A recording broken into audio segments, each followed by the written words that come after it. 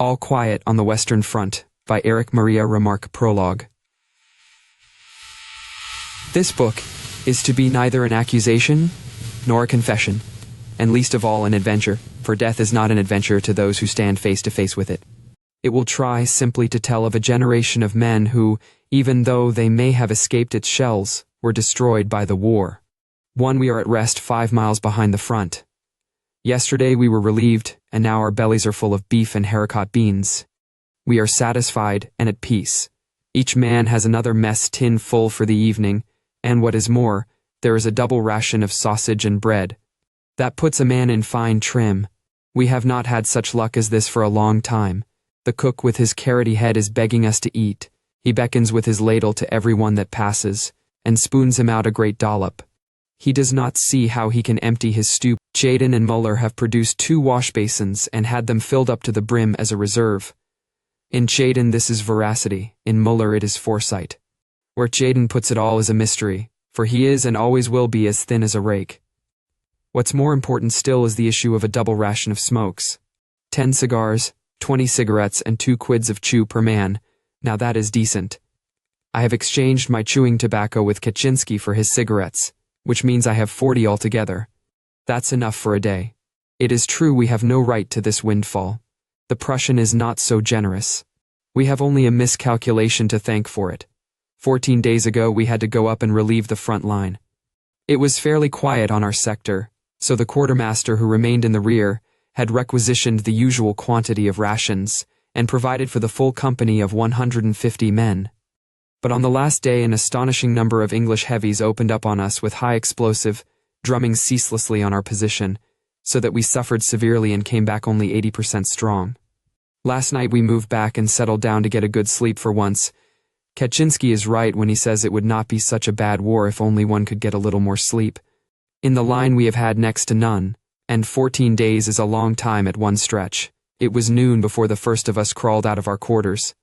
Half an hour later, every man had his mess tin, and we gathered at the cookhouse, which smelt greasy and nourishing. At the head of the queue, of course, were the hungriest little Albert Kropp, the clearest thinker among us and therefore only a lance corporal. Muller, who still carries his school textbooks with him, dreams of examinations, and during a bombardment mutters propositions in physics. Lear, who wears a full beard and has a preference for the girls from officers' brothels. He swears that they are obliged by an army order to wear silk chemises and to bathe before entertaining guests of the rank of captain and upwards. And as the fourth, myself, Paul Bäumer. And 4 are 19 years of age, and all 4 joined up from the same class as volunteers for the war. Close behind us were our friends, Jaden, a skinny locksmith of our own age, the biggest eater of the company. He sits down to eat as thin as a grasshopper and gets up as big as a bug in the family way. Hi Westhus, of the same age, a peat digger, who can easily hold a ration loaf in his hand and say, "Guess what I've got in my fist." Then deterring, a peasant, who thinks of nothing but his farmyard and his wife. And finally, Stanislaus Kaczynski, the leader of our group, shrewd, cunning, and hard-bitten, 40 years of age, with a face of the soil, blue eyes, bent shoulders, and a remarkable nose for dirty weather, good food, and soft jobs. Our gang formed the head of the queue before the cookhouse. We were growing impatient, for the cook paid no attention to us. Finally Kaczynski called to him, "Say, Heinrich, open up the soup kitchen. Anyone can see the beans are done." He shook his head sleepily. "You must all be there first."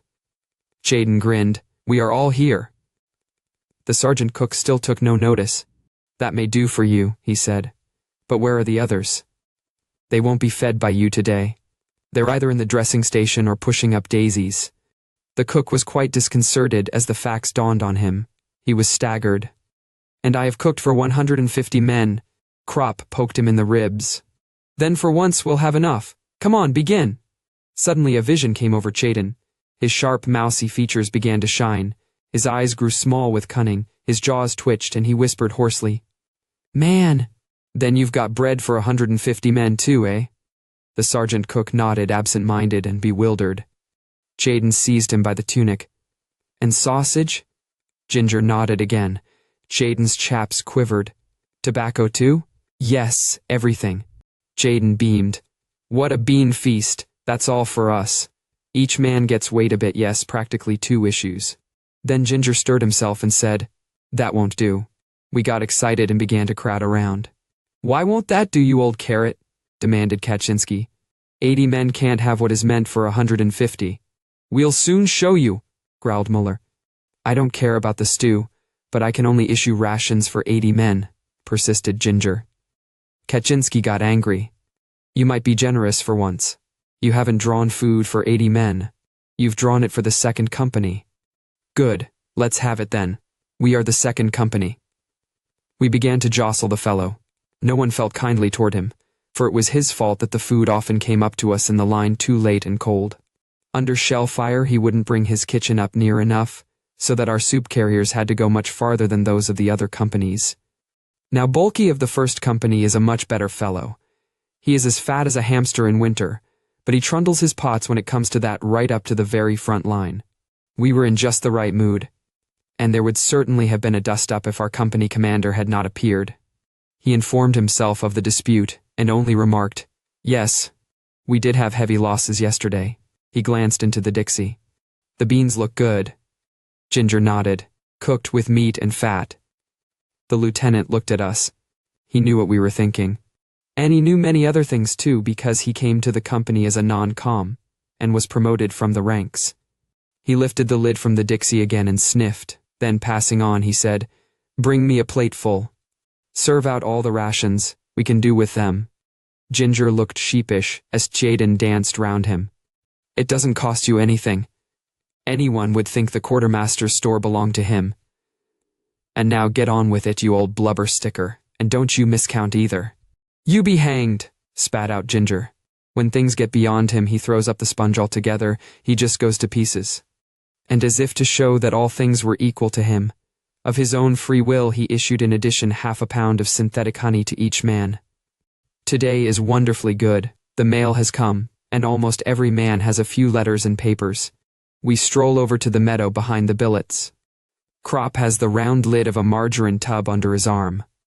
On the right side of the meadow a large common latrine has been built. A roofed and durable construction.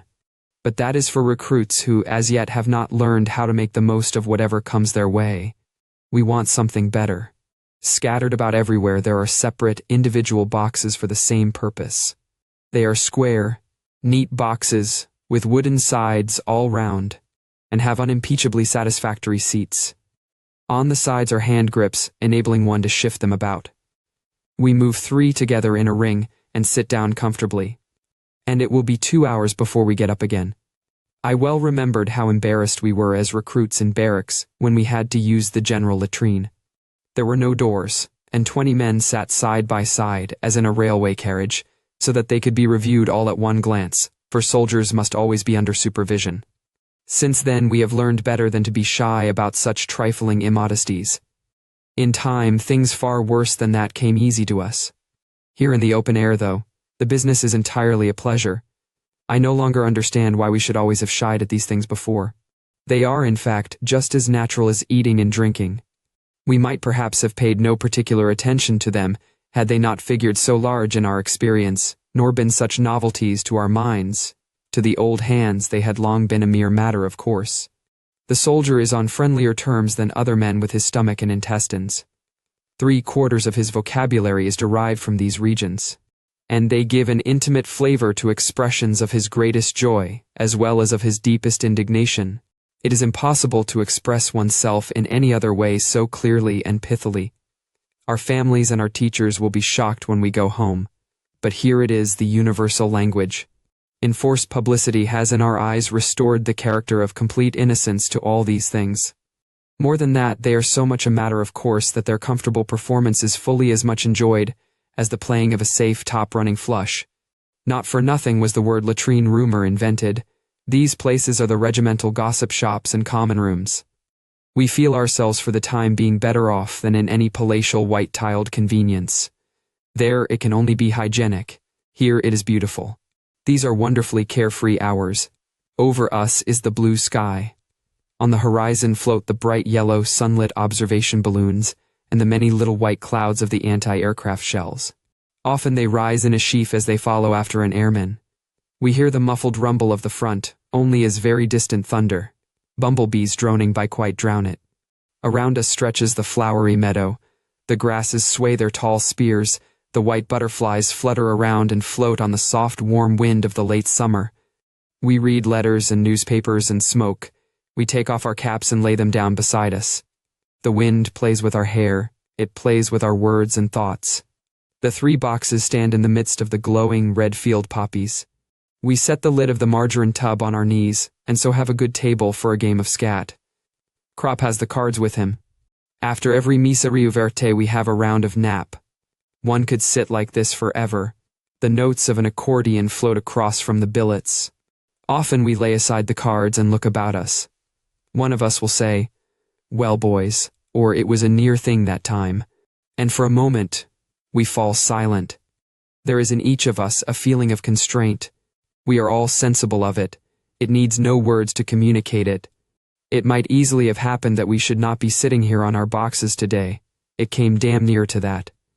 And so everything is new and brave, red poppies and good food, cigarettes and summer breeze. Krop asks, "Anyone seen Kemmerich lately?" "He's up at St. Joseph's," I tell him. Muller explains that he has a flesh wound in his thigh. A good blighty. We decide to go and see him this afternoon. Krop pulls out a letter. "Kantorek sends you all his best wishes." We laugh. Muller throws his cigarette away and says, "I wish he was here."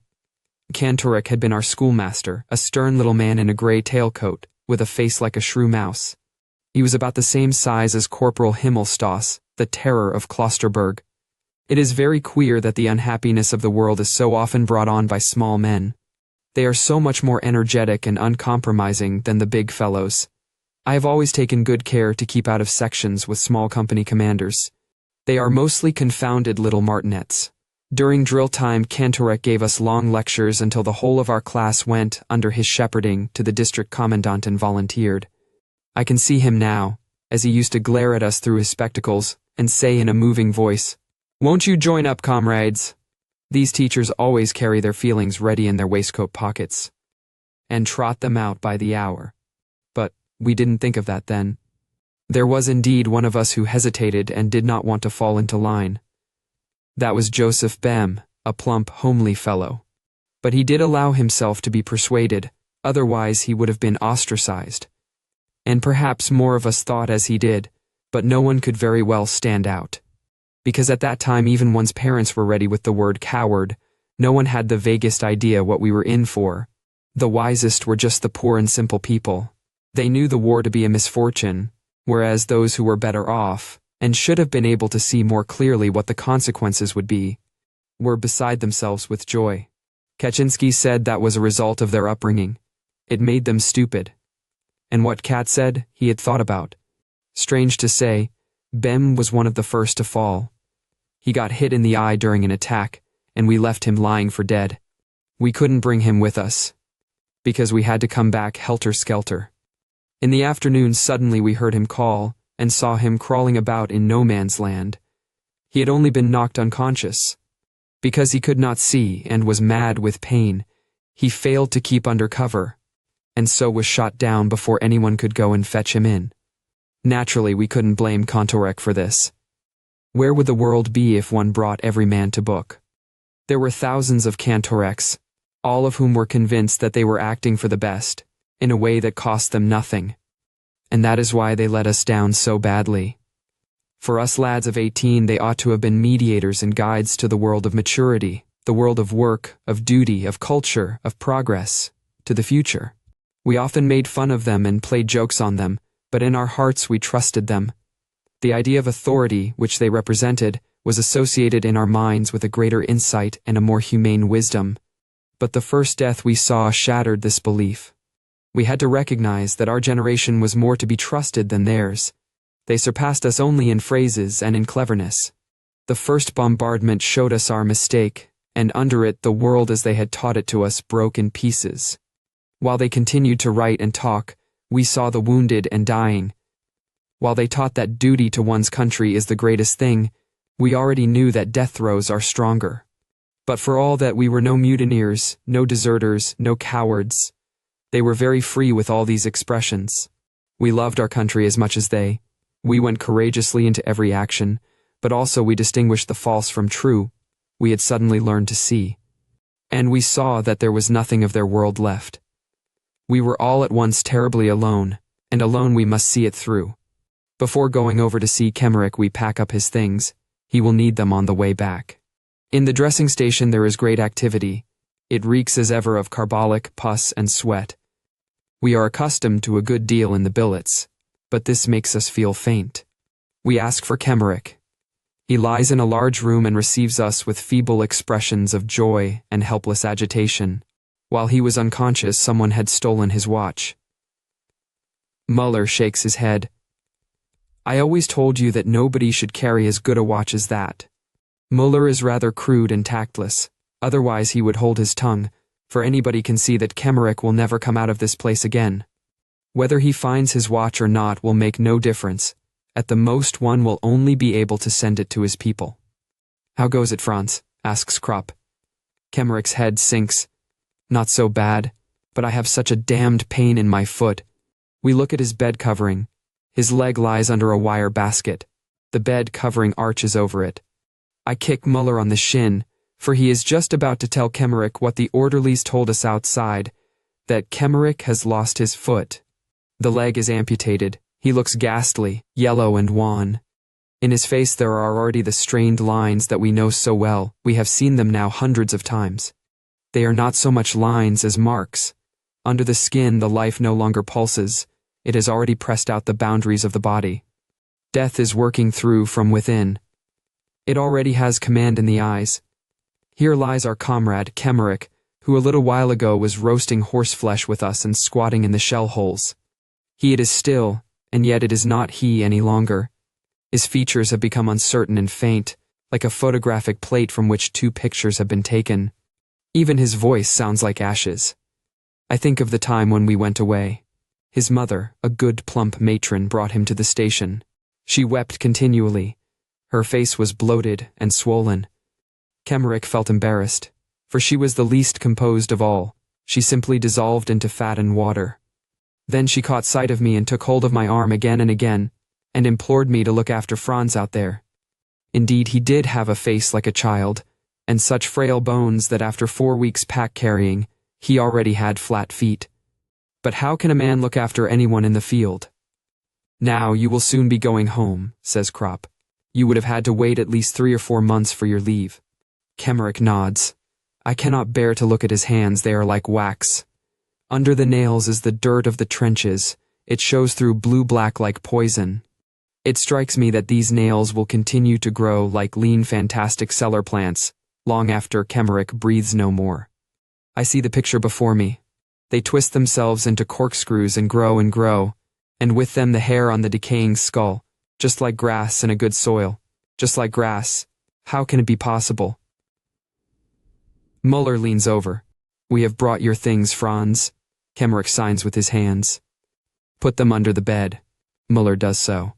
Emmerich starts on again about the watch. How can one calm him without making him suspicious? Muller reappears with a pair of airman's boots. They are fine English boots of soft yellow leather, which reach to the knees and lace up all the way. They are things to be coveted. Muller is delighted at the sight of them. He matches their soles against his own clumsy boots and says, Will you be taking them with you then, Franz? We all three have the same thought. Even if he should get better, he would be able to use only one. They are no use to him. But as things are now, it is a pity that they should stay here. The orderlies will of course grab them as soon as he is dead. Won't you leave them with us? Muller repeats. Emmerich doesn't want to. They are his most prized possessions. Well, we could exchange, suggests Muller again. Out here one can make some use of them. Still, Emmerich is not to be moved. I tread on Muller's foot. Reluctantly, he puts the fine boots back again under the bed. We talk a little more and then take our leave. Cheerio, Franz. I promise him to come back in the morning. Muller talks of doing so too. He is thinking of the lace-up boots and means to be on the spot. Emmerich groans. He is feverish. We get hold of an orderly outside and ask him to give Emmerich a dose of morphia. He refuses. If we were to give morphia to everyone, we would have to have tubs full. You only attend to officers properly, says Krop viciously. I hastily intervene and give him a cigarette. He takes it. Are you usually allowed to give it then? I ask him. He is annoyed. If you don't think so, then why do you ask? I press a few more cigarettes into his hand. Do us the favor. Well, all right, he says. Krop goes in with him. He doesn't trust him and wants to see. We wait outside. Muller returns to the subject of the boots. They would fit me perfectly. In these boots I get blister after blister. Do you think he will last till tomorrow after drill? If he passes out in the night, we know where the boots. Krop returns. Do you think, he asks. Done for, says Muller emphatically. We go back to the huts. I think of the letter that I must write tomorrow to Kemmerich's mother. I am freezing. I could do with a tot of rum. Muller pulls up some grass and chews it. Suddenly little Krop throws his cigarette away, stamps on it savagely, and looking around him with a broken and distracted face. Stammers, damn shit, the damn shit. We walk on for a long time. Krop has calmed himself, we understand. He saw red. Out here every man gets like that sometime. What has Kantorek written to you? Muller asks him. He laughs. We are the Iron Youth. We all three smile bitterly. Krop rails, he is glad that he can speak. Yes, that's the way they think, these 100,000 Kantoreks. Iron Youth. Youth, we are none of us more than 20 years old. But young? Youth? That is long ago. We are old folk. Too, it is strange to think that at home in the drawer of my writing table, there lies the beginning of a play called Saul and a bundle of poems. Many an evening I have worked over them. We all did something of the kind, but that has become so unreal to me I cannot comprehend it anymore. Our early life is cut off from the moment we came here, and that without our lifting a hand. We often try to look back on it, and to find an explanation, but never quite succeed. For us young men of 20, everything is extraordinarily vague. For Krop, Muller, Lear, and for me, for all of us whom Kantorek calls the Iron Youth. All the older men are linked up with their previous life. They have wives, children, occupations, and interests. They have a background which is so strong that the war cannot obliterate it. We young men of 20, however, have only our parents, and some, perhaps, a girl. That is not much. For at our age the influence of parents is at its weakest, and girls have not yet got a hold over us. Besides this there was little else. Some enthusiasm, a few hobbies in our school. Beyond this our life did not extend, and of this nothing remains. Kantorek would say that we stood on the threshold of life. And so it would seem. We had as yet taken no root. The war swept us away. For the others, the older men, it is but an interruption. They are able to think beyond it. We, however, have been gripped by it and do not know what the end may be. We know only that in some strange and melancholy way we have become a wasteland. All the same, we are not often sad. Though Muller would be delighted to have Kemmerich's boots, he is really quite as sympathetic as another who could not bear to think of such a thing for grief. He merely sees things clearly. Were Kemmerich able to make any use of the boots, then Muller would rather go barefoot over barbed wire than scheme how to get hold of them. But as it is, the boots are quite inappropriate to Kemmerich's circumstances, whereas Muller can make good use of them. Kemmerich will die, it is immaterial who gets them. Why then should Muller not succeed to them? He has more right than a hospital orderly. When Kemmerich is dead it will be too late. Therefore Muller is already on the watch. We have lost all sense of other considerations because they are artificial. Only the facts are real and important for us. And good boots are scarce. Once it was different. When we went to the district commandant to enlist, we were a class of 20 young men, many of whom proudly shaved for the first time before going to the barracks. We had no definite plans for our future.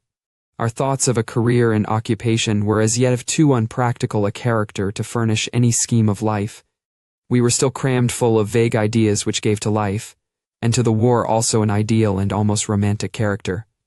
We were trained in the army for 10 weeks, and in this time more profoundly influenced than by 10 years at school. We learned that a bright button is weightier than 4 volumes of Schopenhauer. At first astonished, then embittered, and finally indifferent, we recognized that what matters is not the mind but the boot brush, not intelligence but the system, not freedom but drill. We became soldiers with eagerness and enthusiasm. but they have done everything to knock that out of us.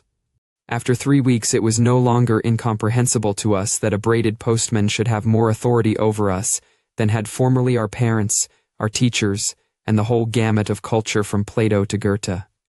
With our young awakened eyes we saw that the classical conception of the fatherland, held by our teachers, resolved itself here into a renunciation of personality, such as one would not ask of the meanest servants, salutes. Springing to attention, parade marches, presenting arms, right wheel, left wheel, clicking the heels, insults, and 1,000 pettifogging details. We had fancied our task would be different, only to find we were to be trained for heroism as though we were circus ponies. But we soon accustomed ourselves to it. We learned, in fact, that some of these things were necessary, but the rest merely show. Soldiers have a fine nose for such distinctions. By 3s and 4s our class was scattered over the platoons amongst Frisian fishermen, peasants, and laborers, with whom we soon made friends.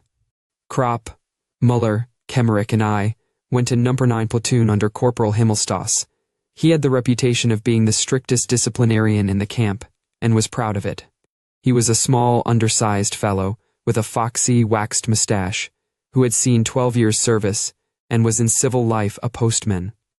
He had a special dislike of Kropp, Judden, Westhus, and me, because he sensed a quiet defiance. I have remade his bed 14 times in one morning. Each time he had some fault to find and pulled it to pieces. I have kneaded a pair of prehistoric boots that were as hard as iron for 20 hours, with intervals of course, until they became as soft as butter and not even. Himmelstoss could find anything more to do to them. Under his orders I have scrubbed out the corporal's mess with a toothbrush. Kropp and I were given the job of clearing the barrack square of snow with a hand broom and a dustpan, and we would have gone on till we were frozen had not a lieutenant accidentally appeared who sent us off, and hauled Himmelstoss over the coals. But the only result of this was to make Himmelstoss hate us more. For 6 weeks consecutively, I did guard every Sunday, and was hut orderly for the same length of time. With full pack and rifle, I have had to practice on a wet, soft, newly plowed field, the prepare to advance, and the lie down, until I was one lump of mud and finally collapsed. 4 hours later, I had to report to Himmelstoss with my clothes scrubbed clean, my hands chafed and bleeding. Together with Kropp, Westhus, and Schaden, I have stood at attention in a hard frost without gloves for a quarter of an hour at a stretch, while Himmelstoss watched for the slightest movement of our bare fingers on the steel barrel of the rifle. I have run 8 times from the top floor of the barracks down to the courtyard in my shirt at 2 o'clock in the morning, because my drawers projected 3 inches beyond the edge of the stool on which one had to stack all one's things. Alongside me ran the corporal, Himmelstoss, and trod on my bare toes. At bayonet practice I had constantly to fight with Himmelstoss, I with a heavy iron weapon, whilst he had a handy wooden one, with which he easily struck my arms till they were black and blue. Once, indeed, I became so infuriated that I ran at him blindly, and gave him a mighty jab in the stomach and knocked him down. When he reported me, the company commander laughed at him and told him he ought to keep his eyes open. He understood Himmelstoss, and apparently was not displeased at his discomfiture.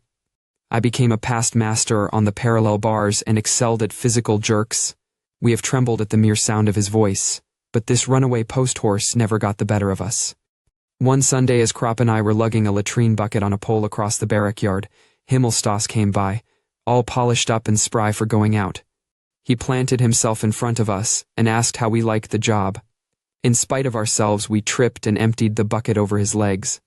He raved, but the limit had been reached. "That means clink," he yelled. But Kropp had had enough. "There'll be an inquiry first," he said, "and then we'll unload. Mind how you speak to a non-commissioned officer," bawled Himmelstoss. "Have you lost your senses? You wait till you're spoken to. What will you do anyway?" "Show you up, Corporal," said Kropp, his thumbs in line with the seams of his trousers. Himmelstoss saw that we meant it and went off without saying a word. But before he disappeared, he growled, "You'll drink this," but that was the end of his authority. He tried it on once more in the plowed field with his prepare to advance, and lie down. We obeyed each order, since an order's an order and has to be obeyed. But we did it so slowly that Himmelstoss became desperate. Carefully we went down on our knees, then on our hands, and so on. In the meantime, quite infuriated, he had given another command. But before we had even begun to sweat, he was hoarse. After that, he left us in peace. He did indeed always refer to us as swine, but there was, nevertheless, a certain respect in his tone. There were many other staff corporals, the majority of whom were more decent. But above all, each of them wanted to keep his good job there as long as possible, and this he could do only by being strict with the recruits. So we were put through every conceivable refinement of parade ground soldiering, till we often howled with rage. Many of us became ill through it. Wolf actually died of inflammation of the lung, but we would have felt ridiculous had we hauled down our colors. We became hard, suspicious, pitiless, vicious, tough, and that was good, for these attributes were just what we lacked. Had we gone into the trenches without this period of training, most of us would certainly have gone mad. Only thus were we prepared for what awaited us. We did not break down, but adapted ourselves. Our 20 years, which made many another thing so grievous, helped us in this. But by far the most important result was that it awakened in us a strong, practical sense of esprit de corps, which in the field developed into the finest thing that arose out of the war, comradeship. I sit by Kemmerich's bed. He is sinking steadily. Around us is a great commotion. A hospital tram has arrived and the wounded fit to be moved are being selected. The doctor passes by Kemmerich's bed without once looking at him. "Next time, Franz," I say. He raises himself on the pillow with his elbows. "They have amputated my leg." He knows it too then. I nod and answer, "You must be thankful you've come off with that." He is silent. I resume, "It might have been both legs, Franz. Wegeler has lost his right arm, that's much worse. Besides, you will be going home." He looks at me. "Do you think so?" "Of course." "Do you think so?" he repeats. "Sure, Franz, once you've got over the operation." He beckons me to bend down. I stoop over Bin and he whispers, "I don't think so." "Don't talk rubbish, Franz. In a couple of days you'll see for yourself." "What is it anyway, an amputated leg? Here they patch up far worse things than that." He lifts one hand. "Look here, though, these fingers. That's the result of the operation. Just eat decently and you'll soon be well again. Do they look after you properly?" He points to a dish that is still half full. I get excited. "Franz, you must eat. Eating is the main thing. That looks good too." He turns away. After a pause, he says slowly, "I wanted to become a head forester once. So you may still," I assure him. "There are splendid artificial limbs now. You'd hardly know there was anything missing. They are fixed onto the muscles. You can move the fingers and work and even write with an artificial hand. And besides, they will always be making new improvements." For a while, he lies still. Then he says, "You can take my lace-up boots with you for Muller." I nod and wonder what to say to encourage him. His lips have fallen away, his mouth has become larger. His teeth stick out and look as though they were made of chalk. The flesh melts, the forehead bulges more prominently, the cheekbones protrude. The skeleton is working itself through. The eyes are already sunken in. In a couple of hours it will be over. He is not the first that I have seen thus, but we grew up together, and that always makes it a bit different. I have copied his essays. At school he used to wear a brown coat with a belt and shiny sleeves. He was the only one of us two who could do the giant's turn on the horizontal bar. His hair flew in his face like silk when he did it.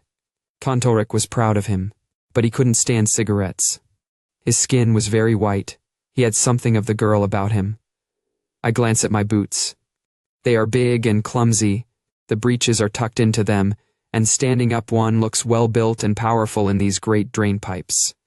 But when we go bathing in strip, suddenly we have slender legs again and slight shoulders. We are no longer soldiers, but little more than boys.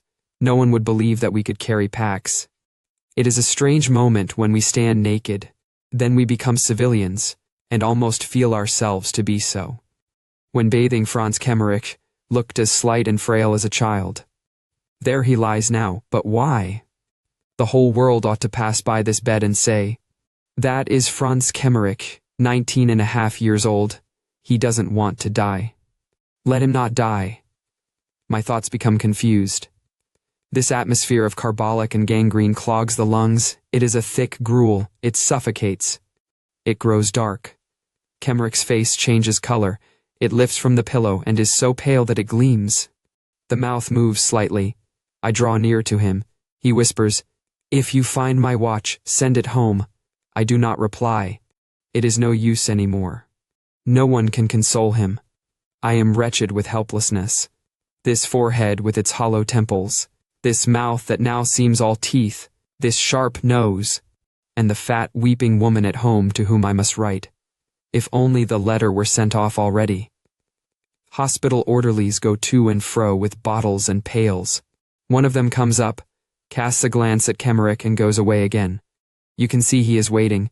Apparently he wants the bed. I bend over Franz and talk to him as though that could save him. Perhaps you will go to convalescent home at Klosterberg, among the villas, Franz. Then you can look out from the window across the fields to the 2 trees on the horizon. It is the loveliest time of the year now, when the corn ripens. At evening the fields in the sunlight look like mother of pearl. And the lane of poplars by the Klosterbach, where we used to catch sticklebacks. You can build an aquarium again and keep fish in it, and you can go without asking anyone. You can even play the piano if you want to. I lean down over his face, which lies in the shadow. He still breathes lightly.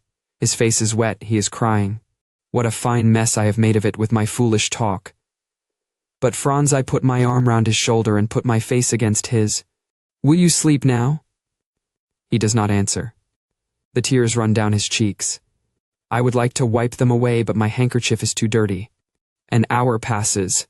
I sit tensely and watch his every movement in case he may perhaps say something. What if he were to open his mouth and cry out?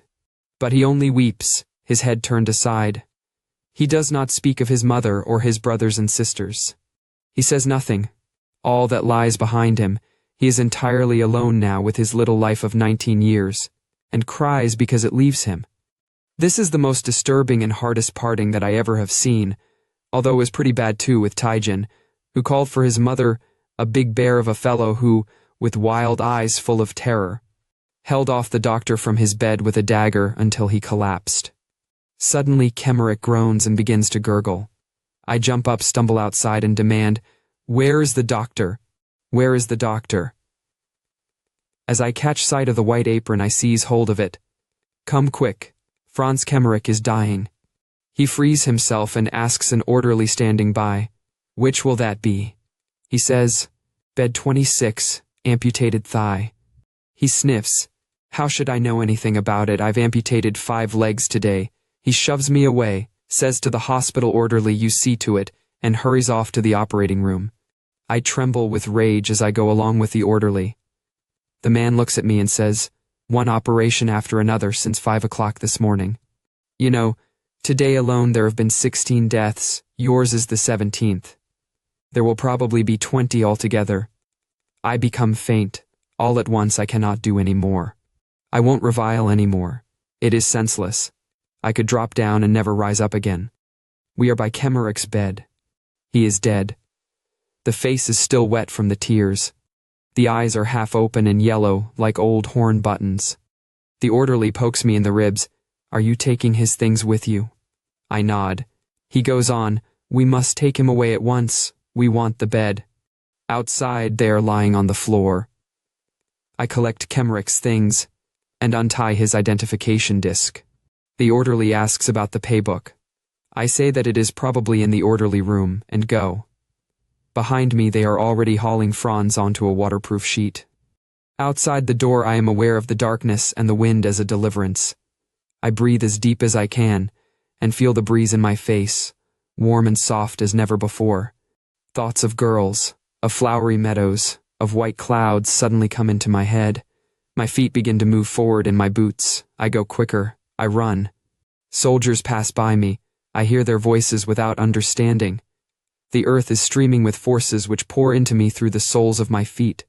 The night crackles electrically. The front thunders like a concert of drums. My limbs move supplely. I feel my joints strong. I breathe the air deeply. The night lives. I live. I feel a hunger, greater than comes from the belly alone. Muller stands in front of the hut waiting for me. I give him the boots. We go in and he tries them on. They fit well. He roots among his supplies and offers me a fine piece of saveloy. With it goes hot tea and rum. 3 reinforcements have arrived. The vacancies have been filled and the sacks of straw in the huts are already booked. Some of them are old hands, but there are 25 men of a later draft from the base. They are about 2 years younger than us. Crop nudges me. Seen the infants? I nod. We stick out our chests, shave in the open, shove our hands in our pockets, inspect the recruits, and feel ourselves Stone Age veterans. Kaczynski joins us. We stroll past the horse boxes and go over to the reinforcements, who are already being issued with gas masks and coffee. Long time since you've had anything decent to eat, eh? Kat asks one of the youngsters. He grimaces. For breakfast, turnip bread lunch, turnip stew supper, turnip cutlets, and turnip salad. Kat gives a knowing whistle. Bread made of turnips?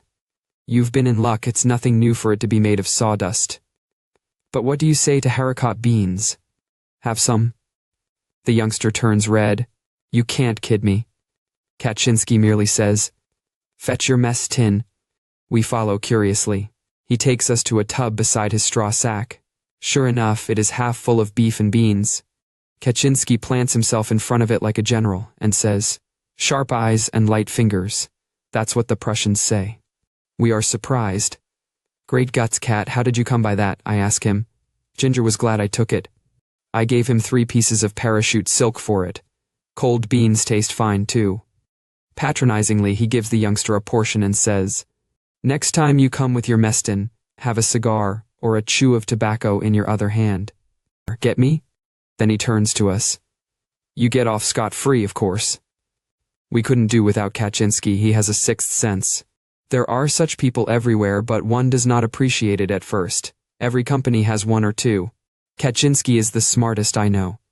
By trade he is a cobbler, I believe, but that hasn't anything to do with it. He understands all trades. It's a good thing to be friends with him, as Kropp and I are, and Hay Westus too, more or less. But Hay is rather the executive arm, operating under Kat's orders when things come to blows. For that he has his qualifications. For example, we land at night in some entirely unknown spot, a sorry hole that has been eaten out to the very walls. We are quartered in a small dark factory adapted to the purpose. There are beds in it, or rather bunks, a couple of wooden beams over which wire netting is stretched. Wire netting is hard, and there's nothing to put on it. Our waterproof sheets are too thin. We use our blankets to cover ourselves. Kat looks at the place and then says to Hay Westus, Come with me. They go off to explore. Half an hour later they are back again with arms full of straw. Kat has found a horse box with straw in it. Now we might sleep if we weren't so terribly hungry. Kropp asks an artilleryman who has been some time in this neighborhood. Is there a canteen anywhere abouts? Is there a what? He laughs. There's nothing to be had here. You won't find so much as a crust of bread here. Aren't there any inhabitants here at all then? He spits. Yes, a few. But they hang round the cookhouse and beg. That's a bad business. Then we'll have to pull in our belts and wait till the rations come up in the morning. But I see Kat has put on his cap. Where to, Kat? I ask. Just to explore the place a bit. He strolls off. The artilleryman grins scornfully. Go ahead and explore. But don't strain yourself in carrying what you find. Disappointed, we lie down and consider whether we couldn't have a go at the iron rations. But it's too risky, so we try to get a wink of sleep. Kropp divides a cigarette and hands me half. Jaden gives an account of his national dish, broad beans and bacon. He despises it when not flavored with bog myrtle and, for God's sake, let it all be cooked together. Not the potatoes, the beans, and the bacon separately. Someone growls that he will pound Jaden into bog myrtle if he doesn't shut up. Then all becomes quiet in the big room. Only the candles flickering from the necks of a couple of bottles, and the artillerymen spitting every now and then. We are just dozing off when the door opens and Kat appears. I think I must be dreaming. He has 2 loaves of bread under his arm and a blood-stained sandbag full of horseflesh in his hand. The artilleryman's pipe drops from his mouth. He feels the bread. Real bread, by God, and still hot, too? Kat gives no explanation. He has the bread, the rest doesn't matter. I'm sure that if he were planted down in the middle of the desert, in half an hour he would have gathered together a supper of roast meat, dates, and wine. Cut some wood, he says curtly to Hay. Then he hauls out a frying pan from under his coat, and a handful of salt as well as a lump of fat from his pocket. He has thought of everything.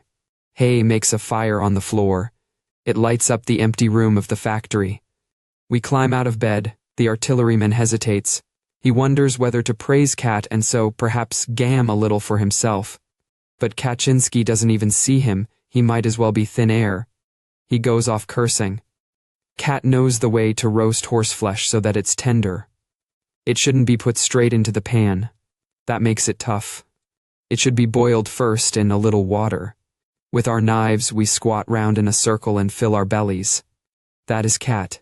If for 1 hour in a year something eatable were to be had in some one place only, within that hour, as if moved by a vision, he would put on his cap, go out and walk directly there, as though following a compass, and find it. He finds everything, if it is cold, a small stove and wood, hay and straw, a table and chairs, but above all food. It is uncanny. One would think he conjured it out of the air. His masterpiece was 4 boxes of lobsters.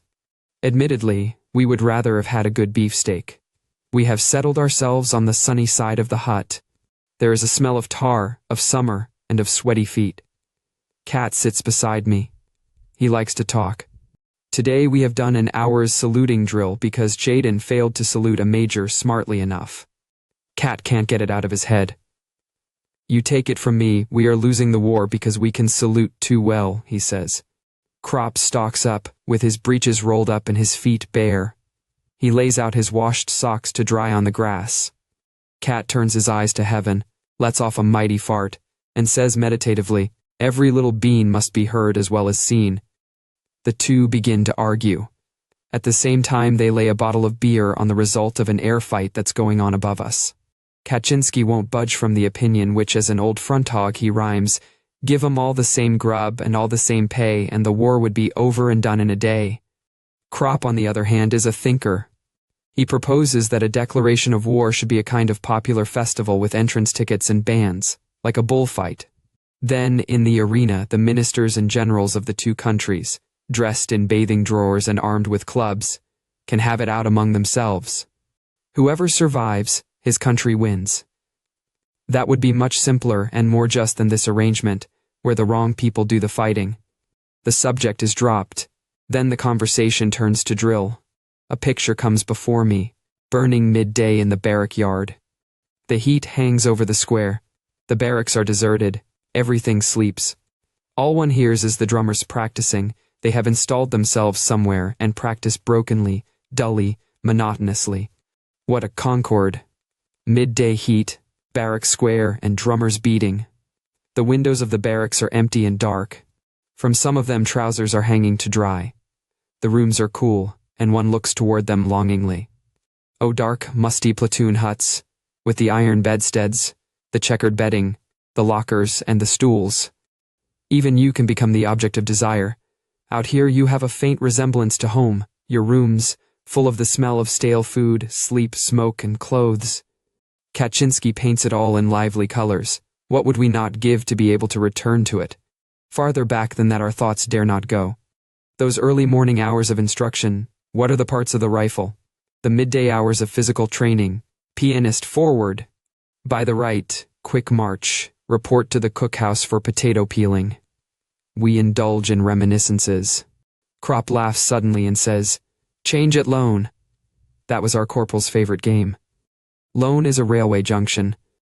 In order that our fellows going on shouldn't get lost there, Himmelstoss used to practice the change in the barrack room.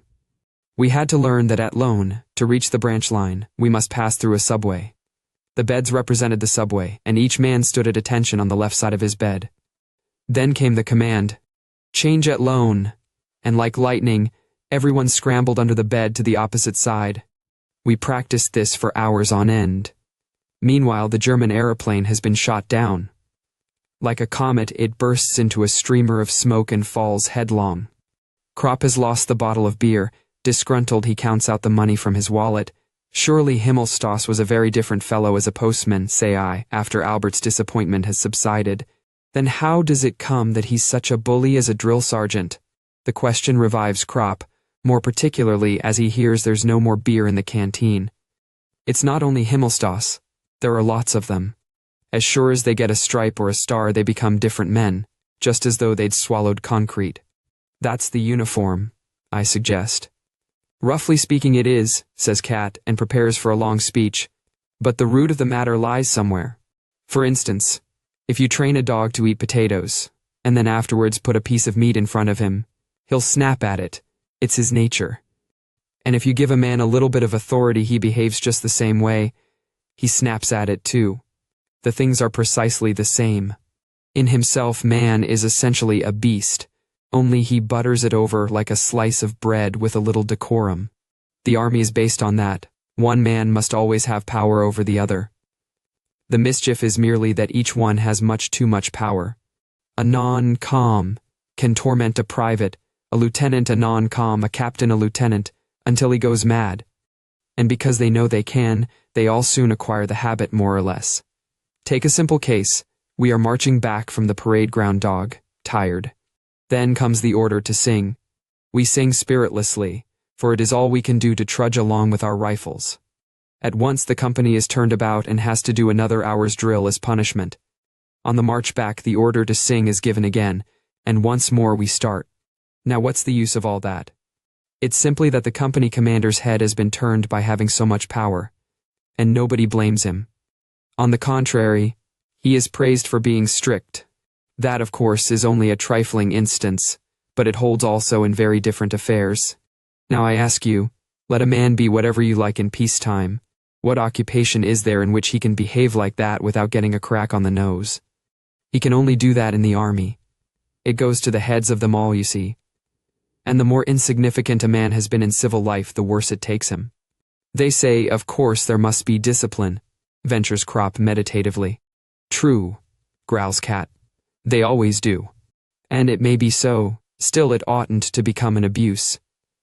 But you try to explain that to a blacksmith, or a laborer, or a workman, you try to make that clear to a peasant, and that's what most of them are here. All he sees is that he has been put through the mill and sent to the front, but he knows well enough what he must do and what not. It's simply amazing, I tell you, that the ordinary Tommy sticks it all up here in the front line. Simply amazing. No one protests. Everyone knows that drill ceases only in the front line and begins again a few miles behind, with all absurdities of saluting and parade. It is an iron law that the soldier must be employed under every circumstance. Here Chawdin comes up with a flushed face. He is so excited that he stutters. Beaming with satisfaction, he stammers out, Himmelstoss is on his way. He's coming to the front. Chawdin has a special grudge against Himmelstoss because of the way he educated him in the barracks. Chawdin wets his bed. He does it at night in his sleep. Himmelstoss maintained that it was sheer laziness and invented a method worthy of himself for curing Chawdin. He hunted up another piss-a-bed, named Kindervader, from a neighboring unit, and quartered him with Chawdin. In the huts there were the usual bunks, one above the other in pairs, with mattresses of wire netting. Himmelstoss put these two, so that one occupied the upper, and the other the lower bunk. The man underneath, of course, had a vile time. The next night they were changed over and the lower one put on top so that he could retaliate. That was Himmelstoss's system of self-education. The idea was not low but ill-conceived. Unfortunately, it accomplished nothing because the first assumption was wrong. It was not laziness in either of them. Anyone who looked at their sallow skin could see that. The matter ended in one of them always sleeping on the floor, where he frequently caught cold. Meanwhile, Hay sits down beside us. He winks at me and rubs his paws thoughtfully. We once spent the finest day of our army life together, the day before we left for the front. We'd been allotted to one of the recently formed regiments, but were first to be sent back for equipment to the garrison, not to the reinforcement depot, of course, but to another barracks. We were due to leave next morning early. In the evening we prepared ourselves to square accounts with Himmelstoss. We had sworn for weeks past to do this. Crop had even gone so far as to propose entering the postal service in peacetime in order to be Himmelstoss's superior when he became a postman again. He reveled in the thought of how he would grind him. It was this that made it impossible for him to crush us all together. We always reckoned that later, at the end of the war, we would have our revenge on him. In the meantime, we decided to give him a good hiding. What could he do to us anyhow if he didn't recognize us, and we left early in the morning? We knew which pub he used to visit every evening. Returning to the barracks, he had to go along a dark, uninhabited road. There we waited for him behind a pile of stones. I had a bed cover with me. We trembled with suspense, hoping he would be alone. At last we heard his footstep, which we recognized easily. So often had we heard it in the mornings as the door flew open and he bawled, "Get up!" "Alone?" whispered Krop. "Alone." I slipped round the pile of stones with Jaden. Himmelstas seemed a little elevated. He was singing. His belt buckle gleamed. He came on unsuspectingly.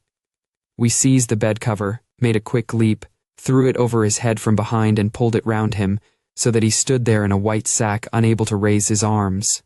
The singing stopped. The next moment High Westus was there, and spreading his arms he shoved us back in order to be first in.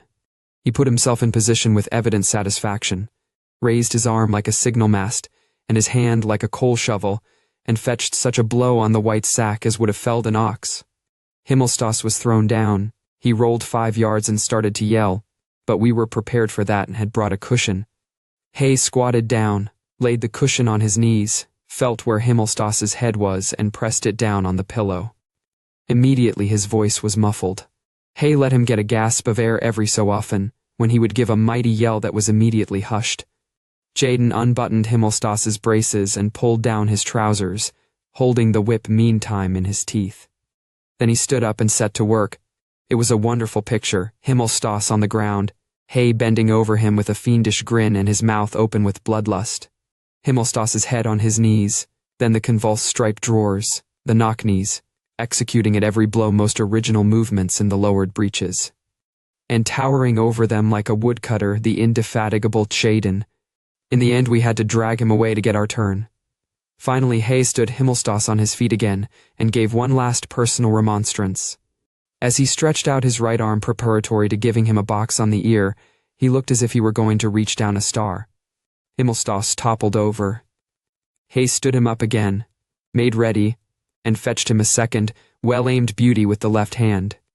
Himmelstas yelled and made off on all fours.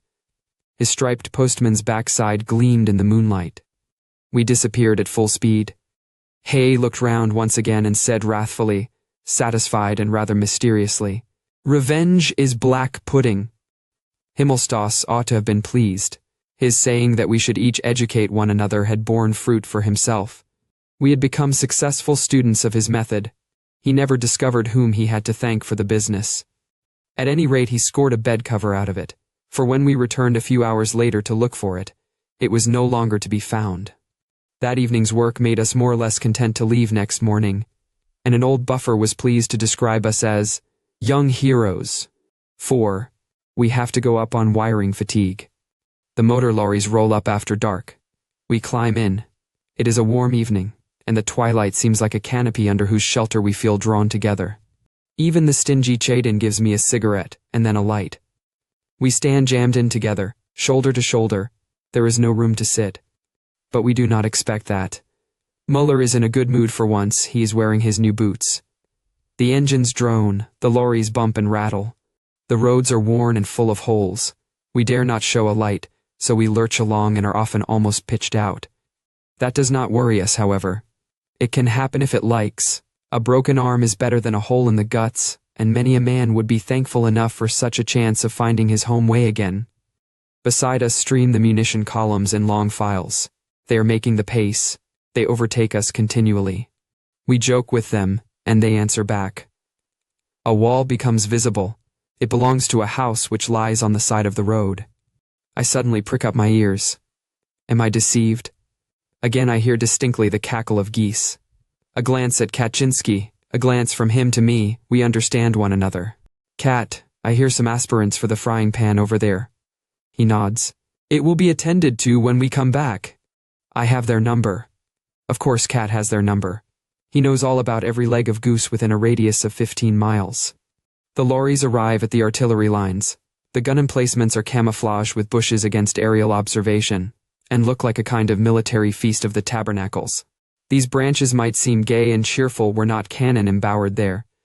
The air becomes acrid with the smoke of the guns and the fog. The fumes of powder taste bitter on the tongue. The roar of the guns makes our lorry stagger. The reverberation rolls raging away to the rear. Everything quakes. Our faces change imperceptibly. We are not, indeed, in the front line, but only in the reserves, yet in every face can be read, "This is the front, now we are within its embrace." It is not fear. Men who have been up as often as we have become thick-skinned. Only the young recruits are agitated. Cat explains to them, "That was a 12-inch.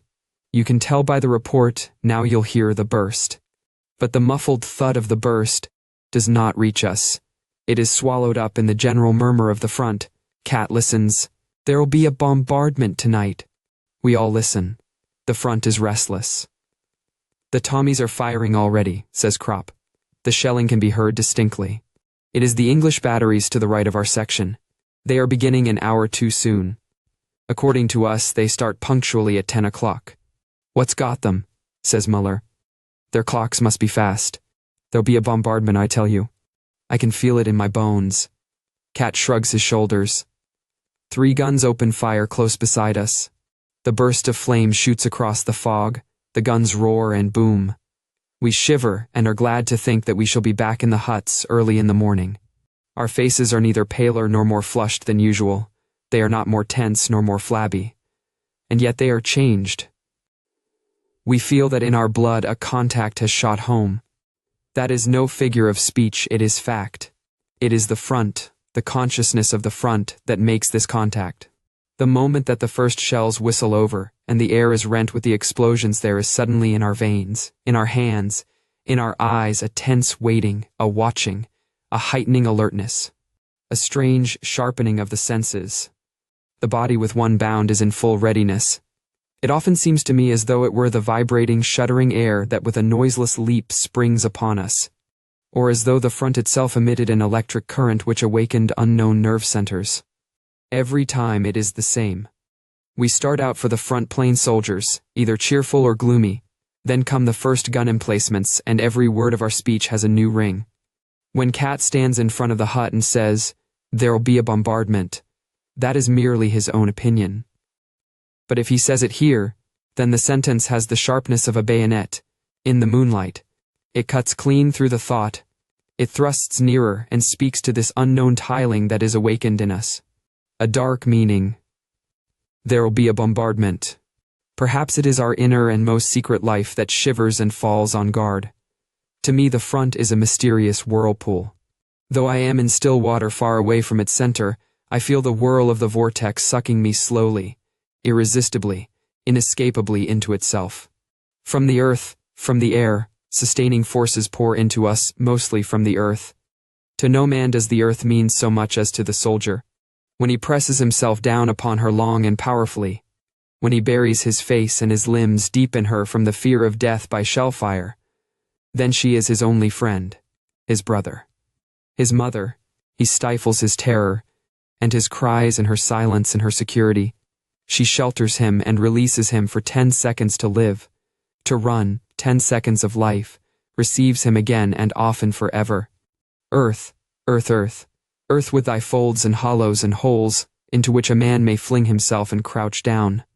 In the spasm of terror, under the hailing of annihilation, in the bellowing death of the explosions, O earth, thou grantest us the great resisting surge of new-won life. Our being, almost utterly carried away by the fury of the storm, streams back through our hands from thee, and we, thy redeemed ones, bury ourselves in thee. And through the long minutes in a mute agony of hope bite into thee with our lips.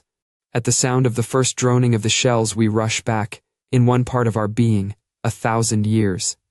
By the animal instinct that is awakened in us we are led and protected. It is not conscious, it is far quicker, much more sure, less fallible than consciousness.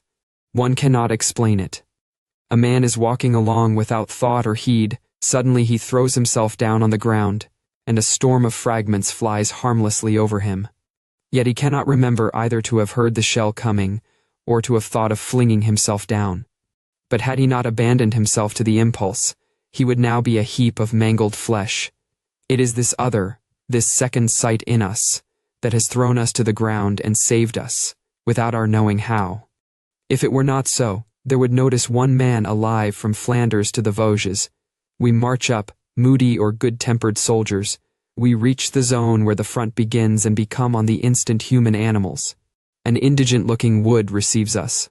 We pass by the soup kitchens. Under cover of the wood we climb out. The lorries turn back. They are to collect us again in the morning before dawn. Mist and the smoke of guns lie breast high over the fields. The moon is shining. Along the road troops file, their helmets gleam softly in the moonlight. The heads and the rifles stand out above the white mist, nodding heads, rocking barrels. Farther on the mist ends. Here the heads become figures, coats, trousers and boots appear out of the mist, as from a milky pool. They become a column. The column marches on, straight ahead. The figures resolve themselves into a block. Individuals are no longer recognizable. The dark wedge presses onward, fantastically topped by the heads and weapons floating on the milky pool.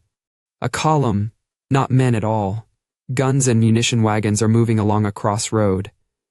The backs of the horses shine in the moonlight. Their movements are beautiful. They toss their heads, and their eyes gleam. The guns and the wagons float past the dun background of the moonlit landscape. The riders in their steel helmets resemble knights of a forgotten time. It is strangely beautiful and arresting. We push on to the pioneer dump. Some of us load our shoulders with pointed and twisted iron stakes. Others thrust smooth iron rods through rolls of wire and go off with them. The burdens are awkward and heavy. The ground becomes more broken. From ahead come warnings. Look out, deep shell hole on the left mind. To trenches our eyes peer out. Our feet and our sticks feel in front of us before they take the weight of the body. Suddenly the line halts. I bump my face against the roll of wire carried by the man in front and curse. There are some shell-smashed lorries in the road. Another order, cigarettes and pipes out. We are near the line. In the meantime, it has become pitch dark.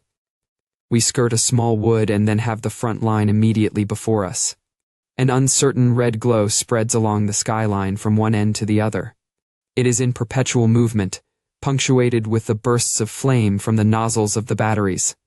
Balls of light rise up high above it, silver and red spheres which explode and rain down in showers of red, white, and green stars. French rockets go up, which unfold a silk parachute to the air and drift slowly down. They light up everything as bright as day. Their light shines on us and we see our shadows sharply outlined on the ground. They hover for the space of a minute before they burn out. Immediately fresh ones shoot up in the sky, and again green, red, and blue stars. Bombardment, says Kat. The thunder of the guns swells to a single heavy roar and then breaks up again into separate explosions. The dry bursts of the machine guns rattle. Above us the air teems with invisible swift movement, with howls, pipings, and hisses. They are smaller shells, and amongst them, booming through the night like an organ, go the great coal boxes and the heavies. They have a hoarse, distant bellow like a rutting stag, and make their way high above the howl and whistle of the smaller shells. It reminds me of flocks of wild geese when I hear them. Last autumn the wild geese flew day after day across the path of the shells. The searchlights begin to sweep the dark sky. They slide along it like gigantic tapering rulers. One of them pauses and quivers a little. Immediately a second is beside him. A black insect is caught between them and tries to escape the airmen. He hesitates, is blinded and falls. At regular intervals we ram in the iron stakes. 2 men hold a roll and the others spool off the barbed wire. It is that awful stuff with close-set, long spikes. I am not used to unrolling it and tear my hand. After a few hours it is done. But there is still some time before the lorries come. Most of us lie down and sleep. I try also, but it has turned too chilly. We know we are not far from the sea because we are constantly waked by the cold. Once I fall fast asleep. Then wakening suddenly with a start, I do not know where I am. I see the stars, I see the rockets, and for a moment have the impression that I have fallen asleep at a garden fete. I don't know whether it is morning or evening. I lie in the pale cradle of the twilight and listen for soft words which will come soft and near. Am I crying? I put my hand to my eyes. It is so fantastic. Am I a child? Smooth skin, it lasts only a second. Then I recognize the silhouette of Kaczynski. The old veteran, he sits quietly and smokes his pipe, a covered pipe of course. When he sees I am awake, he says, "That gave you a fright. It was only a nose cap, it landed in the bushes over there." I sit up. I feel myself strangely alone. It's good Cat is there. He gazes thoughtfully at the front and says, Mighty fine fireworks if they weren't so dangerous. One lands behind us. Some recruits jump up terrified. A couple of minutes later, another comes over, nearer this time. Cat knocks out his pipe. We're in for it. Then it begins in earnest. We crawl away as well as we can in our haste. The next lands fair amongst us. Two fellows cry out. Green rockets shoot up on the skyline. Barrage. The mud flies high, fragments whiz past. The crack of the guns is heard long after the roar of the explosions. Beside us lies a fair-headed recruit in utter terror. He has buried his face in his hands. His helmet has fallen off. I fish hold of it and try to put it back on his head. He looks up, pushes the helmet off, and like a child creeps under my arm, his head close to my breast. The little shoulders heave. Shoulders just like Kemmerich's. I let him be. So that the helmet should be of some use, I stick it on his behind, not for a jest but out of consideration, since that is his highest part. And though there is plenty of meat there, a shot in it can be damned painful. Besides, a man has to lie for months on his belly in the hospital, and afterwards he would be almost sure to have a limp. It's got someone pretty badly. Cries are heard between the explosions. At last it grows quiet. The fire has lifted over us and is now dropping on the reserves. We risk a look. Red rockets shoot up to the sky. Apparently there's an attack coming. Where we are, it is still quiet. I sit up and shake the recruit by the shoulder. All over, kid. It's all right this time. He looks round him dazedly. You'll get used to it soon, I tell him. He sees his helmet and puts it on. Gradually he comes to. Then suddenly he turns fiery red and looks confused. Cautiously he reaches his hand to his behind and looks at me dismally. I understand at once, gun shy. That wasn't the reason I had stuck his helmet over it. That's no disgrace, I reassure him. Many's the man before you has had his pants full after the first bombardment. Go behind that bush there and throw your underpants away. Get along. He goes off. Things become quieter, but the cries do not cease. What's up, Albert? I ask. A couple of columns over there got it in the neck. The cries continued. It is not men, they could not cry so terribly. Wounded horses, says Cat. It's unendurable, it is the moaning of the world, it is the martyred creation, wild with anguish, filled with terror and groaning. We are pale. Deterring stands up. God, for God's sake, shoot them. He is a farmer and very fond of horses. It gets under his skin. Then, as if deliberately, the fire dies down again. The screaming of the beasts becomes louder. One can no longer distinguish whence in this now quiet silvery landscape it comes. Ghostly, invisible, it is everywhere. Between heaven and earth it rolls on immeasurably. Deterring raves and yells out, shoot them, can't you, damn you again. They must look after the men first, says Cat quietly. We stand up and try to see where it is. If we could only see the animals, we should be able to endure it better. Muller has a pair of glasses. We see a dark group, bearers with stretchers, and larger black clumps moving about. Those are the wounded horses. But not all of them. Some gallop away in the distance, fall down, and then run on farther. The belly of one is ripped open, the guts trail out. He becomes tangled in them and falls. Then he stands up again. Deterring raises up his gun and aims. Cat hits it in the air. Are you mad? Deterring trembles and throws his rifle on the ground. We sit down and hold our ears. But this appalling noise, these groans and screams they penetrate everywhere. We can bear almost anything. But now the sweat breaks out on us. We must get up and run no matter where, but where these cries can no longer be heard. And it is not men, only horses. From the dark group stretchers move off again. Then single shots crack out. The black heap convulses and then sinks down. At last. But still it is not the end. The men cannot overtake the wounded beasts which fly in their pain, their wide-open mouths full of anguish. One of the men goes down on one knee. A shot one horse drops another. The last one props itself on its forelegs and drags itself round in a circle like a merry-go-round. Squatting, it drags round in circles on its stiffened forelegs. Apparently its back is broken. The soldier runs up and shoots it. Slowly, humbly, it sinks to the ground. We take our hands from our ears. The cries are silenced. Only a long-drawn, dying sigh still hangs on the air. Then only again the rockets, the singing of the shells and the stars, they are most strange. Deterring walks up and down cursing, like to know what harm they've done. He returns to it once again. His voice is agitated, it sounds almost dignified as he says, I tell you it is the vilest baseness to use horses in the war.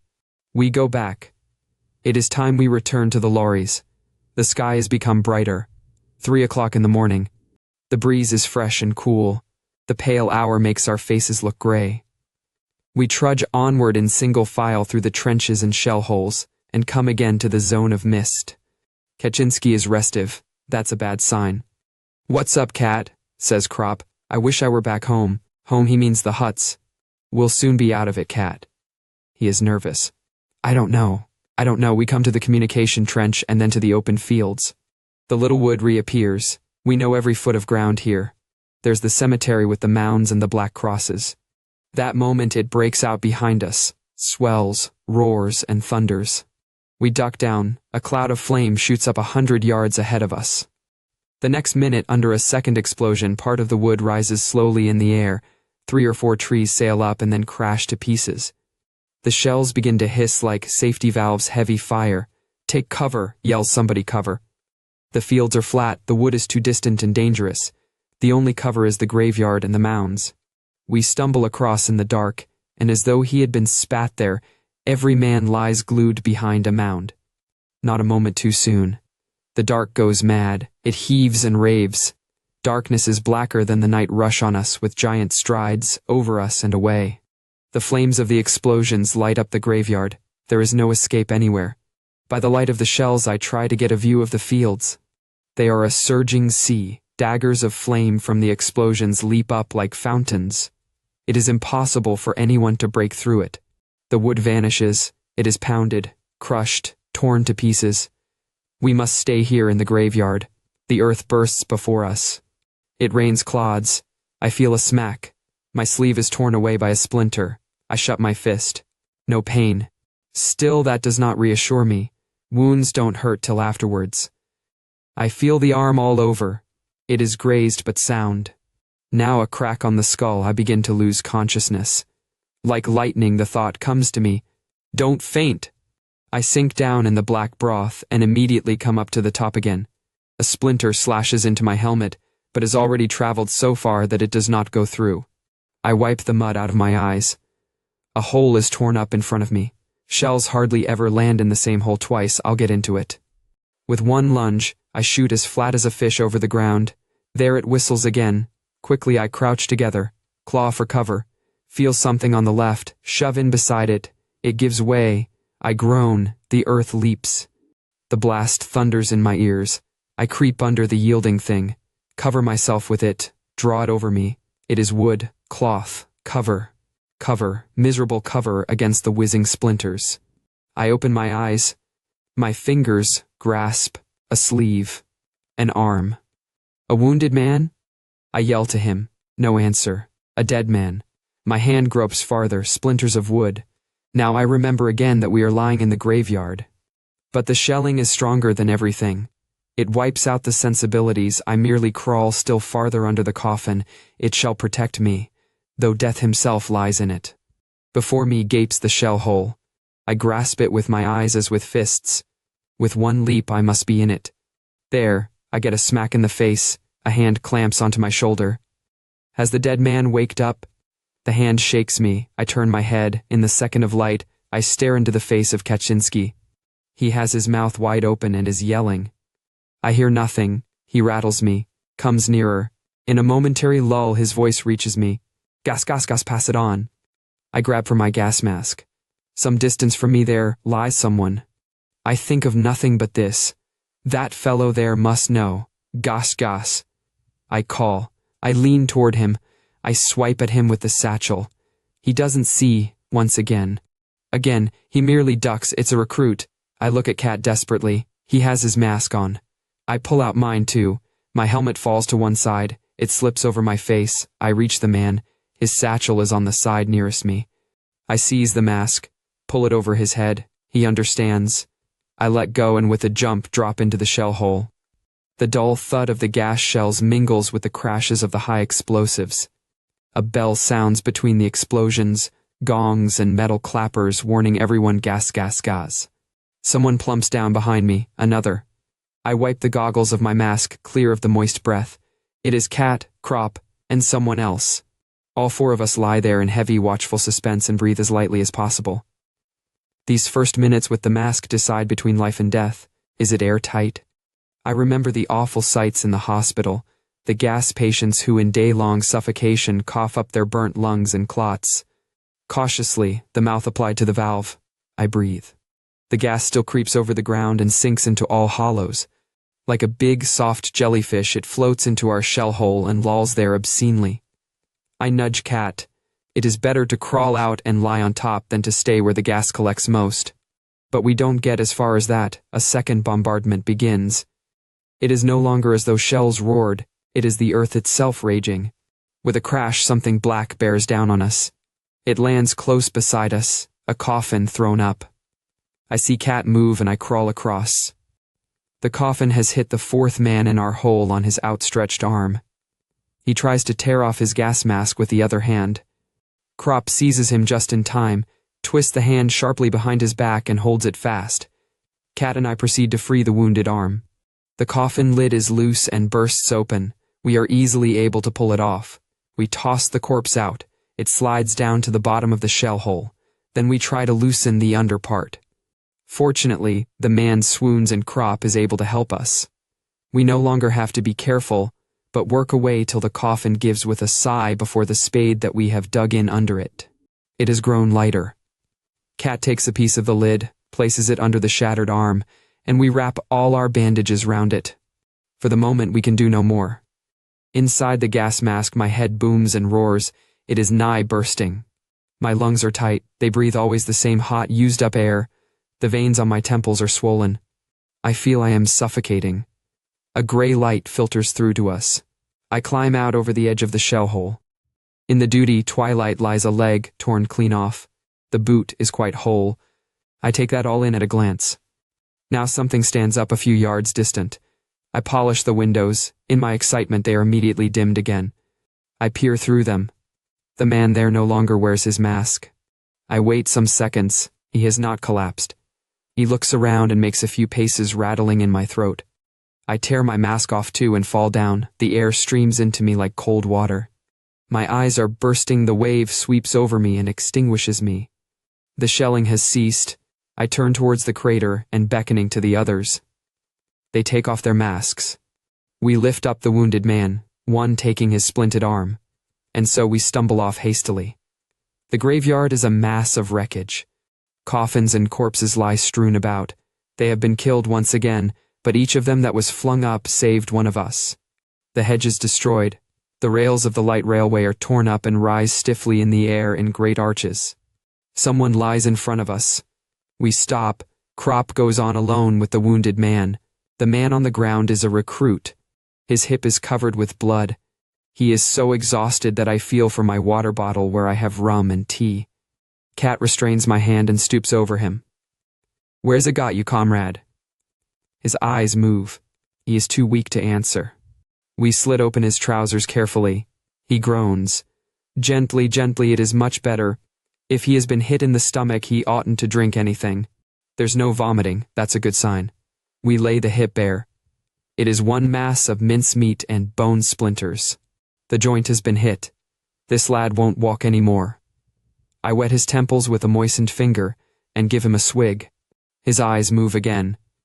We see now that the right arm is bleeding as well. Cat spreads out 2 wads of dressing as wide as possible so that they will cover the wound. I look for something to bind loosely round it. We have nothing more, so I slip up the wounded man's trouser leg still farther in order to use a piece of his underpants as a bandage. But he is wearing none. I now look at him closely. He is the fair-headed boy of a little while ago. In the meantime, Cat has taken a bandage from a dead man's pocket, and we carefully bind the wound. I say to the youngster who looks at us fixedly, "We're going for a stretcher now." Then he opens his mouth and whispers, "Stay here. We'll be back again soon," says Cat. "We are only going to get a stretcher for you." We don't know if he understands. He whimpers like a child and plucks at us. "Don't go away." Cat looks around and whispers, "Shouldn't we just take a revolver and put an end to it?" The youngster will hardly survive the carrying, and at the most he will only last a few days. What he has gone through so far is nothing to what he's in for till he dies. Now he is numb and feels nothing. In an hour he will become one screaming bundle of intolerable pain. Every day that he can live will be a howling torture. And to whom does it matter whether he has them or not? I nod. Yes, Cat, we ought to put him out of his misery. He stands still a moment. He has made up his mind. We look round, but we are no longer alone. A little group is gathering. From the shell holes and trenches appear heads. We get a stretcher. Cat shakes his head. Such a kid, he repeats it. Young innocents, our losses are less than was to be expected. 5 killed and 8 wounded. It was in fact quite a short bombardment. 2 of our dead lie in the upturned graves. We merely throw the earth in on them. We go back. We trot off silently in single file, one behind the other. The wounded are taken to the dressing station. The morning is cloudy. The bearers make a fuss about numbers and tickets. The wounded whimper. It begins to rain. An hour later we reach our lorries and climb in. There is more room now than there was. The rain becomes heavier. We take out waterproof sheets and spread them over our heads. The rain rattles down and flows off at the sides in streams. The lorries bump through the holes and we rock to and fro in a half-sleep. 2 men in the front of the lorry have long forked poles. They watch for telephone wires which hang crosswise over the road so low that they might easily pull our heads off. The 2 fellows take them at the right moment on their poles and lift them over behind us. We hear their call, "Mind wire." Dip the knee in a half-sleep and straighten up again. Monotonously the lorries sway. Monotonously come the calls. Monotonously falls the rain. It falls on our heads and on the heads of the dead up in the line. On the body of the little recruit with the wound that is so much too big for his hip. It falls on Kemmerich's grave. It falls in our hearts. An explosion sounds somewhere. We wince, our eyes become tense, our hands are ready to vault over the side of the lorry into the ditch by the road. Nothing happens, only the monotonous cry, "Mind wire," our knees bend, we are again half asleep. 5. Killing each separate louse is a tedious business when a man has hundreds. The little beasts are hard, and the everlasting cracking with one's fingernails very soon becomes wearisome. So Jaden has rigged up the lid of a boot-polished tin with a piece of wire over the lighted stump of a candle. The lice are simply thrown into this little pan. Crack, and they're done for. We sit around with our shirts on our knees, our bodies naked to the warm air and our hands at work. Hay has a particularly fine brand of louse. They have a red cross on their heads. He suggests that he brought them back from the hospital at Thorhout, where they attended personally on a Surgeon General. He says he means to use the fat that slowly accumulates in the tin lid for polishing his boots, and roars with laughter for half an hour at his own joke. But he gets little response today. We are too preoccupied with another affair. The rumor has materialized. Himmelstoss has come. He appeared yesterday. We've already heard the well-known voice. He seems to have overdone it with a couple of young recruits on the plowed field at home, and unknown to him the son of the local magistrate was watching. That cooked his goose. He will get some surprises here. Jaden has been meditating for hours what to say to him. Hay gazes thoughtfully at his great paws and winks at me. The thrashing was the high water mark of his life. He tells me he often dreams of it. Krop and Muller are amusing themselves. From somewhere or other, probably the Pioneer Cookhouse, Krop has bagged for himself a mess tin full of beans. Muller squints hungrily into it but checks himself and says, "Albert, what would you do if it were suddenly peacetime again?" "There won't be any peacetime," says Albert bluntly. "Well, but if," persists Muller, "what would you do?" "Clear out of this," growls Krop. "Of course." "And then what?" "Get drunk," says Albert. "Don't talk rot, I mean seriously." "So do I," says Krop. "What else should a man do?" Cat becomes interested. He levies tribute on Krop's tin of beans, swallows some, then considers for a while and says, "You might get drunk first, of course, but then you'd take the next train for home and mother. Peacetime, man, Albert." He fumbles in his oilcloth pocketbook for a photograph and suddenly shows it all round. My old woman. Then he puts it back and swears, "Damned lousy war." "It's all very well for you to talk," I tell him. "You've a wife and children." "True," he nods. and I have to see to it that they've something to eat. We laugh. They won't lack for that, cat. You'd scrounge it from somewhere. Muller is insatiable and gives himself no peace. He wakes Hay Westis out of his dream. Hey, what would you do if it was peacetime? Give you a kick in the backside for the way you talk, I say. How does it come about exactly? How does the cow shit come on the roof? Retorts Muller laconically, and turns to Hay Westis again. It is too much for Hay. He shakes his freckled head. You mean when the war's over? Exactly, you've said it. Well, there'd be women, of course, eh? Hay licks his lips. Sure. By Jove, yes, says Hay, his face melting. Then I'd grab some good buxom dame, some real kitchen wench with plenty to get hold of, you know. And jump straight into bed. Just you think, boys, a real feather bed with a spring mattress. I wouldn't put trousers on again for a week. Everyone is silent. The picture is too good. Our flesh creeps. At last Muller pulls himself together and says, and then what? A pause. Then Hay explains rather awkwardly. If I were a non-com, I'd stay with the Prussians and serve out my time. Hey, you've got a screw loose, surely, I say. Have you ever dug peat? He retorts good-naturedly. You try it. Then he pulls a spoon out of the top of his boot and reaches over into Crop's mess tin. It can't be worse than digging trenches, I venture. Hay chews and grins. It lasts longer, though. And there's no getting out of it either. But man, surely it's better at home. Some ways, says he, and with open mouth sinks into a daydream. You can see what he is thinking. There is the mean little hut on the moors, the hard work on the heath from morning till night in the heat, the miserable pay, the dirty laborer's clothes. In the army in peacetime you've nothing to trouble about, he goes on. Your food's found every day, or else you kick up a row.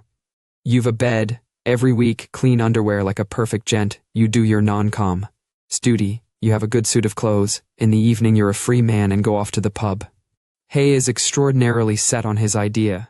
He's in love with it. And when your 12 years are up, you get your pension and become the village bobby, and you can walk about the whole day. He's already sweating on it. And, just you think how you'd be treated. Here a dram, there a pint. Everybody wants to be well in with a bobby. You'll never be a non-com though, Hay, interrupts Cat. Hay looks at him sadly and is silent. His thoughts still linger over the clear evenings in autumn, the Sundays in the heather, the village bells, the afternoons and evenings with the servant girls, the fried bacon and barley, the carefree hours in the ale-house. He can't part with all these dreams so abruptly. He merely growls. What silly questions you do ask. He pulls his shirt over his head and buttons up his tunic. What would you do, Jaden? Asks Crop. Jaden thinks of one thing only. See to it that Himmelstoss didn't get past me. Apparently he would like most to have him in a cage and sail into him with a club every morning.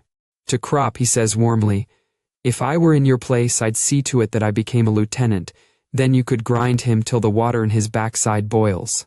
And you, deterring? Asks Muller like an inquisitor. He's a born schoolmaster with all his questions. Deterring is sparing with his words. But on this subject he speaks. He looks at the sky and says only the one sentence. I would go straight on with the harvesting. Then he gets up and walks off. He is worried. His wife has to look after the farm. They've already taken away 2 more of his horses. Every day he reads the papers that come, to see whether it is raining in his little corner of Oldenburg. They haven't brought in the hay yet at this moment Himmelstoss appears. He comes straight up to our group. Jaden's face turns red. He stretches his length on the grass and shuts his eyes in excitement. Himmelstoss is a little hesitant. His gait becomes slower. Then he marches up to us. No one makes any motion to stand up. Crop looks up at him with interest. He continues to stand in front of us and wait. As no one says anything, he launches a well. A couple of seconds go by. Apparently Himmelstoss doesn't quite know what to do. He would like most to set us all on the run again. But he seems to have learned already that the front line isn't a parade ground. He tries it on, though, and by addressing himself to one instead of to all of us hopes to get some response. Crop is nearest, so he favors him. Well, you here too? But Albert's no friend of his. A bit longer than you, I fancy, he retorts. The red mustache twitches. You don't recognize me anymore, what? Jaden now opens his eyes. I do, though. Himmelstoss turns to him, Jaden, isn't it? Jaden lifts his head. And do you know what you are? Himmelstoss is disconcerted. Since when have we become so familiar? I don't remember that we ever slept in the gutter together. He has no idea what to make of the situation. He didn't expect this open hostility. But he is on his guard. He has already had some rot dinned into him about getting a shot in the back. The question about the gutter makes Jaden so mad that he becomes almost witty. No, you slept there by yourself. Himmelstoss begins to boil. But Jaden gets in ahead of him. He must bring off his insult. Wouldn't you like to know what you are? A dirty hound, that's what you are. I've been wanting to tell you that for a long time. The satisfaction of months shines in his dull pig's eyes as he spits out. Dirty hound. Himmelstoss lets fly too now. What's that, you muck rake? You dirty Pete stealer? Stand up there. Bring your heels together when your superior officer speaks to you. Jaden waves him off. You take a run and jump it yourself, Himmelstoss. Himmelstoss is a raging book of army regulations. The Kaiser couldn't be more insulted. Jaden, I command you as your superior officer, stand up. Anything else you would like? Asks Jaden. Will you obey my order or not? Jaden replies, without knowing it, in the well-known classical phrase. At the same time he ventilates his backside. I'll have you court-martialed, storms Himmelstoss. We watch him disappear in the direction of the orderly room. Hay and Jaden burst into a regular Pete Digger's bellow. Hay laughs so much that he dislocates his jaw and suddenly stands there helpless with his mouth wide open. Albert has to put it back again by giving it a blow with his fist. Cat is troubled. If he reports you, it'll be pretty serious. Do you think he will? Asks Jaden. Sure to, I say. The least you'll get will be 5 days close arrest, says Cat. That doesn't worry Jaden. 5 days clink are 5 days rest. And if they send you to the fortress? Urges the thoroughgoing Muller. Well, for the time being the war will be over so far as I am concerned. Jaden is a cheerful soul. There aren't any worries for him. He goes off with Hay and Lear so that they won't find him in the first flush of excitement. Muller hasn't finished yet. He tackles Krop again. Albert, if you were really at home now, what would you do? Krop is contented now and more accommodating. How many of us were there in the class exactly? We count up. Out of 20, 7 are dead, 4 wounded, 1 in a madhouse. That makes 12. 3 of them are lieutenants, says Muller. Do you think they would still let Kantorek sit on them? We guess not. We wouldn't let ourselves be sat on for that matter. What do you mean by the threefold theme in William Tell, says Krop reminiscently, and roars with laughter. What was the purpose of the Poetic League of Göttingen? Asked Muller suddenly and earnestly. How many children had Charles the Bald? I interrupt gently. You'll never make anything of your life, Bäumer, croaks Muller. When was the Battle of Zana? Krop wants to know. You lack the studious mind, Krop. Sit down, 3-, I say. What offices did Lycurgus consider the most important for the state? Asks Muller, pretending to take off his pince-nez. Does it go, we Germans fear God and none else in the whole world, or we the Germans fear God and I submit? How many inhabitants has Melbourne? Asks Muller. How do you expect to succeed in life if you don't know that? I ask Albert hotly. Which he caps with, what is meant by cohesion? We remember mighty little of all that rubbish. Anyway, it has never been the slightest use to us. At school nobody ever taught us how to light a cigarette in a storm of rain, nor how a fire could be made with wet wood, nor that it is best to stick a bayonet in the belly because there it doesn't get jammed, as it does in the ribs. Muller says thoughtfully, what's the use? We'll have to go back and sit on the forms again. I consider that out of the question. We might take a special exam.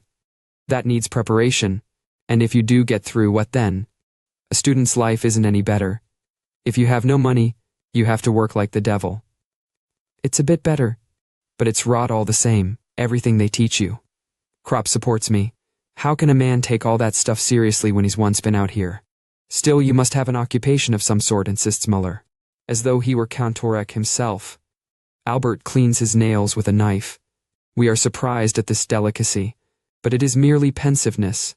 He puts the knife away and continues, that's just it. Cat and Deterring and Hay will go back to their jobs because they had them already. Himmelstoss too. But we never had any. How will we ever get used to one after this here? He makes a gesture toward the front. What we'll want is a private income. And then we'll be able to live by ourselves in a wood, I say, but at once feel ashamed of this absurd idea. But what will really happen when we go back? Wonders Muller, and even he is troubled. Kropp gives a shrug. I don't know. Let's get back first, then we'll find out. We are all utterly at a loss. What could we do? I ask. I don't want to do anything, replies Kropp wearily. You'll be dead one day, so what does it matter? I don't think we'll ever go back. When I think about it, Albert, I say after a while, rolling over on my back, when I hear the word peacetime, it goes to my head. And if it really came, I think I would do some unimaginable thing, something that it's worth having lain here in the muck for. But I can't even imagine anything. All I do know is that this business about professions and studies and salaries and so on, it makes me sick. It is and always was disgusting. I don't see anything at all, Albert. All at once everything seems to me confused and hopeless. Kropp feels it too. It will go pretty hard with us all. But nobody at home seems to worry much about it. 2 years of shells and bombs, a man won't peel that off as easy as a sock. We agree that it's the same for everyone, not only for us here, but everywhere, for everyone who is of our age, to some more, and to others less. It is the common fate of our generation. Albert expresses it. The war has ruined us for everything. He is right. We are not youth any longer. We don't want to take the world by storm. We are fleeing. We fly from ourselves, from our life. We were 18 and had begun to love life and the world, and we had to shoot it to pieces. The first bomb, the first explosion, burst in our hearts. We are cut off from activity, from striving, from progress. We believe in such things no longer. We believe in the war. The orderly room shows signs of life. Himmelstoss seems to have stirred them up. At the head of the column trots the fat sergeant major. It is queer that almost all of the regular sergeant majors are fat. Himmelstoss follows him, thirsting for vengeance. His boots gleam in the sun. We get up. Where's Jaden? The sergeant puffs. No one knows, of course. Himmelstoss glowers at us wrathfully. You know very well. You won't say that's the fact of the matter. Out with it. Fatty looks round inquiringly, but Jaden is not to be seen. He tries another way. Jaden will report at the orderly room in 10 minutes. Then he steams off with Himmelstoss in his wake. I have a feeling that next time we go up wiring, I'll be letting a bundle of wire fall on Himmelstoss's leg. Hints Kropp. We'll have quite a lot of jokes with him, laughs Muller. That is our sole ambition, to knock the conceit out of a postman. I go into the hut and put Jaden wise. He disappears. Then we change our posse and lie down again to play cards. We know how to do that, to play cards, to swear, and to fight. Not much for 20 years, and yet too much for 20 years. Half an hour later, Himmelstoss is back again. Nobody pays any attention to him. He asks for Jaden. We shrug our shoulders. Then you'd better find him, he persists.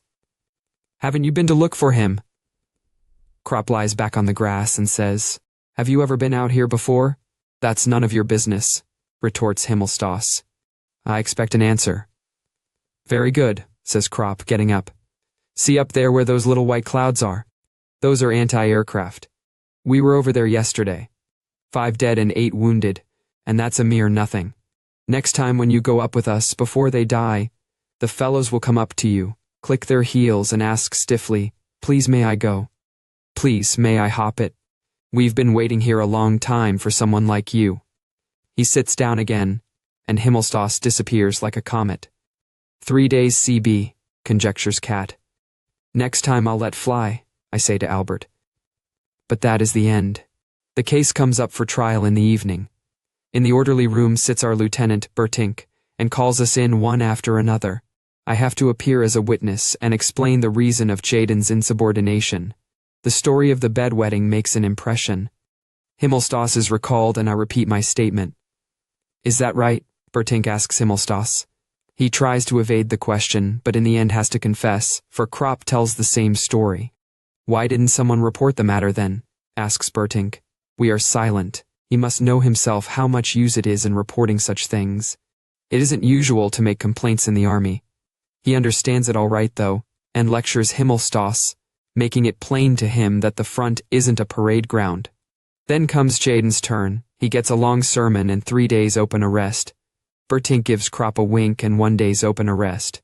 It can't be helped, he says to him regretfully. He is a decent fellow. Open arrest is quite pleasant. The clink was once a fowl house. There we can visit the prisoners. We know how to manage it. Close arrest would have meant the cellar.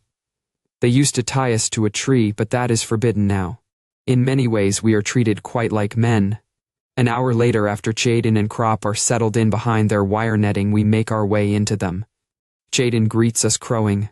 Then we play scat far into the night. Jaden wins, of course, the lucky wretch. When we break it up, Kat says to me, "What do you say to some roast goose?" Not bad, I agree. We climb up on a munition wagon. The ride costs us 2 cigarettes. Kat has marked the spot exactly. The shed belongs to a regimental headquarters. I agree to get the goose and receive my instructions. The outhouse is behind the wall, and the door shuts with just a peg. Kat hoists me up. I rest my foot in his hands and climb over the wall. Kat keeps watch below. I wait a few moments to accustom my eyes to the darkness. Then I recognize the shed. Softly, I steal across, lift the peg, pull it out, and open the door. I distinguish 2 white patches. 2 geese, that's bad. If I grab one, the other will cackle. Well, both of them, if I'm quick, it can be done. I make a jump. I catch hold of one, and the next instant the second. Like a madman, I bash their heads against the wall to stun them. But I haven't quite enough weight. The beasts cackle and strike out with their feet and wings. I fight desperately, but Lord, what a kick a goose has. They struggle and I stagger about. In the dark, these white patches are terrifying. My arms have grown wings, and I'm almost afraid of going up into the sky, as though I held a couple of captive balloons in my fists. Then the row begins. One of them gets his breath and goes off like an alarm clock. Before I can do anything, something comes in from outside. I feel a blow, lie outstretched on the floor, and hear awful growls. A dog. I steal a glance to the side. He makes a snap at my throat. I lie still and tuck my chin into my collar. It's a bulldog. After an eternity, he withdraws his head and sits down beside me. But if I make the least movement, he growls. I consider. The only thing to do is to get hold of my small revolver, and that too before anyone arrives. Inch by inch, I move my hand toward it. I have the feeling that it lasts an hour. The slightest movement and then an awful growl. I lie still, then try again. When at last I have the revolver, my hand starts to tremble. I press it against the ground and say over to myself, jerk the revolver up, fire before he has a chance to grab, and then jump up. Slowly I take a deep breath and become calmer. Then I hold my breath, whip up the revolver, it cracks. The dog leaps howling to one side. I make for the door of the shed and fall head over heels over one of the scuttering geese. At full speed I seize it again, and with a swing toss it over the wall and clamber up.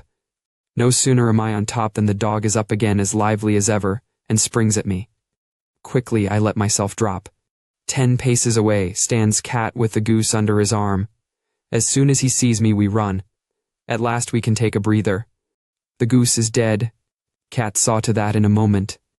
We intend to roast it at once so that nobody will be any wiser. I fetch a Dixie and wood from the hut, and we crawl into a small deserted lean to which we use for such purposes. The single window space is heavily curtained.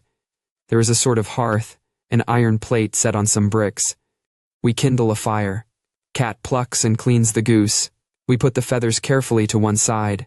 We intend to make 2 cushions out of them with the inscription, "Sleep soft under shell fire." The sound of the gunfire from the front penetrates into our refuge. The glow of the fire lights up our faces. Shadows dance on the wall. Sometimes a heavy crash and the lean-to shivers. Aeroplane bombs. Once we hear a stifled cry. A hut must have been hit. Aeroplanes drone. The tac-tac of machine guns breaks out. But no light that could be observed shows from us. We sit opposite one another, Cat and I, 2 soldiers in shabby coats, cooking a goose in the middle of the night. We don't talk much, but I believe we have a more complete communion with one another than even lovers have. We are 2 men, 2-minute sparks of life. Outside is the night and the circle of death. We sit on the edge of it, crouching in danger.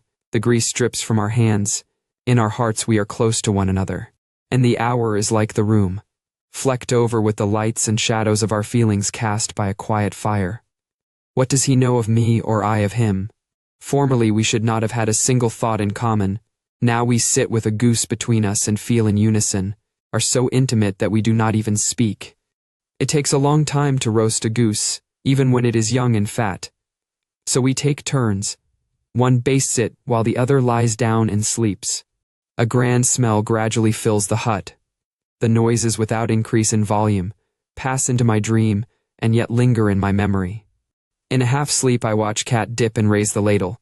I love him, his shoulders, his angular stooping figure, and at the same time I see behind him woods and stars, and a clear voice utters words that bring me peace, to me. A soldier in big boots, belt, and knapsack, taking the road that lies before him under the high heaven, quickly forgetting and seldom sorrowful, forever pressing on under the wide night sky. A little soldier and a clear voice, and if anyone were to caress him he would hardly understand, this soldier with the big boots and the shut heart, who marches because he is wearing big boots, and has forgotten all else but marching. Beyond the skyline is a country with flowers, lying so still that he would like to weep. There are sights there that he has not forgotten, because he never possessed them, perplexing, yet lost to him. Are not his 20 summers there? Is my face wet? And where am I? Cat stands before me, his gigantic stooping shadow falls upon me, like home. He speaks gently, he smiles and goes back to the fire.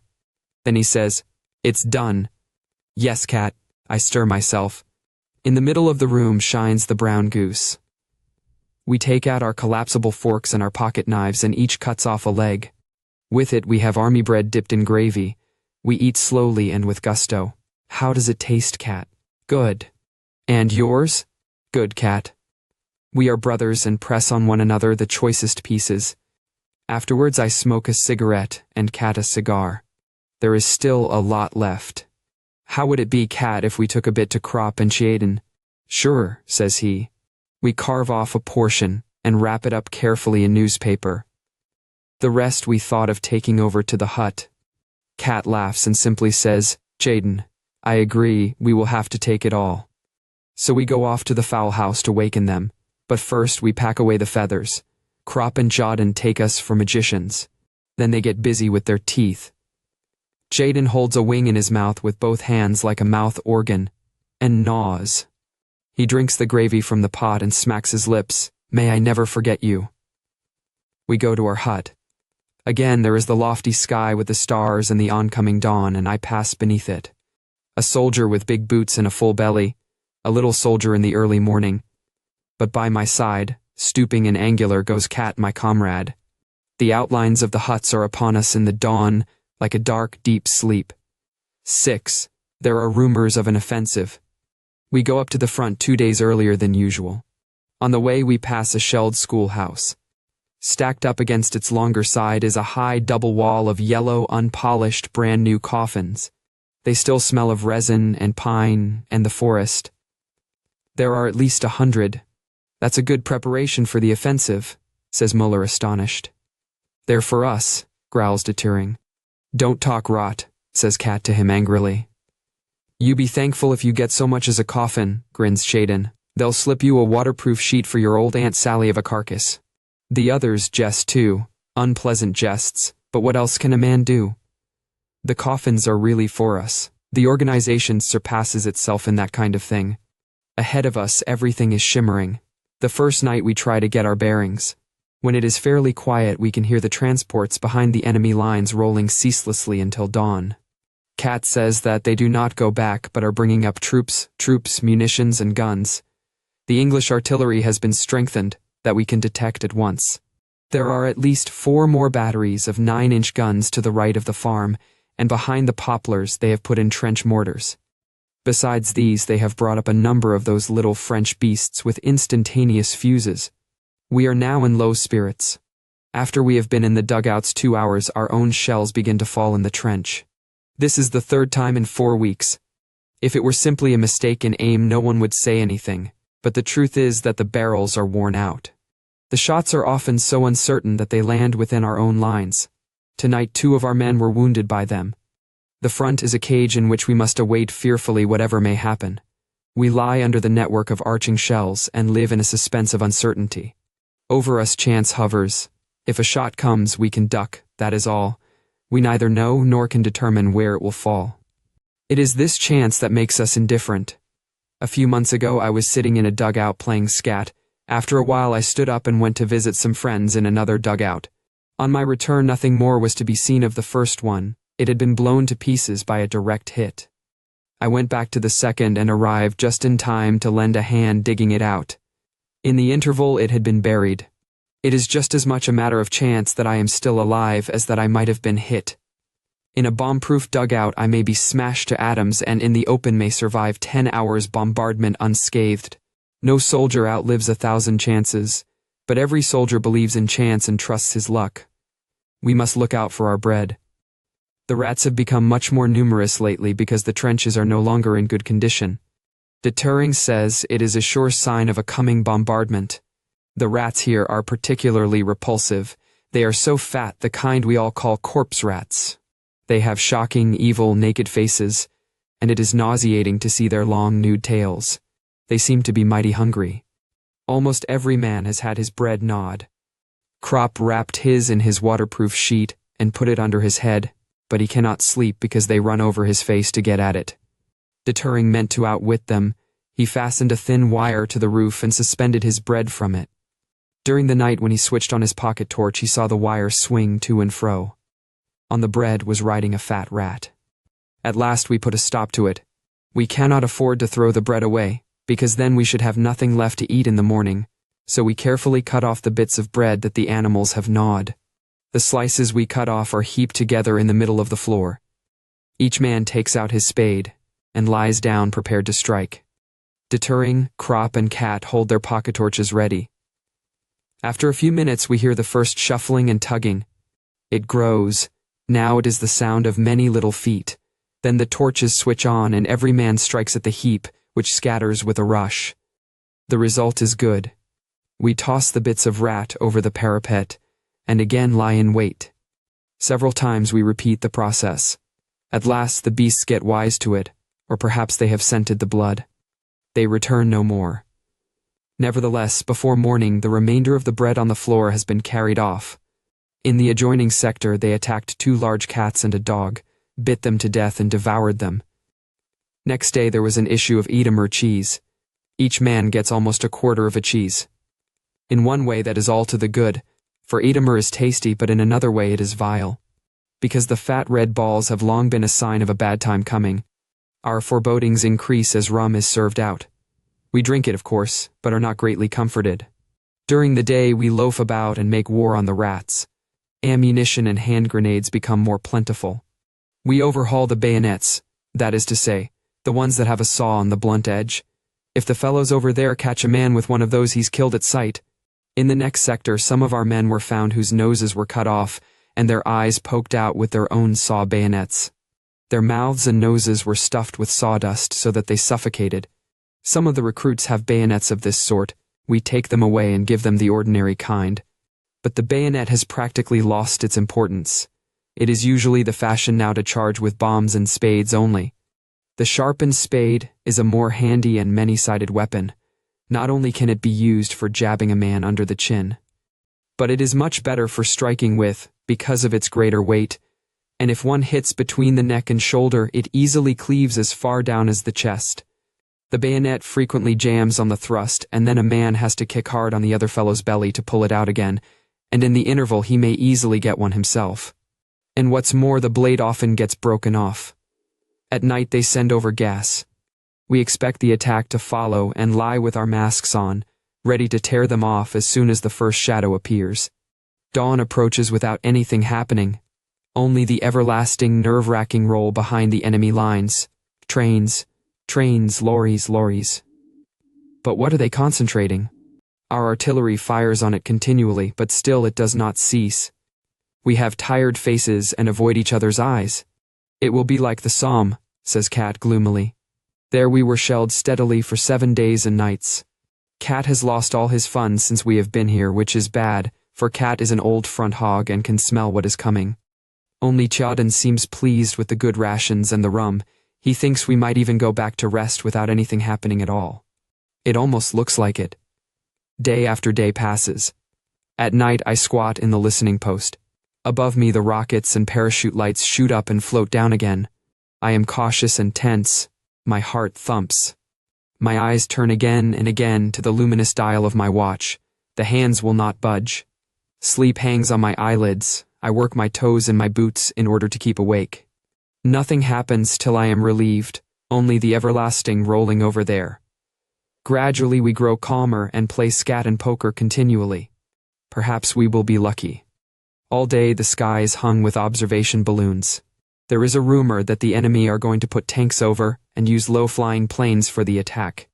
But that interests us less than what we hear of the new flamethrowers. We wake up in the middle of the night. The earth booms. Heavy fire is falling on us. We crouch into corners. We distinguish shells of every caliber. Each man lays hold of his things and looks again every minute to reassure himself that they are still there. The dugout heaves. The night roars and flashes. We look at each other in the momentary flashes of light, and with pale faces and pressed lips shake our heads. Every man is aware of the heavy shells tearing down the parapet, rooting up the embankment, and demolishing the upper layers of concrete. When a shell lands in the trench, we note how the hollow, furious blast is like a blow from the paw of a raging beast of prey. Already by morning, a few of the recruits are green and vomiting. They are too inexperienced. Slowly the gray light trickles into the post and pales the flashes of the shells. Morning is come. The explosion of mines mingles with the gunfire. That is the most dementing convulsion of all. The whole region where they go up becomes one grave. The reliefs go out. The observers stagger in, covered with dirt and trembling. One lies down in silence in the corner and eats. The other, an older man of the new draft, sobs. Twice he has been flung over the parapet by the blast of the explosions without getting any more than shell shock. The recruits are eyeing him. We must watch them. These things are catching. Already some lips begin to quiver. It is good that it is growing daylight. Perhaps the attack will come before noon. The bombardment does not diminish. It is falling in the rear too. As far as one can see, spout fountains of mud and iron. A wide belt is being raked. The attack does not come, but the bombardment continues. We are gradually benumbed.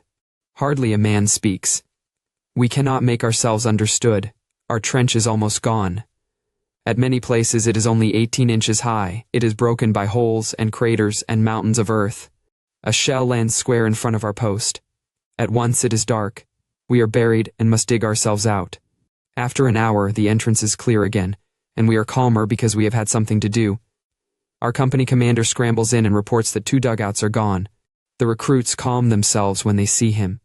He says that an attempt will be made to bring up food this evening. That sounds reassuring. No one had thought of it except Judden. Now the outside world seems to draw a little nearer. If food can be brought up, think the recruits, then it can't really be so bad. We do not disabuse them. We know that food is as important as ammunition, and only for that reason must be brought up. But it miscarries. A second party goes out, and it also turns back. Finally Cat tries, and even he reappears without accomplishing anything. No one gets through. Not even a fly is small enough to get through such a barrage. We pull in our belts tighter and chew every mouthful 3 times as long. Still the food does not last out. We are damnably hungry. I take out a scrap of bread, eat the white, and put the crust back in my knapsack. From time to time I nibble at it. The night is unbearable. We cannot sleep, but stare ahead of us and doze. Jaden regrets that we wasted the gnawed pieces of bread on the rats. We would gladly have them again to eat now. We are short of water too, but not seriously yet. Towards morning, while it is still dark, there is some excitement. Through the entrance rushes in a swarm of fleeing rats that try to storm the walls. Torches light up the confusion. Everyone yells and curses and slaughters. The madness and despair of many hours unloads itself in this outburst. Faces are distorted, arms strike out, the beasts scream. We just stop in time to avoid attacking one another. The onslaught has exhausted us. We lie down to wait again. It is a marvel that our post has had no casualties so far. It is one of the less deep dugouts. A corporal creeps in. He has a loaf of bread with him. 3 people have had the luck to get through during the night and bring some provisions. They say the bombardment extends undiminished as far as the artillery lines. It is a mystery where the enemy gets all his shells. We wait and wait. By midday, what I expected happens. One of the recruits has a fit. I have been watching him for a long time, grinding his teeth and opening and shutting his fists. These hunted, protruding eyes, we know them too well. During the last few hours, he has had merely the appearance of calm. He had collapsed like a rotten tree. Now he stands up, stealthily creeps across the floor, hesitates a moment, and then glides towards the door. I intercept him and say, "Where are you going?" "I'll be back in a minute," says he, and tries to push past me. "Wait a bit, the shelling will stop soon." He listens for a moment and his eyes become clear. Then again he has the glowering eyes of a mad dog. He is silent, he shoves me aside. "1 minute, lad," I say. Cat notices. Just as the recruit shakes me off, Cat jumps in and we hold him. Then he begins to rave, "Leave me alone, let me go out, I will go out." He won't listen to anything and hits out. His mouth is wet and pours out words, half-choked, meaningless words. It is a case of claustrophobia. He feels as though he is suffocating here and wants to get out at any price. If we let him go, he would run about everywhere regardless of cover. He is not the first. Though he raves and his eyes roll, it can't be helped. We have to give him a hiding to bring him to his senses. We do it quickly and mercilessly, and at last he sits down quietly. The others have turned pale. Let's hope it deters them. This bombardment is too much for the poor devils. They have been sent straight from a recruiting depot into a barrage that is enough to turn an old soldier's hair gray. After this affair, the sticky, close atmosphere works more than ever on our nerves. We sit as if in our graves, waiting only to be closed in. Suddenly it howls and flashes terrifically. The dugout cracks in all its joints under a direct hit, fortunately only a light one that the concrete blocks are able to withstand. It rings metallically. The walls reel, rifles, helmets, earth, mud, and dust fly everywhere. Sulfur fumes pour in. If we were in one of those light dugouts that they have been building lately instead of this deeper one, none of us would be alive. But the effect is bad enough even so. The recruit starts to rave again, and 2 others follow suit. One jumps up and rushes out. We have trouble with the other 2. I start after the one who escapes and wonder whether to shoot him in the leg. Then it shrieks again. I fling myself down, and when I stand up, the wall of the trench is plastered with smoking splinters, lumps of flesh, and bits of uniform. I scramble back. The first recruit seems actually to have gone insane. He butts his head against the wall like a goat. We must try tonight to take him to the rear. Meanwhile, we bind him, but in such a way that in case of attack, he can be released at once. Cat suggests a game of scat. It is easier when a man has something to do. But it is no use. We listen for every explosion that comes close, miscount the tricks, and fail to follow suit. We have to give it up. We sit as though in a boiler that is being belabored from without on all sides. Night again. We are deadened by the strain, a deadly tension that scrapes along one's spine like a gapped knife. Our legs refuse to move, our hands tremble, our bodies are a thin skin stretched painfully over repressed madness, over an almost irresistible, bursting roar. We have neither flesh nor muscles any longer. We dare not look at one another for fear of some incalculable thing.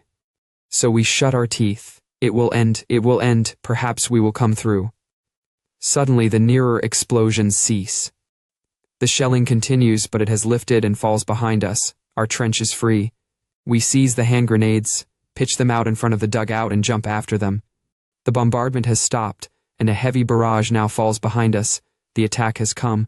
No one would believe that in this howling waste there could still be men, but steel helmets now appear on all sides out of the trench, and 50 yards from us a machine gun is already in position and barking. The wire entanglements are torn to pieces, yet they offer some obstacle. We see the stormtroops coming. Our artillery opens fire. Machine guns rattle, rifles crack. The charge works its way across. Hai and Krop begin with the hand grenades. They throw as fast as they can. Others pass them, the handles with the strings already pulled. Hai throws 75 yards, Krop 60. It has been measured. The distance is important. The enemy as they run cannot do much before they are within 40 yards. We recognize the smooth, distorted faces, the helmets. They are French. They have already suffered heavily when they reach the remnants of the barbed wire entanglements. A whole line has gone down before our machine guns. Then we have a lot of stoppages, and they come nearer. I see one of them, his face upturned, fall into a wire cradle. His body collapses, his hands remain suspended as though he were praying. Then his body drops clean away, and only his hands with the stumps of his arms, shot off, now hang in the wire. The moment we are about to retreat, 3 faces rise up from the ground in front of us. Under one of the helmets, a dark pointed beard and 2 eyes that are fastened on me. I raise my hand, but I cannot throw into those strange eyes. For one moment the whole slaughter whirls like a circus round me, and these 2 eyes alone are motionless. Then the head rises up, a hand, a movement, and my hand grenade flies through the air and into him. We make for the rear, pull wire cradles into the trench, and leave bombs behind us with the strings pulled, which ensures us a fiery retreat. The machine guns are already firing from the next position. We have become wild beasts. We do not fight, we defend ourselves against annihilation. It is not against men that we fling our bombs. What do we know of men in this moment when death is hunting us down now? For the first time in 3 days we can see his face. Now for the first time in 3 days we can oppose him. We feel a mad anger. No longer do we lie helpless, waiting on the scaffold. We can destroy and kill, to save ourselves and to be revenged. We crouch behind every corner, behind every barrier of barbed wire, and hurl heaps of explosives at the feet of the advancing enemy before we run. The blast of the hand grenades impinges powerfully on our arms and legs. Crouching like cats we run on, overwhelmed by this wave that bears us along, that fills us with ferocity, turns us into thugs, into murderers, into God only knows what devils, this wave that multiplies our strength with fear and madness and greed of life, seeking and fighting for nothing but our deliverance. If your own father came over with them, you would not hesitate to fling a bomb at him. The forward trenches have been abandoned. Are they still trenches? They are blown to pieces, annihilated. There are only broken bits of trenches, holes linked by cracks, nests of craters, that is all. But the enemy's casualties increase. They did not count on so much resistance. It is nearly noon. The sun blazes hotly, the sweat stings in our eyes, we wipe it off on our sleeves and often blood with it. At last we reach a trench that is in a somewhat better condition. It is manned and ready for the counterattack. It receives us. Our guns open in full blast and cut off the enemy attack. The lines behind us stop. They can advance no farther. The attack is crushed by our artillery. We watch. The fire lifts 100 yards and we break forward. Beside me, a lance corporal has his head torn off. He runs a few steps more while the blood spouts from his neck like a fountain.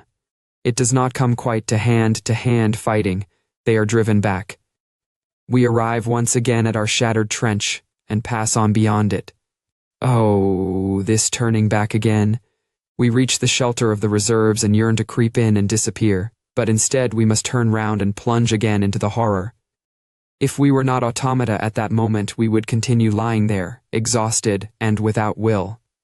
But we are swept forward again, powerless, madly savage and raging. We will kill, for they are still our mortal enemies. Their rifles and bombs are aimed against us, and if we don't destroy them, they will destroy us. The brown earth, the torn, blasted earth, with a greasy shine under the sun's rays, the earth is the background of this restless, gloomy world of automatons. Our gasping is the scratching of a quill. Our lips are dry. Our heads are debauched with stupor.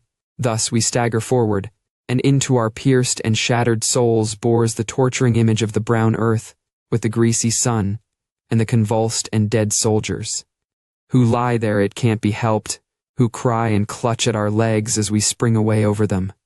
We have lost all feeling for one another. We can hardly control ourselves when our glance lights on the form of some other man. We are insensible, dead men, who through some trick, some dreadful magic, are still able to run and to kill. A young Frenchman lags behind. He is overtaken. He puts up his hands. In one he still holds his revolver. Does he mean to shoot or to give himself? A blow from a spade cleaves through his face. A second sees it and tries to run farther. A bayonet jabs into his back. He leaps in the air, his arms thrown wide, his mouth wide open, yelling, he staggers. In his back the bayonet quivers. A third throws away his rifle, cowers down with his hands before his eyes. He is left behind with a few other prisoners to carry off the wounded. Suddenly in the pursuit we reach the enemy line. We are so close on the heels of our retreating enemies that we reach it almost at the same time as they. In this way we suffer few casualties. A machine gun barks, but is silenced with a bomb. Nevertheless, the couple of seconds has sufficed to give us 5 stomach wounds. With the butt of his rifle, Cat smashes to pulp the face of one of the unwounded machine gunners. We bayonet the others before they have time to get out their bombs. Then thirstily we drink the water they have for cooling the gun. Everywhere wire cutters are snapping, planks are thrown across the entanglements. We jump through the narrow entrances into the trenches. Hay strikes his spade into the neck of a gigantic Frenchman, and throws the first hand grenade. We duck behind a breastwork for a few seconds. Then the straight bit of trench ahead of us is empty. The next throw whizzes obliquely over the corner and clears a passage. As we run past, we toss handfuls down into the dugouts. The earth shudders, it crashes, smokes, and groans. We stumble over slippery lumps of flesh. Over yielding bodies, I fall into an open belly on which lies a clean, new officer's cap. The fight ceases. We lose touch with the enemy. We cannot stay here long but must retire under cover of our artillery to our own position. No sooner do we know this than we dive into the nearest dugouts, and with the utmost haste seize on whatever provisions we can see, especially the tins of corned beef and butter, before we clear out. We get back pretty well. There is no further attack by the enemy. We lie for an hour panting and resting before anyone speaks. We are so completely played out that in spite of our great hunger, we do not think of the provisions. Then gradually, we become something like men again. The corned beef over there is famous along the whole front. Occasionally it has been the chief reason for a flying raid on our part. For our nourishment is generally very bad. We have a constant hunger. We bagged 5 tins altogether. The fellows over there are well looked after. They fare magnificently, as against us, poor starving wretches, with our turnip jam. They can get all the meat they want. Hay has scored a thin loaf of white French bread, and stuck it in behind his belt like a spade. It is a bit bloody at one corner, but that can be cut off. It is a good thing we have something decent to eat at last. We still have a use for all our strength. Enough to eat is just as valuable as a good dugout. It can save our lives. That is the reason we are so greedy for it. Jaden has captured 2 water bottles full of cognac. We pass them round. The evening benediction begins. Night comes. Out of the craters rise the mists. It looks as though the holes were full of ghostly secrets. The white vapor creeps painfully round before it ventures to steal away over the edge. Then long streaks stretch from crater to crater. It is chilly. I am on sentry and stare into the darkness. My strength is exhausted as always after an attack, and so it is hard for me to be alone with my thoughts. They are not properly thoughts, they are memories which in my weakness haunt me, and strangely move me. The parachute lights soar upwards, and I see a picture, a summer evening.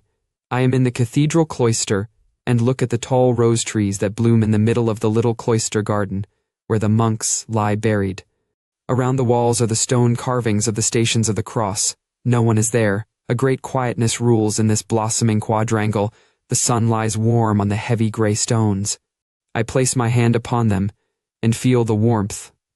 At the right-hand corner, the green cathedral spire ascends into the pale blue sky of the evening. Between the glowing columns of the cloister is the cool darkness that only churches have, and I stand there and wonder whether, when I am 20, I shall have experienced the bewildering emotions of love. The image is alarmingly near. It touches me before it dissolves in the light of the next star shell. I lay hold of my rifle to see that it is in trim. The barrel is wet. I take it in my hands and rub off the moisture with my fingers. Between the meadows behind our town there stands a line of old poplars by a stream. They were visible from a great distance, and although they grew on one bank only, we called them the Poplar Avenue. Even as children we had a great love for them. They drew us vaguely thither. We played truant the whole day by them and listened to their rustling. We sat beneath them on the bank of the stream, and let our feet hang in the bright, swift waters. The pure fragrance of the water and the melody of the wind in the poplars held our fancies. We love them dearly, and the image of those days still makes my heart pause in its beating. It is strange that all the memories that come have these two qualities. They are always completely calm, that is predominant in them, and even if they are not really calm, they become so. They are soundless apparitions that speak to me, with looks and gestures silently, without any word, and it is the alarm of their silence that forces me to lay hold of my sleeve and my rifle, lest I should abandon myself to the liberation and allurement in which my body would dilate and gently pass away into the still forces that lie behind these things. They are quiet in this way, because quietness is so unattainable for us now. At the front there is no quietness, and the curse of the front reaches so far that we never pass beyond it. Even in the remote depots and rest areas, the droning and the muffled noise of shelling is always in our ears. We are never so far off that it is no more to be heard, but these last few days it has been unbearable. Their stillness is the reason why these memories of former times do not awaken desire so much as sorrow, a vast, inapprehensible melancholy. Once we had such desires, but they return not. They are past. They belong to another world that is gone from us. In the barracks they called forth a rebellious, wild craving for their return, for then they were still bound to us. We belonged to them and they to us, even though we were already absent from them. They appeared in the soldiers' songs which we sang as we marched between the glow of the dawn and the black silhouettes of the forests to drill on the moor. They were a powerful remembrance that was in us and came from us. But here in the trenches they are completely lost to us. They arise no more. We are dead, and they stand remote on the horizon. They are a mysterious reflection, an apparition, that haunts us, that we fear and love without hope. They are strong and our desire is strong, but they are unattainable, and we know it. And even if these scenes of our youth were given back to us, we would hardly know what to do. The tender, secret influence that passed from them into us could not rise again. We might be amongst them and move in them. We might remember and love them and be stirred by the sight of them. But it would be like gazing at the photograph of a dead comrade. Those are his features, it is his face, and the days we spent together take on a mournful life in the memory, but the man himself it is not. We could never regain the old intimacy with those scenes. It was not any recognition of their beauty and their significance that attracted us, but the communion, the feeling of a comradeship with the things and events of our existence, which cut us off and made the world of our parents a thing incomprehensible to us. For then we surrendered ourselves to events and were lost in them, and the least little thing was enough to carry us down the stream of eternity. Perhaps it was only the privilege of our youth, but as yet we recognized no limits and saw nowhere an end. We had that thrill of expectation in the blood, which united us with the course of our days. Today we would pass through the scenes of our youth like travelers. We are burnt up by hard facts. Like tradesmen we understand distinctions, and like butchers, necessities. We are no longer untroubled, we are indifferent. We might exist there, but should we really live there? We are forlorn like children, and experienced like old men. We are crude, and sorrowful, and superficial. I believe we are lost. My hands grow cold and my flesh creeps, and yet the night is warm. Only the mist is cold, this mysterious mist that trails over the dead and sucks from them their last creeping life. By morning they will be pale and green, and their blood congealed and black. Still the parachute rockets shoot up and cast their pitiless light over the stony landscape, which is full of craters and frozen lights like a moon. The blood beneath my skin brings fear and restlessness into my thoughts. They become feeble and tremble, they want warmth and life. They cannot persist without solace, without illusion. They are disordered before the naked picture of despair. I hear the rattle of the mess tins and immediately feel a strong desire for warm food. It would do me good and comfort me. Painfully I force myself to wait until I am relieved. Then I go into the dugout and find a mug of barley. It is cooked in fat and tastes good. I eat it slowly. I remain quiet, though the others are in a better mood, for the shelling has died down. The days go by, and the incredible hours follow one another as a matter of course. Attacks alternate with counterattacks, and slowly the dead pile up in the field of craters between the trenches. We are able to bring in most of the wounded that do not lie too far off. But many have long to wait, and we listen to them dying. For one of them we search 2 days in vain. He must be lying on his belly and unable to turn over. Otherwise it is hard to understand why we cannot find him. For it is only when a man has his mouth close to the ground that it is impossible to gauge the direction of his cry. He must have been badly hit, one of those nasty wounds neither so severe that they exhaust the body at once and a man dreams on in a half-swoon, nor so light that a man endures the pain in the hope of becoming well again. Cat thinks he has either a broken pelvis or a shot through the spine. His chest cannot have been injured, otherwise he would not have such strength to cry out. And if it were any other kind of wound, it would be possible to see him moving. He grows gradually hoarser. The voice is so strangely pitched that it seems to be everywhere. The first night some of our fellows go out 3 times to look for him, but when they think they have located him and crawl across, next time they hear the voice it seems to come from somewhere else altogether. We search in vain until dawn. We scrutinize the field all day with glasses, but discover nothing. On the second day the calls are fainter. That will be because his lips and mouth have become dry. Our company commander has promised next turn of leave with 3 days extra to anyone who finds him. That is a powerful inducement, but we would do all that is possible without that, for his cry is terrible. Cat and Crop even go out in the afternoon, and Albert gets the lobe of his ear shot off in consequence. It is to no purpose they come back without him. It is easy to understand what he cries. At first he called only for help. The second night he must have had some delirium. He talked with his wife and his children. We often detected the name Elise. Today he merely weeps. By evening the voice dwindles to a croaking, but it persists still through the whole night. We hear it so distinctly because the wind blows toward our line. In the morning, when we suppose he must already have long gone to his rest, there comes across to us one last gurgling rattle. The days are hot and the dead lie unburied. We cannot fetch them all in. If we did, we should not know what to do with them. The shells will bury them. Many have their bellies swollen up like balloons. They hiss, belch, and make movements. The gases in them make noises.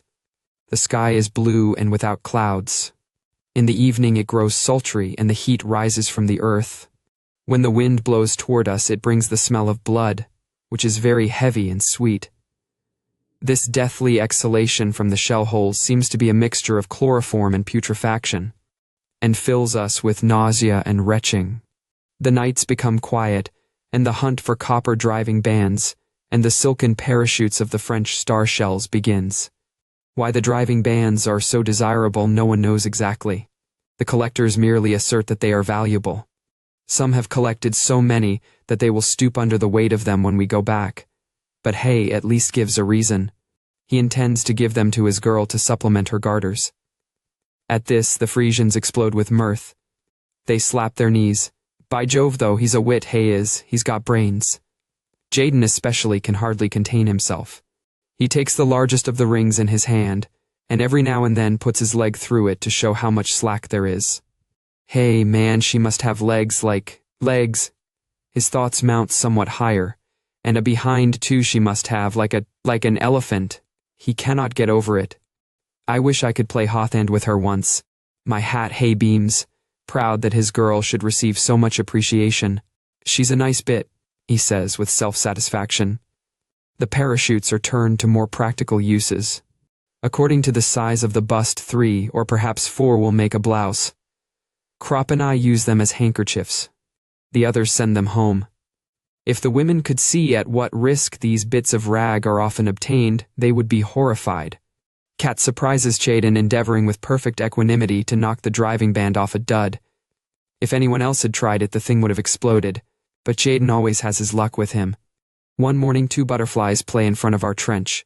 They are brimstone butterflies, with red spots on their yellow wings. What can they be looking for here? There is not a plant nor a flower for miles.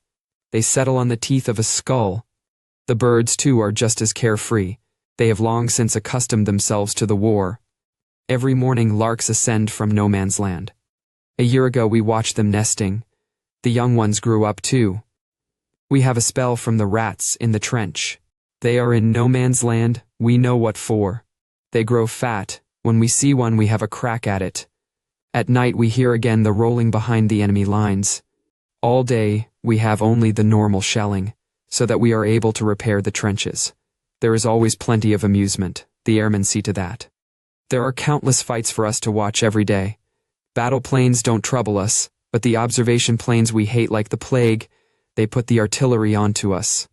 A few minutes after they appear, shrapnel and high explosives begin to drop on us. We lose 11 men in one day that way, and 5 of them stretcher bearers. 2 are smashed, so that Jordan remarks you could scrape them off the wall of the trench with a spoon and bury them in a mess tin. Another has the lower part of his body and his legs torn off. Dead, his chest leans against the side of the trench. His face is lemon yellow, in his beard still burns a cigarette. It glows until it dies out on his lips. We put the dead in a large shell hole. So far there are 3 layers, one on top of the other. Suddenly the shelling begins to pound again. Soon we are sitting up once more with the rigid tenseness of blank anticipation. Attack, counterattack, charge, repulse. These are words, but what things they signify. We have lost a good many men, mostly recruits. Reinforcements have again been sent up to our sector. They are one of the new regiments, composed almost entirely of young fellows just called up. They have had hardly any training, and are sent into the field with only a theoretical knowledge. They do know what a hand grenade is, it is true, but they have very little idea of cover, and what is most important of all, have no eye for it. A fold in the ground has to be quite 18 inches high before they can see it. Although we need reinforcement, the recruits give us almost more trouble than they are worth. They are helpless in this grim fighting area. They fall like flies. Modern trench warfare demands knowledge and experience. A man must have a feeling for the contours of the ground, an ear for the sound and character of the shells, must be able to decide beforehand where they will drop, how they will burst, and how to shelter from them. The young recruits, of course, know none of these things. They get killed simply because they hardly can tell shrapnel from high explosive. They are mown down because they are listening anxiously to the roar of the big coal boxes falling in the rear, and miss the light, piping whistle of the low-spreading daisy cutters. They flock together like sheep instead of scattering, and even the wounded are shot down like hares by the airmen. Their pale turnip faces, their pitiful clenched hands, the fine courage of these poor devils, the desperate charges and attacks made by the poor brave wretches, who are so terrified that they dare not cry out loudly, but with battered chests, with torn bellies, arms and legs only whimper softly for their mothers, and cease as soon as one looks at them. Their sharp, downy, dead faces have the awful expressionlessness of dead children. It brings a lump into the throat to see how they go over, and run, and fall. A man would like to spank them, they are so stupid, and to take them by the arm and lead them away from here where they have no business to be. They wear gray coats and trousers and boots, but for most of them the uniform is far too big. It hangs on their limbs, their shoulders are too narrow, their bodies too slight. No uniform was ever made to these childish measurements. Between 5 and 10 recruits fall to every old hand. A surprise gas attack carries off a lot of them. They have not yet learned what to do. We found one dugout full of them, with blue heads and black lips. Some of them in a shell hole took off their masks too soon. They did not know that the gas lies longest in the hollows. When they saw others on top without masks, they pulled theirs off too, and swallowed enough to scorch their lungs. Their condition is hopeless. They choke to death with hemorrhages and suffocation. In one part of the trench I suddenly run into Himmelstoss. We dive into the same dugout. Breathless, we are all lying one beside the other, waiting for the charge. When we run out again, although I am very excited, I suddenly think, where's Himmelstoss? Quickly I jump back into the dugout and find him with a small scratch lying in a corner pretending to be wounded. His face looks sullen. He is in a panic, he is new to it too. But it makes me mad that the young recruits should be out there and he here. Get out, I spit. He does not stir, his lips quiver, his mustache twitches. Out, I repeat. He draws up his legs, crouches back against the wall, and shows his teeth like a cur. I seize him by the arm and try to pull him up. He barks. That is too much for me. I grab him by the neck and shake him like a sack. His head jerks from side to side. You lump, will you get out, you hound, you skunk? Sneak out of it, would you? His eye becomes glassy. I knock his head against the wall, you cow. I kick him in the ribs, you swine. I push him toward the door and shove him out head first. Another wave of our attack has just come up. A lieutenant is with them. He sees us and yells, Forward, forward, join in, follow. and the word of command does what all my banging could not. Himmelstas hears the order, looks round him as if awakened, and follows on. I come after and watch him go over. Once more he is the smart Himmelstas of the parade ground. He has even outstripped the lieutenant, and is far ahead. Bombardment, barrage, curtain fire, mines, gas, tanks, machine guns, hand grenades, words, but they hold the horror of the world. Our faces are encrusted, our thoughts are devastated. We are weary to death. When the attack comes, we shall have to strike many of the men with our fists to waken them and make them come with us. Our eyes are burnt. Our hands are torn. Our knees bleed. Our elbows are raw. How long has it been? Weeks, months, years? Only days. We see time pass in the colorless faces of the dying. We cram food into us. We run, we throw, we shoot, we kill, we lie about. We are feeble and spent. And nothing supports us but the knowledge that there are still feebler, still more spent, still more helpless ones there, who with staring eyes look upon us as gods that escape death many times. In the few hours of rest we teach them. There, see that waggle top? That's a mortar coming. Keep down, it will go clean over. But if it comes this way, then run for it. You can run from a mortar. We sharpen their ears to the malicious, hardly audible buzz of the smaller shells that are not easily distinguishable. They must pick them out from the general din by their insect-like hum. We explain to them that these are far more dangerous than the big ones that can be heard long beforehand. We show them how to take cover from aircraft, how to simulate a dead man when one is overrun in an attack, how to time hand grenades so that they explode half a second before hitting the ground. We teach them to fling themselves into holes as quick as lightning before the shells with instantaneous fuses. We show them how to clean up a trench with a handful of bombs. We explain the difference between the fuse length of the enemy bombs and our own. We put them wise to the sound of gas shells. Show them all the tricks that can save them from death. They listen, they are docile, but when it begins again, in their excitement they do everything wrong. Hyaestus drags off with a great wound in his back, through which the lung pulses at every breath. I can only press his hand. It's all up, Paul. He groans and he bites his arm because of the pain. We see men living with their skulls blown open. We see soldiers run with their 2 feet cut off. They stagger on their splintered stumps into the next shell hole. A lance corporal crawls 1.5 miles on his hands, dragging his smashed knee after him. Another goes to the dressing station and over his clasped hands bulge his intestines. We see men without mouths, without jaws, without faces. We find one man who has held the artery of his arm in his teeth for 2 hours in order not to bleed to death. The sun goes down, night comes, the shells whine, life is at an end. Still the little piece of convulsed earth in which we lie is held. We have yielded no more than a few hundred yards of it as a prize to the enemy. But on every yard there lies a dead man. We have just been relieved. The wheels roll beneath us. We stand dully, and when the call mindwire comes, we bend our knees. It was summer when we came up. The trees were still green. Now it is autumn and the night is gray and wet. The lorries stop, we climb out, a confused heap, a remnant of many names. On either side stand people, dark, calling out the numbers of the brigades, the battalions. And at each call a little group separates itself off, a small handful of dirty, pallid soldiers, a dreadfully small handful, and a dreadfully small remnant. Now someone is calling the number of our company. It is, yes, the company commander. He has come through then. His arm is in a sling. We go over to him and I recognize Kat and Albert. We stand together, lean against each other, and look at one another. And we hear the number of our company called again and again. He will call a long time. They do not hear him in the hospitals and shell holes. Once again, second company this way. And then more softly, nobody else, second company.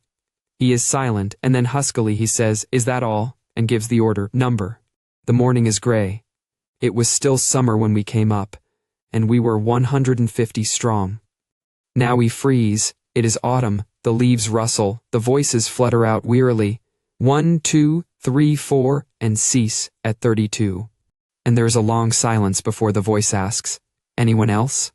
and waits and then says softly, "In squads," and then breaks off and is only able to finish second company with difficulty.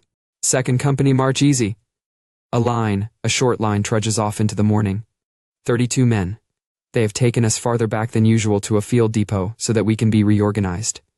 Our company needs more than 100 reinforcements. In the meantime, when we are off duty, we loaf around. After a couple of days, Himmelstas comes up to us. He has had the bounce knocked out of him since he has been in the trenches and wants to get on good terms with us. I am willing, because I saw how he brought Hay Westus in when he was hit in the back. Besides, he's decent enough to treat us in the canteen when we are out of funds. Only Chayden is still reserved and suspicious.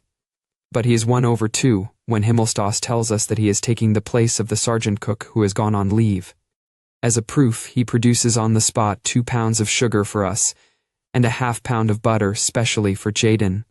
He even sees to it that we are detailed the next 2 or 3 days to the cookhouse for potato and turnip peeling. The grub he gives us there is real officer's fare. Thus, momentarily, we have the 2 things a soldier needs for contentment, good food and rest. That's not much when one comes to think of it. A few years ago we would have despised ourselves terribly. But now we are almost happy. It is all a matter of habit, even the front line. Habit is the explanation of why we seem to forget things so quickly. Yesterday we were under fire. Today we act the fool and go foraging through the countryside. Tomorrow we go up to the trenches again. We forget nothing really. But so long as we have to stay here in the field, the front line days, when they are past, sink down in us like a stone. They are too grievous for us to be able to reflect on them at once. If we did that, we should have been destroyed long ago. I soon found out this much: terror can be endured so long as a man simply ducks, but it kills if a man thinks about it. Just as we turn into animals when we go up to the line, because that is the only thing which brings us through safely, so we turn into wags and loafers when we are resting. We can do nothing else, it is a sheer necessity. We want to live at any price, so we cannot burden ourselves with feelings which, though they might be ornamental enough in peacetime, would be out of place here. Kemmerich is dead. Hay Westus is dying. They will have a job with Hans Kramer's body at the Judgment Day, piecing it together after a direct hit.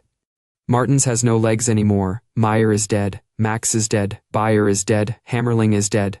There are 120 wounded men lying somewhere or other. It is a damnable business, but what has it to do with us now we live? If it were possible for us to save them, then it would be seen how much we cared. We would have a shot at it, though we went under ourselves, for we can be damned quixotic when we like. Fear, we do not know much about. Terror of death, yes, but that is a different matter. That is physical. But our comrades are dead. We cannot help them. They have their rest, and who knows what is waiting for us. We will make ourselves comfortable and sleep, and eat as much as we can, stuff into our bellies and drink and smoke so that hours are not wasted. Life is short. The terror of the front sinks deep down when we turn our backs upon it. We make grim, coarse jests about it. When a man dies, then we say he has nipped off his turd. And so we speak of everything that keeps us from going mad. As long as we take it that way, we maintain our own resistance. But we do not forget. It's all rot that they put in the war news about the good humor of the troops, how they are arranging dances almost before they are out of the front line. We don't like that because we are in a good humor. We are in a good humor because otherwise we should go to pieces. Even so, we cannot hold out much longer. Our humor becomes more bitter every month. And this I know. All these things that now, while we are still in the war, sink down in us like a stone, after the war shall waken again. And then shall begin the disentanglement of life and death. The days, the weeks, the years out here shall come back again, and our dead comrades shall then stand up again and march with us. Our heads shall be clear, we shall have a purpose, and so we shall march. Our dead comrades beside us, the years at the front behind us, against whom? Against whom? Some time ago there was an army theater in these parts. Colored posters of the performances are still sticking on a hoarding. With wide eyes Crop and I stand in front of it. We can hardly credit that such things still exist. A girl in a light summer dress, with a red patent leather belt about her hips. She is standing with one hand on a railing, and with the other she holds a straw hat. She wears white stockings and white shoes, fine buckle shoes with high heels. Behind her smiles the blue sea with white horses. At the side is a bright bay. She is a lovely girl, with a delicate nose, red lips and slender legs, wonderfully clean and well cared for. She certainly baths twice a day, and never has any dirt under her nails. At most, perhaps a bit of sand from the beach. Beside her stands a man in white trousers, a blue jacket, and sailor's cap, but he interests us much less. The girl on the poster is a wonder to us. We have quite forgotten that there are such things, and even now we hardly believe our eyes. We have seen nothing like it for years, nothing like it for happiness, beauty, and joy. That is peacetime. That is as it should be. We feel excited. Just look at those thin shoes, though. She couldn't march many miles in those, I say, and then begin to feel silly, for it is absurd to stand in front of a picture like this and think of nothing but marching. How old would she be? Crop asks. About 22 at the most, I hazard. Then she would be older than us. She is not more than 17, let me tell you. It gives us goose flesh. That would be good, Albert, what do you think? He nods. I have some white trousers at home, too. White trousers, say I, but a girl like that. We look askance at one another. There's not much to boast of here, too ragged, stained, and dirty uniforms. It is hopeless to compete. So we proceed to tear the young man with the white trousers off the hoarding, taking care not to damage the girl. That is something toward it. We could go and get deloused anyway, Crop then suggests. I am not very enthusiastic because it doesn't do one's clothes any good, and a man is lousy again inside 2 hours. But when we have considered the picture once more, I declare myself willing. I go even farther. We might see if we could get a clean shirt as well. Socks might be better, says Albert, not without reason. Yes, socks too, perhaps. Let's go and explore a bit. Then Lear and Chayden stroll up. They look at the poster and immediately the conversation becomes smutty. Lear was the first of our class to have intercourse, and he gave stirring details of it. After his fashion, he enjoys himself over the picture, and Chayden supports him nobly. It does not distress us, exactly. Who isn't smutty is no soldier. It merely does not suit us at the moment, so we edge away and march off to the delousing station with the same feeling as if it were a swell gentleman's outfitters. The houses in which we are billeted lie near the canal. On the other side of the canal there are ponds flanked with poplars. On the other side of the canal there are women too. The houses on our side have been abandoned. On the other side, though, one occasionally sees inhabitants.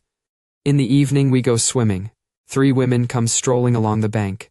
They walk slowly and don't look away, although we have no bathing suits. Lear calls out to them. They laugh and stop to watch us. We fling remarks at them in broken French, anything that comes into our heads, hastily and all jumbled together, anything to detain them. They are not specially wonderful pieces, but then where are such to be had about here? There is one slim little brunette. Her teeth gleam when she laughs. She has quick movements. Her dress swings loosely about her legs. Although the water is cold, we are very jovial and do our best to interest them so that they will stay. We try to make jokes and they answer with things we cannot understand. We laugh and beckon. Chayden is more crafty. He runs into the house, gets a loaf of army bread, and holds it up. That produces a great effect. They nod and beckon us to come over, but we don't dare to do that. It is forbidden to cross to the opposite bank. There are sentries on all the bridges. It's impossible without a pass. So we indicate that they should come over to us, but they shake their heads and point to the bridge. They are not allowed to pass either. They turn back and walk slowly down the canal, keeping along the towpath all the way. We accompany them swimming. After a few hundred yards, they turn off and point to a house that stands a little distance away among the trees and shrubbery. Lear asks if they live there. They laugh. Sure, that's their house. We call out to them that we would like to come, sometime when the guards cannot see us. At night. Tonight. They raise their hands, put them together, rest their faces on them, and shut their eyes. They understand. The slim brunette does a 2-step. The blonde girl twitters. Bread good. Eagerly we assure them that we will bring some with us. And other tasty bits too. We roll our eyes and try to explain with our hands. Lear nearly drowns trying to demonstrate a sausage. If it were necessary we would promise them a whole quartermaster's store. They go off and frequently turn and look back.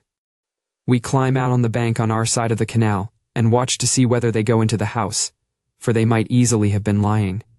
Then we swim back. No one can cross the bridge without leave, so we will simply have to swim over tonight. We are full of excitement. We cannot last out without a drink, so we go to the canteen where there is beer and a kind of punch. We drink punch and tell one another lying tales of our experiences. Each man gladly believes the other man's story, only waiting impatiently till he can cap it with a taller one. Our hands are fidgety. We smoke countless cigarettes, until Krop says, we might as well take them a few cigarettes too. So we put some inside our caps to keep them. The sky turns apple green. There are 4 of us, but only 3 can go. We must shake off Jodin, so ply him with rum and punch until he rocks. As it turns dark, we go to our billets, Jadin in the center. We are glowing and full of a lust for adventure. The little brunette is mine. We've settled all that. Jadin drops on his sack of straw and snores. Once he wakes up and grins so craftily that we are alarmed and begin to think he is cheating, and that we have given him the punch to no purpose. Then he drops back again and sleeps on. We each get hold of a whole army loaf and wrap it up in newspaper. The cigarettes we put in too, as well as 3 good rations of liver sausage that were issued to us this evening. That makes a decent present. We stow the things carefully in our boots. We have to take them to protect our feet against treading on wire and broken glass on the other bank. As we must swim for it, we can take no other clothes. But it is not far and quite dark. We make off with our boots in our hands. Swiftly, we slip into the water, lie on our backs and swim, holding the boots with their contents up over our heads. We climb out carefully on the opposite bank, take out the packages and put on our boots. We put the things under our arms. And so, all wet and naked, clothed only in our boots, we break into a trot. We find the house at once. It lies among the trees. Lear trips over a root and skins his elbows. No matter, he says gaily. The windows are shuttered. We slip round the house and try to peer through the cracks. Then we grow impatient. Suddenly Krop hesitates. What if there's a major with them? Then we just clear off, grins Lear. He can try to read our regimental numbers here, and smacks his behind. The door of the courtyard stands open. Our boots make a great clatter. The house door opens, a chink of light shines through, and a woman cries out in a scared voice. Shh, shh, camarade bon ami, we say, and show our packages protestingly. The other 2 are now on the scene. The door opens and the light floods over us. They recognize us, and all 3 burst into laughter at our appearance. They rock and sway in the doorway. They laugh so much. How supple their movements are. A moment, they disappear and throw us bits of clothing which we gladly wrap round ourselves. Then we are allowed in. A small lamp burns in their room, which is warm and smells a little of perfume. We unwrap our parcels and hand them over to the women. Their eyes shine. It is obvious that they are hungry. Then we all become rather embarrassed. Lear makes the gestures of eating, and then they come to life again and bring out plates and knives and fall to on the food. And they hold up every slice of livered sausage and admire it before they eat it, and we sit proudly by. They overwhelm us with their chatter. We understand very little of it, but we listen, and the words sound friendly. No doubt we all look very young. The little brunette strokes my hair and says what all French women say, La guerre, grand malheur pauvre garance. I hold her arm tightly and press my lips into the palm of her hand. Her fingers close round my face. Close above me are her bewildering eyes, the soft brown of her skin and her red lips. Her mouth speaks words I do not understand. Nor do I fully understand her eyes. They seem to say more than we anticipated when we came here. There are other rooms adjoining. In passing I see Lear. He has made a great hit with the blonde. He's an old hand at the game. But I am lost in remoteness, in weakness, and in a passion to which I yield myself trustingly. My desires are strangely compounded of yearning and misery. I feel giddy. There is nothing here that a man can hold on to. We have left our boots at the door. They have given us slippers instead.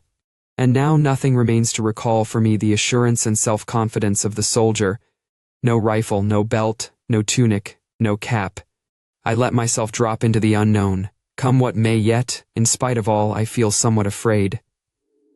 The little brunette contracts her brows when she is thinking, but when she talks they are still, and often sound does not quite become a word but suffocates, or floats away over me half-finished, an arch, a pathway, a comet. What have I known of it? What do I know of it?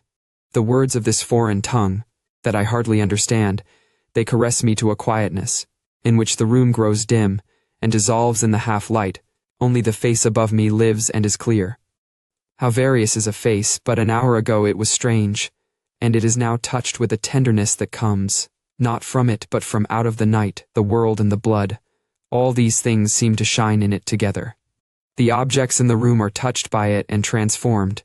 They become isolated, and I feel almost awed at the sight of my clear skin when the light of the lamp falls upon it, and the cool brown hand passes over it. How different this is from the conditions in the soldiers' brothels, to which we are allowed to go, and where we have to wait in long queues. I wish I never thought of them, but desire turns my mind to them involuntarily, and I am afraid, for it might be impossible ever to be free of them again. But then I feel the lips of the little brunette and press myself against them. My eyes close. I want it all to fall from me, war and terror and grossness. In order to awaken young and happy, I think of the picture of the girl on the poster, and for a moment believe that my life depends on winning her. And if I press ever deeper into the arms that embrace me, perhaps a miracle may happen. So, after a time, we find ourselves reassembled again. Lear is in high spirits. We pull on our boots and take our leave warmly. The night air cools our hot bodies. The rustling poplars loom large in the darkness. The moon floats in the heavens and in the waters of the canal. We do not run, we walk beside one another with long strides. That was worth a ration loaf, says Lear. I cannot trust myself to speak. I am not in the least happy. Then we hear footsteps and dodge behind a shrub. The steps come nearer, close by us. We see a naked soldier, in boots, just like ourselves. He has a package under his arm and gallops onward. It is Jodin in full course. He has disappeared already. We laugh. In the morning he will curse us. Unobserved, we arrive again at our sacks of straw. I am called to the orderly room. The company commander gives me a leave pass and a travel pass and wishes me a good journey. I look to see how much leave I have got. 17 days, 14 days leave and 3 days for traveling. It is not enough, and I ask whether I cannot have 5 days for traveling. Bertink points to my pass. There I see that I am not to return to the front immediately. After my leave I have to report for a course of training to a camp on the moors. The others envy me. Kat gives me good advice and tells me I ought to try to get a base job. If you're smart, you'll hang on to it. I would rather not have gone for another 8 days. We are to stay here that much longer, and it is good here.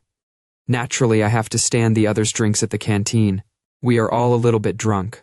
I become gloomy. I will be away for 6 weeks. That is lucky, of course. But what may happen before I get back? Shall I meet all these fellows again? Already Hay and Kemmerich have gone. Who will the next be? As we drink, I look at each of them in turn. Albert sits beside me and smokes. He is cheerful. We have always been together. Opposite squats Kat, with his drooping shoulders, his broad thumb. And calm voice Muller with the projecting teeth and the booming laugh. Jaden with his mousy eyes, Lear who has grown a full beard and looks at least 40. Over us hangs a dense cloud of smoke. Where would a soldier be without tobacco? The canteen is his refuge, and beer is far more than a drink. It is a token that a man can move his limbs and stretch in safety. We do it ceremonially. We stretch our legs out in front of us and spit deliberately. That is the only way. How it all rises up before a man when he is going away the next morning. At night we go again to the other side of the canal. I am almost afraid to tell the little brunette that I am going away. And when I return we will be far from here, we will never see one another again. But she merely nods and takes no special notice. At first I am at a loss to understand. Then it suddenly dawns on me. Yes, Lear is right. If I were going up to the front, then she would have called me again, pauvre garçon, but merely going on leave. She does not want to hear about that. That is not nearly so interesting. May she go to the devil with her chattering talk. A man dreams of a miracle and wakes up to loaves of bread. Next morning, after I have been deloused, I go to the railhead. Albert and Kat come with me. At the halt we learn that it will be a couple of hours yet before the train leaves. The other two have to go back to duty. We take leave of one another. Good luck, Kat. Good luck, Albert. They go off and wave once or twice. Their figures dwindle. I know their every step and movement. I would recognize them at any distance. Then they disappear. I sit down on my pack and wait. Suddenly I become filled with a consuming impatience to be gone. I lie down on many a station platform. I stand before many a soup kitchen. I squat on many a bench. Then at last, the landscape becomes disturbing, mysterious, and familiar. It glides past the western windows with its villages, their thatched roofs like caps, pulled over the whitewashed, half-timbered houses, its cornfields, gleaming like mother of pearl in the slanting light, its orchards, its barns and old lime trees. The names of the stations begin to take on meaning and my heart trembles. The train stamps and stamps onward. I stand at the window and hold on to the frame. These names mark the boundaries of my youth. Smooth meadows, fields, farmyards. A solitary team moves against the skyline along the road that runs parallel to the horizon, a barrier, before which peasants stand waiting, girls waving, children playing on the embankment. Roads, leading into the country, smooth roads without artillery. It is evening, and if the train did not rattle, I should cry out. The plain unfolds itself. In the distance, the soft blue silhouette of the mountain ranges begins to appear. I recognize the characteristic outline of the Dolbenberg, a jagged comb, springing up precipitously from the limits of the forests. Behind it should lie the town. But now the sun streams through the world, dissolving everything in its golden red light. The train swings round one curve and then another.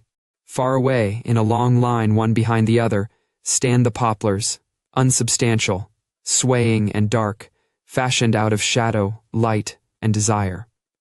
The field swings round as the train encircles it, and the intervals between the trees diminish.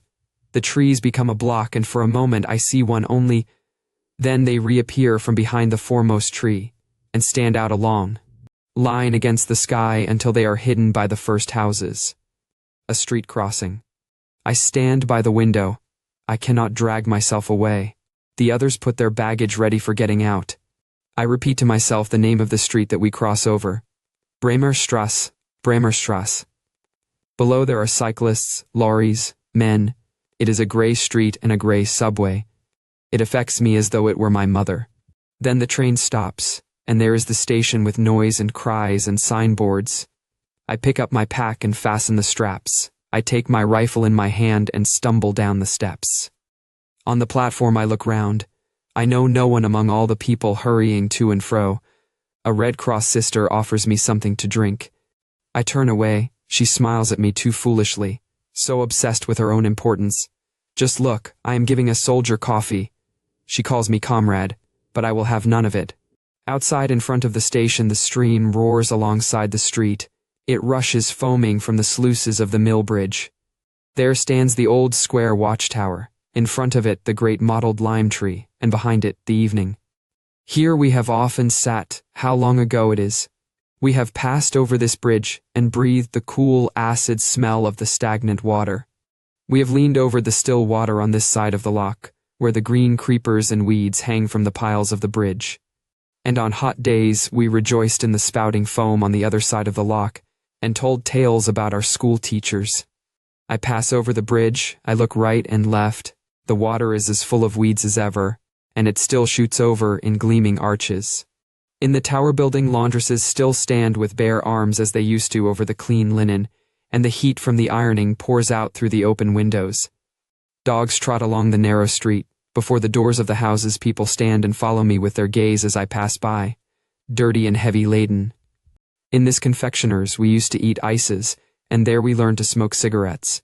Walking down the street I know every shop, the grocers, the chemists, the bakers. Then at last I stand before the brown door with its worn latch, and my hand grows heavy. I open the door and a strange coolness comes out to meet me. My eyes are dim. The stairs creak under my boots. Upstairs a door rattles. Someone is looking over the railing. It is the kitchen door that was opened. They are cooking potato cakes. The house reeks of it. And today, of course, is Saturday. That will be my sister leaning over. For a moment I am shy and lower my head. Then I take off my helmet and look up. Yes, it is my eldest sister. Paul, she cries. Paul. I nod. My pack bumps against the banisters. My rifle is so heavy. She pulls a door open and calls, Mother, Mother, Paul is here. I can go no further, Mother, Mother, Paul is here. I lean against the wall and grip my helmet and rifle. I hold them as tight as I can, but I cannot take another step. The staircase fades before my eyes. I support myself with the butt of my rifle against my feet and clench my teeth fiercely, but I cannot speak a word. My sister's call has made me powerless. I can do nothing. I struggle to make myself laugh, to speak, but no word comes, and so I stand on the steps, miserable, helpless, paralyzed. And against my will, the tears run down my cheeks. My sister comes back and says, "Why, what is the matter?" Then I pull myself together and stagger onto the landing. I lean my rifle in a corner. I set my pack against the wall, place my helmet on it and fling down my equipment and baggage. Then I say fiercely, "Bring me a handkerchief." She gives me one from the cupboard and I dry my face. Above me on the wall hangs the glass case with the colored butterflies that once I collected. Now I hear my mother's voice. It comes from the bedroom. "Is she in bed?" I ask my sister. "She is ill," she replies. I go into her, give her my hand and say as calmly as I can, "Here I am, Mother." She lies still in the dim light. Then she asks anxiously, "Are you wounded?" And I feel her searching glance. "No, I have got leave." My mother is very pale. I am afraid to make a light. "Here I lie now," says she, and cry instead of being glad. "Are you sick, Mother?" I ask. "I am going to get up a little today," she says and turns to my sister, who is continually running to the kitchen to watch that the food does not burn, and put out that jar of preserved whortleberries. "You like that, don't you?" she asks me. "Yes, Mother, I haven't had any for a long time." "We might almost have known you were coming," laughs my sister. "There is just your favorite dish, potato cakes, and even whortleberries to go with them too. And it is Saturday," I add. "Sit here beside me," says my mother.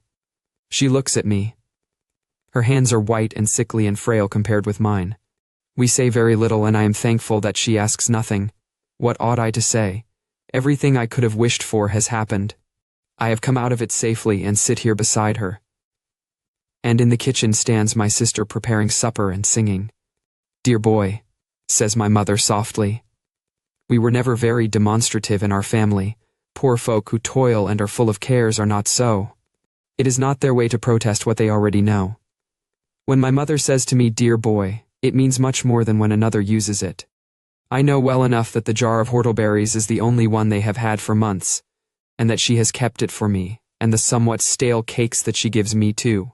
She must have got them cheap some time and put them all by for me. I sit by her bed, and through the window the chestnut trees in the beer garden opposite glow in brown and gold. I breathe deeply and say over to myself, 'You are at home, you are at home.' But a sense of strangeness will not leave me. I cannot feel at home amongst these things.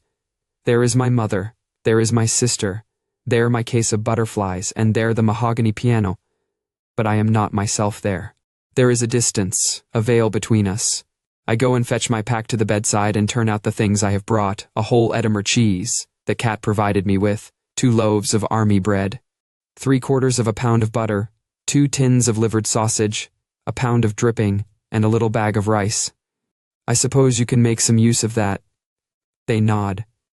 "Is it pretty bad for food here?" I inquire. "Yes, there's not much. Do you get enough out there?"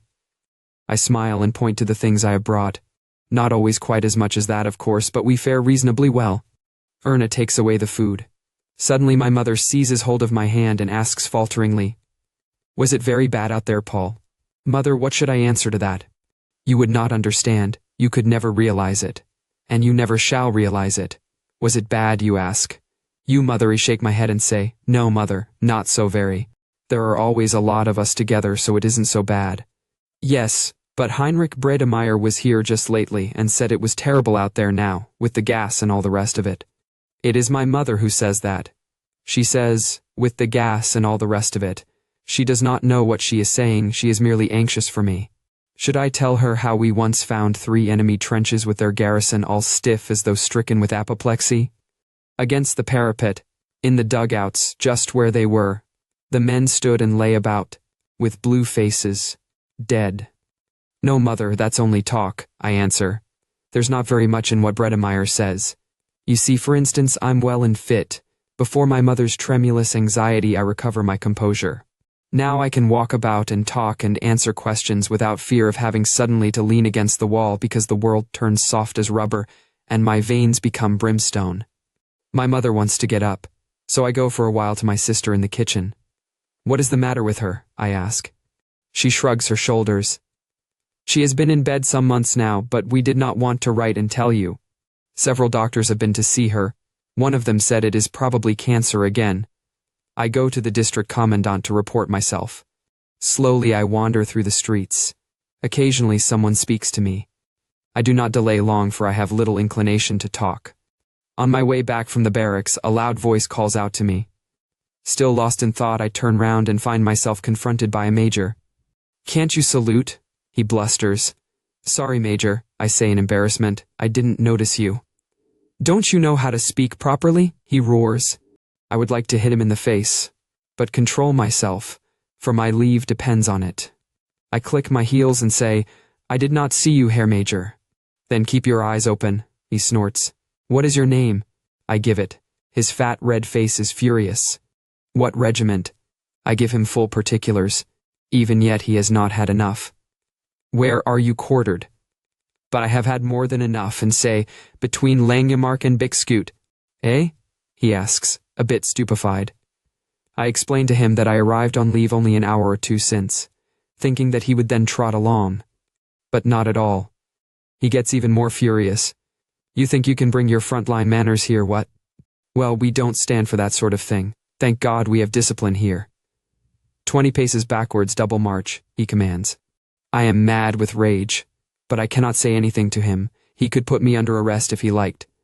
So I double back and then march up to him. 6 paces from him, I spring to a stiff salute and maintain it until I am 6 paces beyond him. He calls me back again and affably gives me to understand that for once he is pleased to put mercy before justice. I pretend to be duly grateful. "Now dismiss," he says. I turn about smartly and march off. That ruins the evening for me. I go back home and throw my uniform into a corner. I had intended to change it in any case. Then I take out my civilian clothes from the wardrobe and put them on. I feel awkward. The suit is rather tight and short. I have grown in the army. Collar and tie give me some trouble.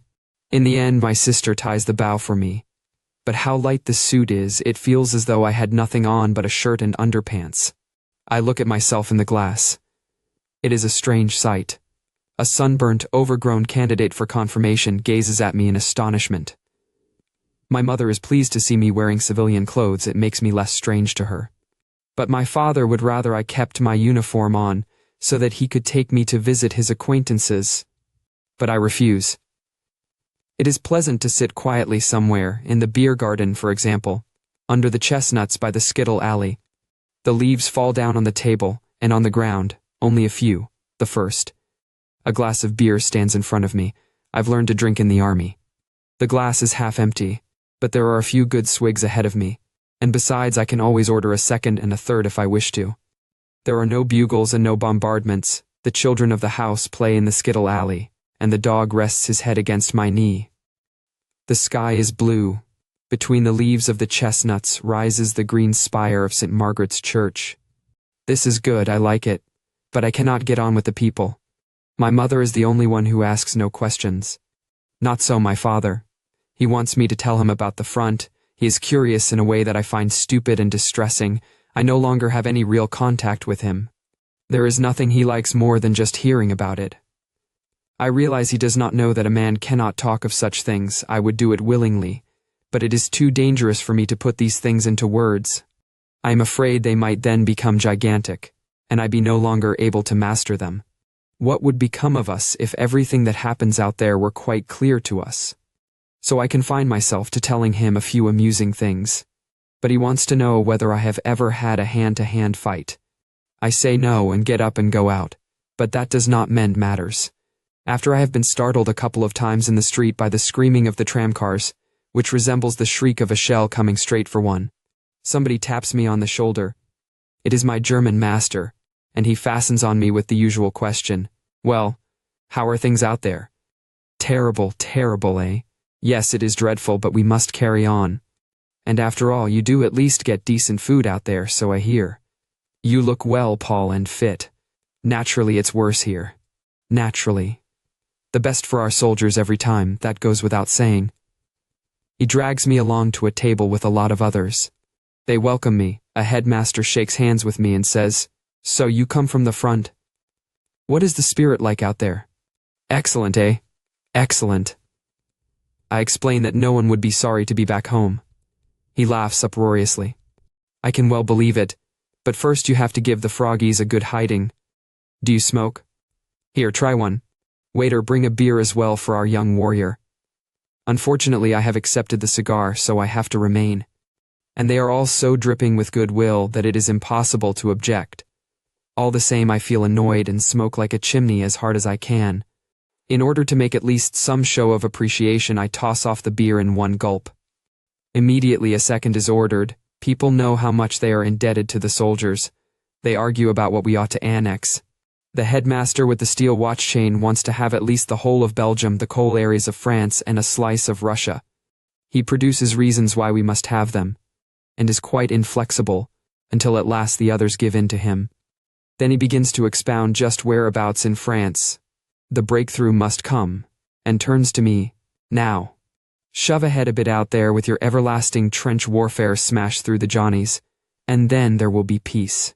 I reply that in our opinion, a breakthrough may not be possible. The enemy may have too many reserves. Besides, the war may be rather different from what people think. He dismisses the idea loftily and informs me I know nothing about it. "The details, yes," says he, "but this relates to the whole, and of that you are not able to judge. You see only your little sector, and so cannot have any general survey. You do your duty, you risk your lives, that deserves the highest honor. Every man of you ought to have the Iron Cross. But first of all, the enemy line must be broken through in Flanders and then rolled up from the top." He blows his nose and wipes his beard. "Completely rolled up they must be from the top to the bottom, and then to Paris." I would like to know just how he pictures it to himself, and pour the third glass of beer into me. Immediately he orders another, but I break away. He stuffs a few more cigars into my pocket and sends me off with a friendly slap. "All of the best. I hope we will soon hear something worthwhile from you." I imagined leave would be different from this. Indeed, it was different a year ago. It is I, of course, that have changed in the interval. There lies a gulf between that time and today. At that time, I still knew nothing about the war. We had only been in quiet sectors, but now I see that I have been crushed without knowing it. I find I do not belong here anymore. It is a foreign world. Some of these people ask questions, some ask no questions. But one can see that the latter are proud of themselves for their silence. They often say with a wise air that these things cannot be talked about. They plume themselves on it. I prefer to be alone, so that no one troubles me. For they all come back to the same thing, how badly it goes and how well it goes.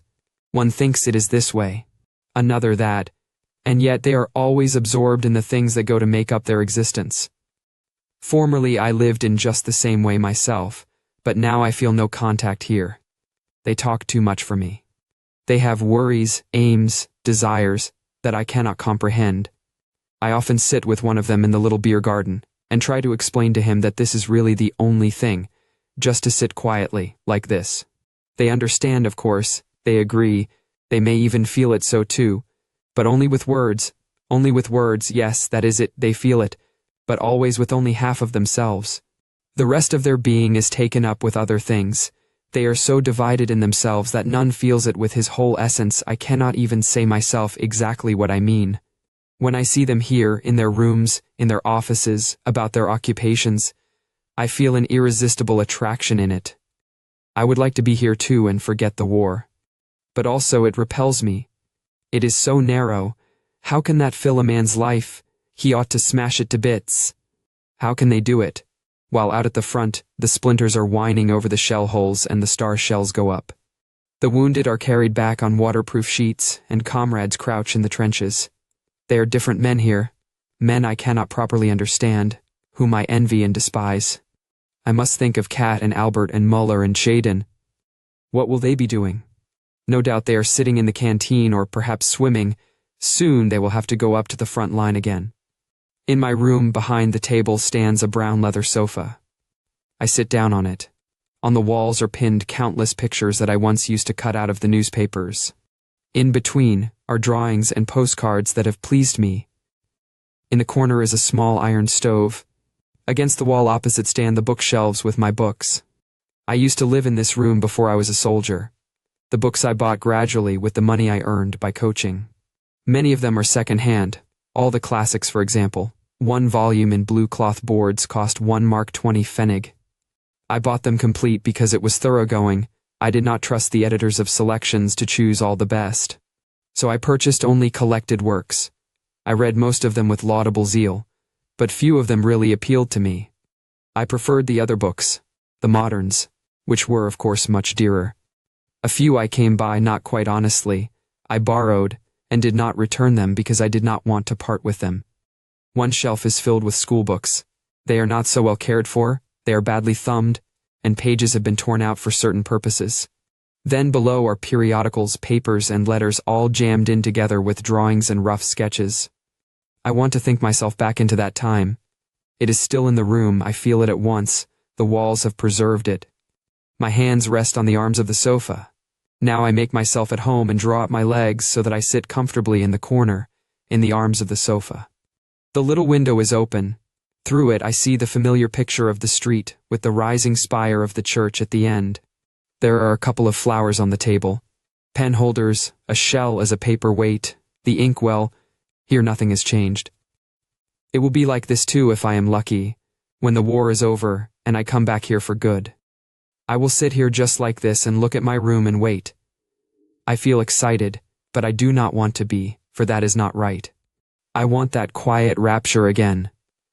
I want to feel the same powerful nameless urge that I used to feel when I turned to my books. The breath of desire that then arose from the colored backs of the books shall fill me again, melt the heavy, dead lump of lead that lies somewhere in me, and waken again the impatience of the future, the quick joy in the world of thought. It shall bring back again the lost eagerness of my youth. I sit and wait. It occurs to me that I must go and see Kemmerich's mother. I might visit Mittelstadt too. He should be at the barracks. I look out of the window. Beyond the picture of the sunlit street appears a range of hills, distant and light. It changes to a clear day in autumn, and I sit by the fire with Kat and Albert, and eat potatoes baked in their skins. But I do not want to think of that. I sweep it away. The room shall speak. It must catch me up and hold me. I want to feel that I belong here. I want to hearken and know when I go back to the front that the war will sink down, be drowned utterly in the great homecoming tide. Know that it will then be past forever, and not gnaw us continually, that it will have none but an outward power over us. The backs of the books stand in rows. I know them all still. I remember arranging them in order. I implore them with my eyes. Speak to me, take me up. Take me, life of my youth, you who are carefree, beautiful, receive me again. I wait, I wait. Images float through my mind, but they do not grip me. They are mere shadows and memories. Nothing. My disquietude grows. A terrible feeling of foreignness suddenly rises up in me. I cannot find my way back. I am shut out though I entreat earnestly and put forth all my strength. Nothing stirs, listless and wretched. Like a condemned man, I sit there. And the past withdraws itself. And at the same time I fear to importune it too much, because I do not know what might happen then. I am a soldier, I must cling to that. Wearily I stand up and look out of the window. Then I take one of the books intending to read and turn over the leaves. But I put it away and take out another. There are passages in it that have been marked. I look, turn over the pages, take up fresh books. Already they are piled up beside me. Speedily more join the heap. Papers, magazines, letters. I stand there dumb, as before a judge, dejected. Words, they do not reach me. Slowly I place the books back in the shelves. Nevermore. Quietly I go out of the room. Still I do not give up hope. I do not indeed go to my room anymore, but comfort myself with the thought that a few days are not enough to judge by. Afterwards, later on, there is plenty of time for that. So I go over to see Mittelstadt in the barracks, and we sit in his room. There is an atmosphere about it that I do not like but with which I am quite familiar. Mittelstadt has some news ready for me that electrifies me on the spot. He tells me Kantorek has been called up as a territorial. Just think of it, says he, and takes out a couple of good cigars. I come back here from the hospital and bump right into him. He stretches out his paw to me and bleats, "Hullo Mittelstadt, how are you?" I look at him and say, "Territorial Kantorek, business is business and schnapps is schnapps, you ought to know that well enough. Stand to attention when you speak to a superior officer." You should have seen his face, a cross between a dud and a pickled cucumber. He tried once again to chum up, so I snubbed him a bit harder. Then he brought up his biggest guns and asked confidentially, "Would you like me to use my influence so that you can take an emergency exam?" He was trying to remind me of those things, you know. Then I got mad, and I reminded him of something instead. "Territorial Kantorek, 2 years ago you preached us into enlisting, and among us there was one, Joseph Bäumer, who didn't want to enlist. He was killed 3 months before he would have been called up in the ordinary way. If it had not been for you, he would have lived just that much longer. And now dismiss. You will hear from me later." It was easy to get put in charge of his company. First thing I did was to take him to the stores and fit him out with suitable equipment. You will see in a minute. We go to the parade ground. The company has fallen in. Mittelstadt stands them at ease and inspects. Then I see Kantorek and am scarcely able to stifle my laughter. He is wearing a faded blue tunic. On the back and in the sleeves there are big dark patches. The tunic must have belonged to a giant. The black worn breeches are just as much too short, they reach barely halfway down his calf. The boots, tough old clodhoppers, with turned-up toes and laces at the side, are much too big for him. But as a compensation, the cap is too small. A terribly dirty, mean little pillbox. The whole rig-out is just pitiful. Mittelstadt stops in front of him. "Territorial Kantorek, do you call those buttons polished? You seem as though you can never learn." "Inadequate, Kantorek, quite inadequate. It makes me bubble with glee." In school, Kantorek used to chasten Mittelstadt with exactly the same expression, inadequate. Mittelstadt, quite inadequate. Mittelstadt continues to upbraid him. "Look at Bäumer now, there's a model for you to learn from." I can hardly believe my eyes. Bäumer is there too, Bäumer, our school porter. And he is a model. Kantorek shoots a glance at me as if he would like to eat me. But I grin at him innocently, as though I do not recognize him anymore. Nothing could look more ludicrous than his forage cap and his uniform. And this is the object before whom we used to stand in anguish as he sat up there enthroned at his desk, spearing at us with his pencil for our mistakes in those irregular French verbs with which afterwards we made so little headway in France. That is barely 2 years ago, and now here stands Territorial Kantorek, the spell quite broken, with bent knees, arms like pothooks, unpolished buttons, and that ludicrous rig-out. An impossible soldier. I cannot reconcile this with the menacing figure at the schoolmaster's desk. I wonder what I, the old soldier, would do if this skinful of woe ever dared to say to me again, "Bäumer, give the imperfect of Aller." Then Mittelstadt makes them practice skirmishing, and as a favor appoints Kantorek squad leader. Now in skirmishing, the squad leader has always to keep 20 paces in front of his squad. If the order comes on the march about turn, the line of skirmishers simply turns about, but the squad leader, who now finds himself suddenly 20 paces in the rear of the line, has to rush up at the double and take his position again 20 paces in front of the squad. That makes altogether 40 paces double march. But no sooner has he arrived than the order, "on the march, about turn," comes again, and he once more has to race at top speed another 40 paces to the other side. In this way the squad has merely made the turnabout and a couple of paces, while the squad leader dashes backwards and forwards like a fart on a curtain pole. That is one of Himmelstoss's well-worn recipes. Kantorek can hardly expect anything else from Mittelstadt, for he once messed up the latter's chance of promotion. And Mittelstadt would be a big fool not to make the best of such a good opportunity as this before he goes back to the front again. A man might well die easier after the army has given him just one such stroke of luck. In the meantime, Kantorek is dashing up and down like a wild boar.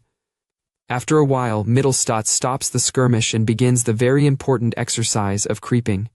On hands and knees, carrying his gun in regulation fashion, Kantorek shoves his absurd figure over the sand immediately in front of us.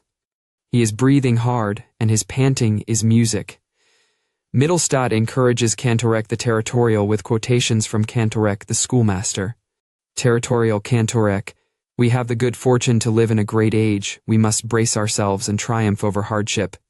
Cantorek sweats and spits out a dirty piece of wood that is lodged in his teeth. Mittelstadt stoops down and says reproachfully, and in the trifles never lose sight of the great adventure, Territorial Cantorek. It amazes me that Cantorek does not explode with a bang, especially when, during physical exercises, Mittelstadt copies him to perfection, seizing him by the seat of his trousers as he is pulling himself up on the horizontal bar so that he can just raise his chin above the beam, and then starts to give him good advice. That is exactly what Cantorek used to do to him at school. The extra fatigues are next detailed off. Cantorek and Bäumer, bread fatigue, take the handcart with you.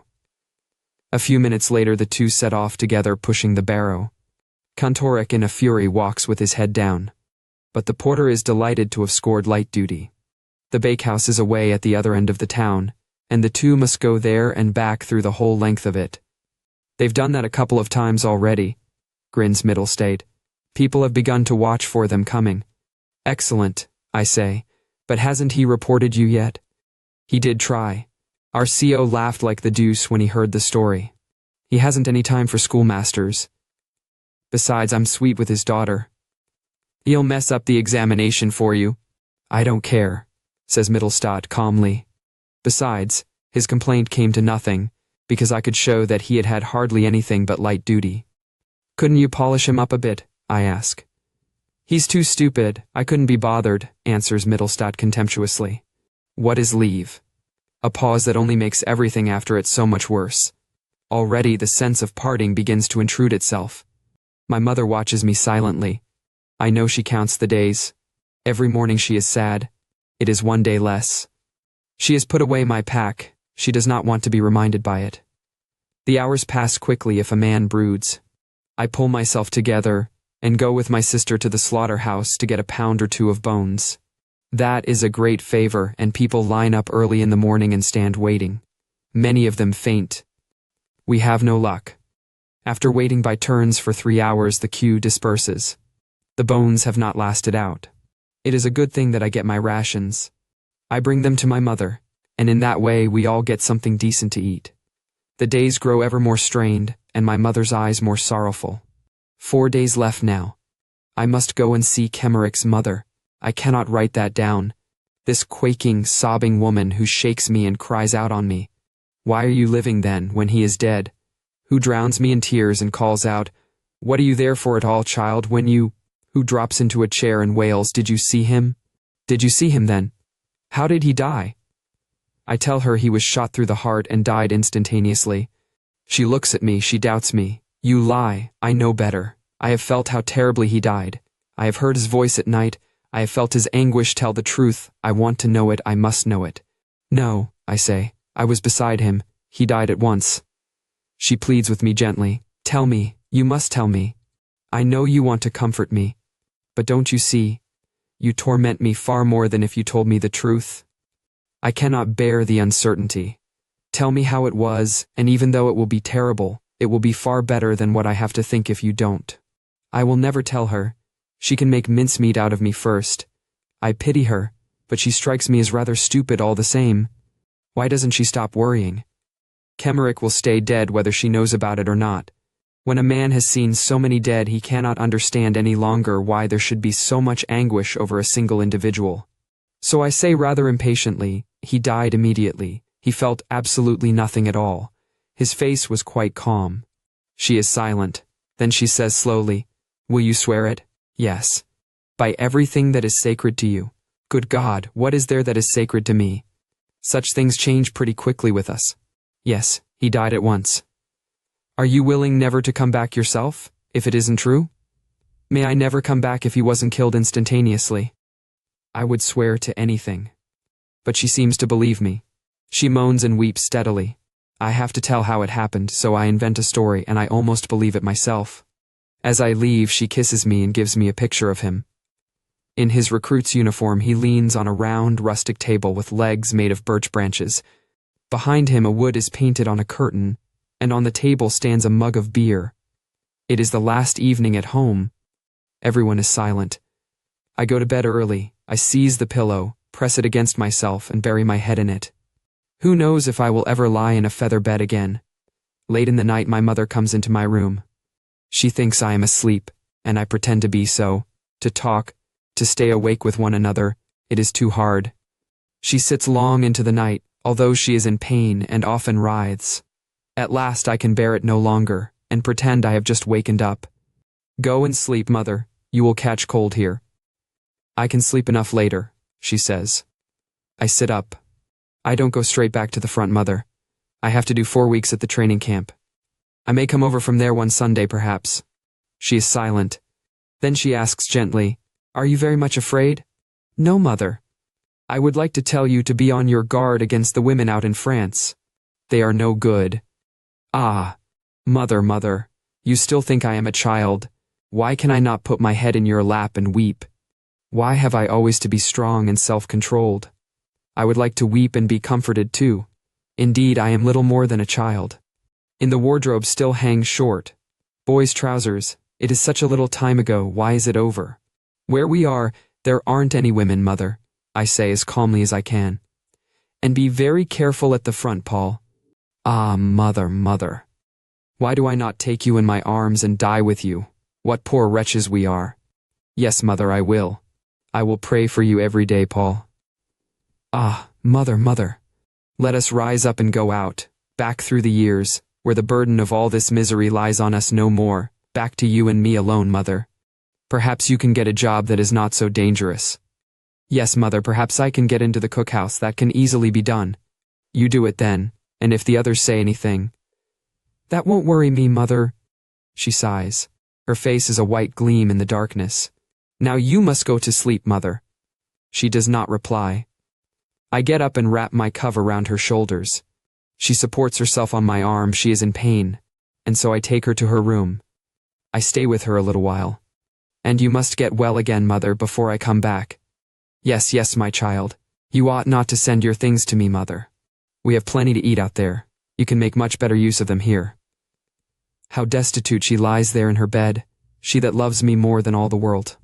As I am about to leave, she says hastily, I have 2 pairs of underpants for you. They are all wool. They will keep you warm.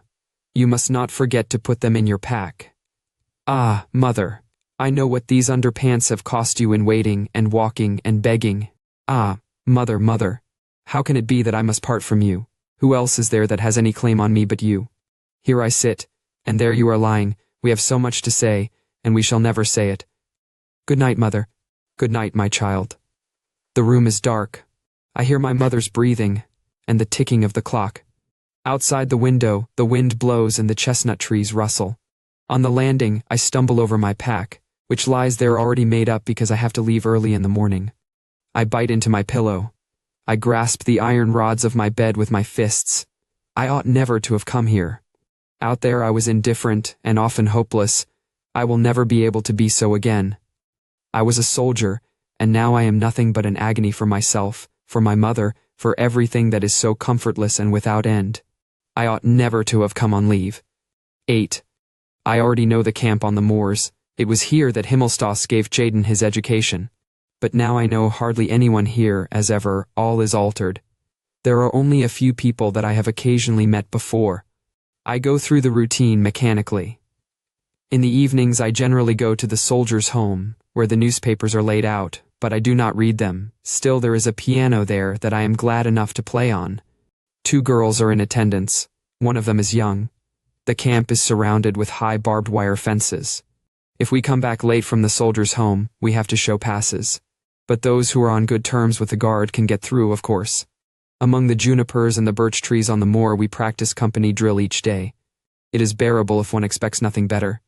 We advance at a run, fling ourselves down, and our panting breath moves the stalks of the grasses and the flowers of the heather to and fro. Looked at so closely, one sees the fine sand is composed of millions of the tiniest pebbles, as clear as if they had been made in a laboratory. It is strangely inviting to dig one's hands into it. But most beautiful are the woods with their line of birch trees. Their color changes with every minute. Now the stems gleam purest white, and between them airy and silken, hangs the pastel green of the leaves. The next moment all changes to an opalescent blue, as the shivering breezes pass down from the heights and touch the green lightly away, and again in one place it deepens almost to black as a cloud passes over the sun. And this shadow moves like a ghost through the dim trunks and rides far out over the moor to the sky. Then the birches stand out again like gay banners on white poles, with their red and gold patches of autumn-tinted leaves. I often become so lost in the play of soft light and transparent shadow that I almost fail to hear the commands. It is when one is alone that one begins to observe nature and to love her, and here I have not much companionship, and do not even desire it. We are too little acquainted with one another to do more than joke a bit and play poker or nap in the evenings. Alongside our camp is the big Russian prison camp. It is separated from us by a wire fence, but in spite of this the prisoners come across to us. They seem nervous and fearful, though most of them are big fellows with beards. They look like meek, scolded St. Bernard dogs. They slink about our camp and pick over the garbage tins. One can imagine what they find there. With us, food is pretty scarce and none too good at that. Turnips cut into 6 pieces and boiled in water, and unwashed carrot tops, moldy potatoes or titbits. And the chief luxury is a thin rice soup in which float little bits of beef sinew. But these are cut up so small that they take a lot of finding. Everything gets eaten, notwithstanding, and if ever anyone is so well off as not to want all his share, there are a dozen others standing by ready to relieve him of it. Only the dregs that the ladle cannot reach are tipped out and thrown into the garbage tins. Along with that there sometimes go a few turnip peelings, moldy bread crusts, and all kinds of muck. This thin, miserable, dirty garbage is the objective of the prisoners. They pick it out of the stinking tins greedily and go off with it under their blouses. It is strange to see these enemies of ours so close up. They have faces that make one think honest peasant faces, broad foreheads, broad noses, broad mouths, broad hands, and thick hair. They ought to be put to threshing, reaping, and apple picking. They look just as kindly as our own peasants in Friesland. It is distressing to watch their movements, to see them begging for something to eat. They are all rather feeble, for they only get enough nourishment to keep them from starving. Ourselves we have not had sufficient to eat for long enough. They have dysentery. Furtively, many of them display the blood-stained tails of their shirts.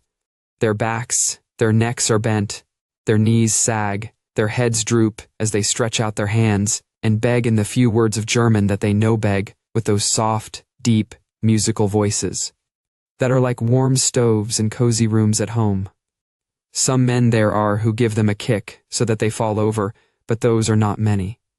The majority do nothing to them, just ignore them. Occasionally, when they are too groveling, it makes a man mad, and then he kicks them. If only they would not look at one, so what great misery can be in 2 such small spots, no bigger than a man's thumb in their eyes. They come over to the camp in the evenings and trade.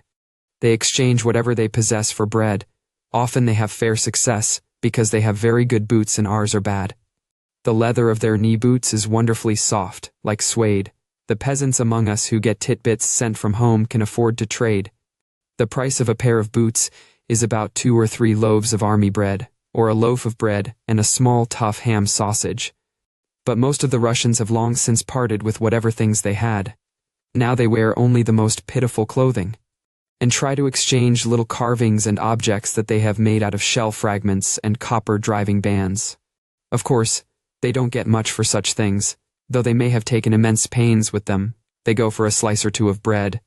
Our peasants are hard and cunning when they bargain. They hold the piece of bread or sausage right under the nose of the Russian till he grows pale with greed and his eyes bulge, and then he will give anything for it.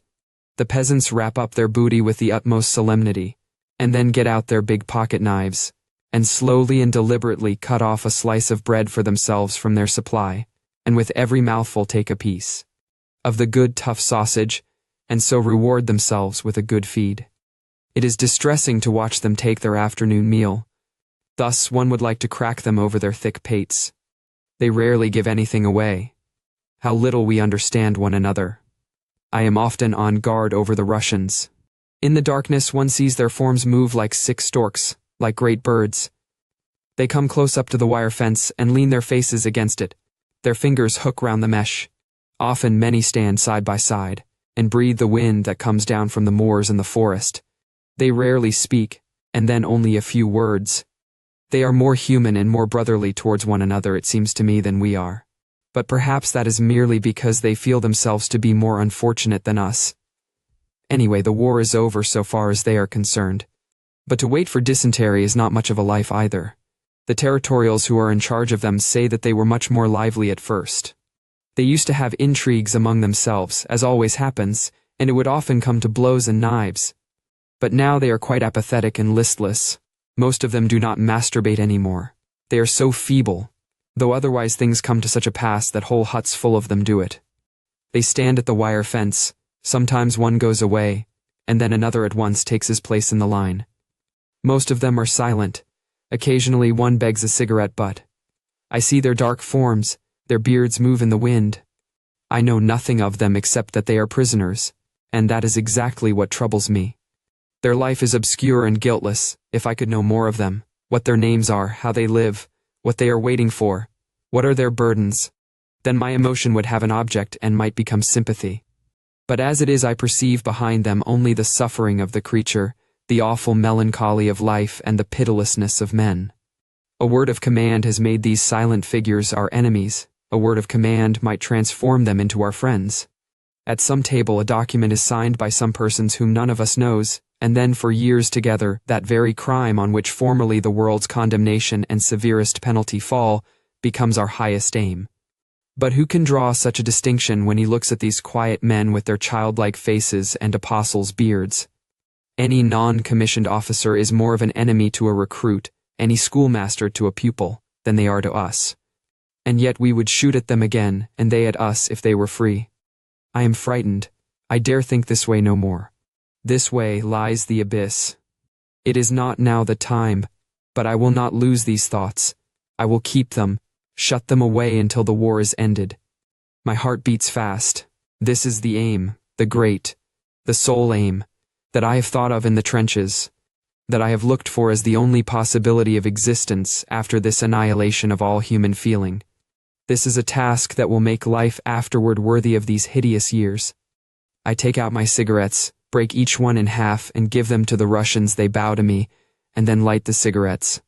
Now red points glow in every face. They comfort me. It looks as though there were little windows in dark village cottages, saying that behind them are rooms full of peace. The days go by. On a foggy morning, another of the Russians is buried. Almost every day one of them dies. I am on guard during the burial. The prisoners sing a chorale. They sing in parts, and it sounds almost as if there were no voices, but an organ far away on the moor. The burial is quickly over. In the evening they stand again at the wire fence, and the wind comes down to them from the beech woods. The stars are cold. I now know a few of those who speak a little German. There is a musician amongst them. He says he used to be a violinist in Berlin. When he hears that I can play the piano, he fetches his violin, plays. The others sit down and lean their backs against the fence. He stands up and plays. Sometimes he has that absent expression which violinists get when they close their eyes, or again he sways the instrument to the rhythm and smiles across to me. He plays mostly folk songs, and the others hum with him. They are like a country of dark hills that sing far down under the ground. The sound of the violin stands like a slender girl above it and is clear and alone. The voices cease and the violin continues alone. In the night it is so thin it sounds frozen. One must stand close up. It would be much better in a room. Out here it makes a man grow sad. Because I have already had a long leave, I get none on Sundays. So the last Sunday before I go back to the front, my father and eldest sister come over to see me. All day we sit in the soldiers' home. Where else could we go? We don't want to stay in the camp. About midday we go for a stroll on the moors. The hours are a torture. We do not know what to talk about, so we speak of my mother's illness. It is now definitely cancer. She is already in the hospital and will be operated on shortly. The doctors hope she will recover, but we have never heard of cancer being cured. Where is she then? I ask. In the Louisa Hospital, says my father. In which class? Third. We must wait till we know what the operation costs. She wanted to be in the third herself. She said that then she would have some company. And besides, it is cheaper. So she is lying there with all those people. If only she could sleep properly. My father nods. His face is broken and full of furrows. My mother has always been sickly, and though she has only gone to the hospital when she has been compelled to, it has cost a great deal of money. And my father's life has been practically given up to it. If only I knew how much the operation costs, says he. Have you not asked? Not directly, I cannot do that, the surgeon might take it amiss, and that would not do, he must operate on mother. Yes, I think bitterly. That's how it is with us, and with all poor people. They don't dare ask the price, but worry themselves dreadfully beforehand about it. But the others, for whom it is not important, they settle the price first as a matter of course, and the doctor does not take it amiss from them. The dressings afterwards are so expensive, says my father. Doesn't the Invalids' Fund pay anything toward it then? I ask. Mother has been ill too long.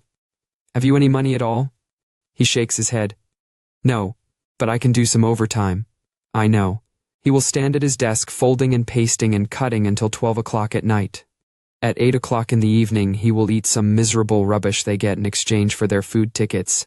Then he will take a powder for his headache and work on. In order to cheer him up a bit, I tell him a few stories, soldiers' jokes and the like about generals and sergeant majors. Afterwards I accompany them both to the railway station. They give me a pot of jam and a bag of potato cakes that my mother has made for me. Then they go off, and I return to the camp. In the evening I spread the jam on the cakes and eat some. But I have no taste for them.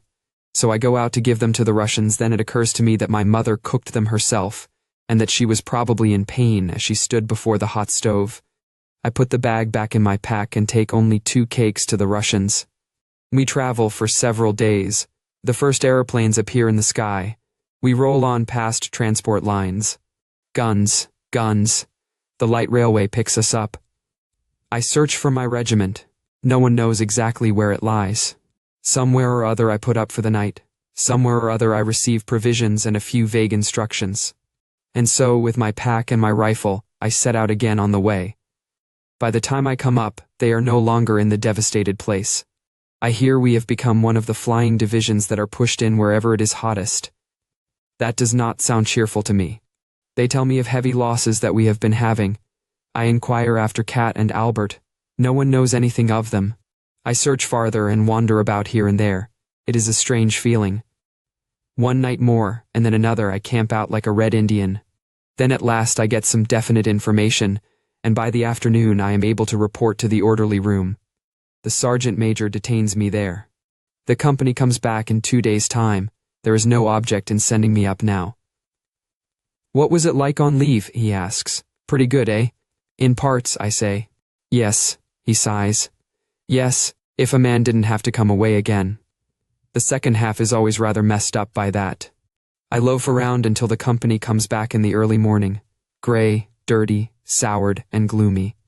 Then I jump up, push in amongst them, my eyes searching. There is Chaden, there is Muller blowing his nose, and there are Cat and Crop. We arrange our sacks of straw side by side. I have an uneasy conscience when I look at them, and yet without any good reason. Before we turn in, I bring out the rest of the potato cakes and jam so that they can have some too. The outer cakes are moldy, still it is possible to eat them. I keep those for myself and give the fresh ones to Cat and Crop. Cat chews and says, "These are from your mother?" I nod. "Good," says he, "I can tell by the taste." I could almost weep. I can hardly control myself any longer. But it will soon be all right again back here with Cat and Albert. This is where I belong. "You've been lucky," whispers Crop to me before we drop off to sleep. "They say we are going to Russia." To Russia? It's not much of a war over there. In the distance the front thunders. The walls of the hut rattle. There's a great deal of polishing being done. We are inspected at every turn. Everything that is torn is exchanged for new. I score a spotless new tunic out of it, and Cat, of course, an entire outfit. A rumor is going round that there may be peace, but the other story is more likely, that we are bound for Russia. Still, what do we need new things for in Russia? At last it leaks out. The Kaiser is coming to review us. Hence, all the inspections. For 8 whole days one would suppose we were in a base camp. There is so much drill and fuss. Everyone is peevish and touchy. We do not take kindly to all this polishing, much less to the full-dress parades. Such things exasperate a soldier more than the front line. At last the moment arrives. We stand to attention and the Kaiser appears. We are curious to see what he looks like. He stalks along the line, and I am really rather disappointed. Judging from his pictures, I imagined him to be bigger and more powerfully built, and above all to have a thundering voice. He distributes iron crosses, speaks to this man and that. Then we march off. Afterwards we discuss it. Jaden says with astonishment, "So that is the all-highest, and everyone bar nobody has to stand up stiff in front of him." He meditates. "Hindenburg too, he has to stand up stiff to him, eh?" "Sure," says Kat. Jaden hasn't finished yet. He thinks for a while and then asks, "And would a king have to stand up stiff to an emperor?" None of us is quite sure about it, but we don't suppose so. They are both so exalted that standing strictly to attention is probably not insisted on. "What rot you do hatch out," says Kat. "The main point is that you have to stand stiff yourself." But Jaden is quite fascinated. His otherwise prosy fancy is blowing bubbles. "But, look," he announces, "I simply can't believe that an emperor has to go to the latrine the same as I have. You can bet your boots on it." 4.5 wit makes 7, says Kat. "You've got a maggot in your brain, Jaden. Just you run along to the latrine quick and get your head clear, so that you don't talk like a 2-year-old. Jaden disappears. "But what I would like to know," says Albert, "is whether there would not have been a war if the Kaiser had said no." "I'm sure there would," I interject. "He was against it from the first." "Well, if not him alone, then perhaps if 20 or 30 people in the world had said no." "That's probable." I agree. "But they damned well said yes." "It's queer when one thinks about it," goes on Krop. "We are here to protect our fatherland, and the French are over there to protect their fatherland. Now who's in the right?" "Perhaps both," say I without believing it. "Yes, well now," pursues Albert, and I see that he means to drive me into a corner. "But our professors and parsons and newspapers say that we are the only ones that are right. And let's hope so. But the French professors and parsons and newspapers say that the right is on their side. Now what about that?" "That I don't know," I say. "But whichever way it is, there's war all the same, and every month more countries coming in." Jaden reappears. He is still quite excited and again joins the conversation, wondering just how a war gets started. "Mostly by one country badly offending another," answers Albert with a slight air of superiority. Then Jaden pretends to be obtuse. "A country? I don't follow. A mountain in Germany cannot offend a mountain in France. Or a river, or a wood, or a field of wheat." "Are you really as stupid as that, or are you just pulling my leg?" growls Krop. "I don't mean that at all. One people offends the other." "Then I haven't any business here at all," replies Jaden. "I don't feel myself offended." "Well, let me tell you," says Albert sourly. "It doesn't apply to tramps like you." "Then I can be going home right away," retorts Jaden, and we all laugh. "Ach, man!" "He means the people as a whole, the state," exclaims Muller. State, Jaden snaps his fingers contemptuously. "Gendarmes, police, taxes, that's your state if that's what you were talking about, no thank you." "That's right," says Kat. "You've said something for once, Jaden. State and home country, there's a big difference." "But they go together," insists Krop. "Without the state, there wouldn't be any home country." "True, but just you consider, almost all of us are simple folk. And in France, too, the majority of men are laborers, workmen, or poor clerks. Now just why would a French blacksmith or a French shoemaker want to attack us? No, it is merely the rulers. I had never seen a Frenchman before I came here, and it will be just the same with the majority of Frenchmen as regards us. They weren't asked about it any more than we were." "Then what exactly is the war for?" asks Jaden. Kat shrugs his shoulders. "There must be some people to whom the war is useful." "Well, I'm not one of them," grins Jaden. "Not you nor anybody else here." "Who are they then?" persists Jaden. "It isn't any use to the Kaiser either. He has everything he can want already." "I'm not so sure about that," contradicts Kat. "He has not had a war up till now. And every full-grown emperor requires at least one war, otherwise he would not become famous. You look in your school books. And generals too," adds de Turing. "They become famous through war.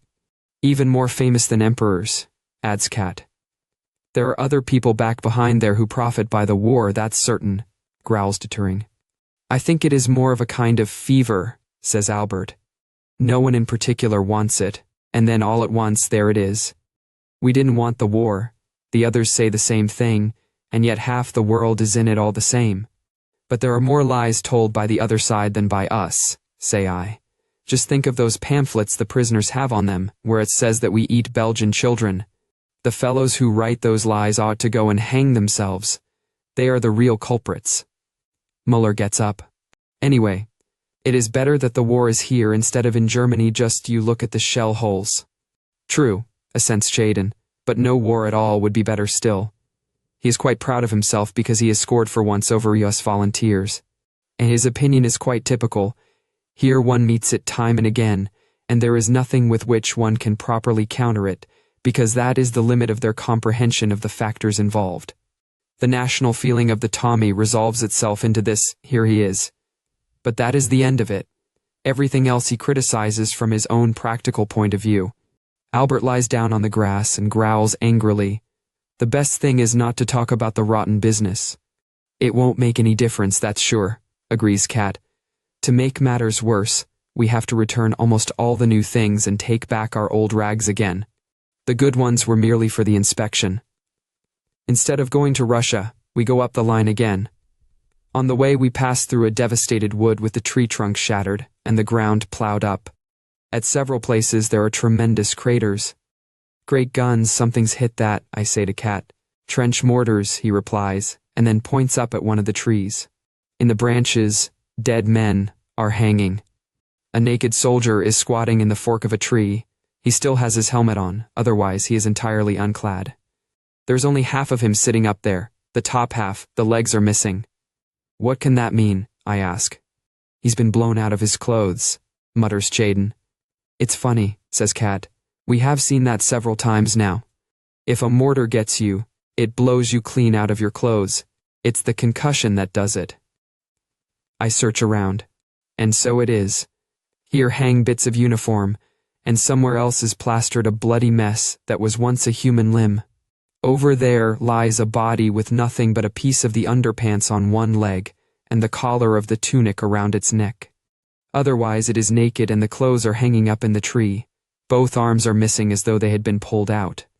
I discover one of them 20 yards off in a shrub. The dead man lies on his face. There where the arm wounds are, the earth is black with blood. Underfoot the leaves are scratched up as though the man had been kicking.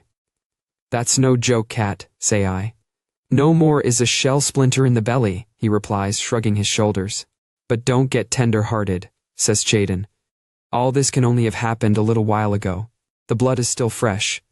As everybody we see there is dead, we do not waste any more time, but report the affair at the next stretcher-bearer's post. After all, it is not our business to take these stretcher-bearers' jobs away from them. A patrol has to be sent out to discover just how strongly the enemy position is manned. Since my leave, I feel a certain strange attachment to the other fellows, and so I volunteer to go with them. We agree on a plan, slip out through the wire, and then divide and creep forward separately. After a while I find a shallow shell hole and crawl into it. From here I peer forward. There is moderate machine gun fire. It sweeps across from all directions, not very heavy, but always sufficient to make one keep down. A parachute star shell opens out. The ground lies stark in the pale light, and then the darkness shuts down again, blacker than ever. In the trenches we were told there were black troops in front of us. That is nasty. It is hard to see them. They are very good at patrolling too. And oddly enough, they are often quite stupid. For instance, both Cat and Crop were once able to shoot down a black enemy patrol because the fellows, in their enthusiasm for cigarettes, smoked while they were creeping about. Cat and Albert had simply to aim at the glowing ends of the cigarettes. A bomb or something lands close beside me. I have not heard it coming, and am terrified.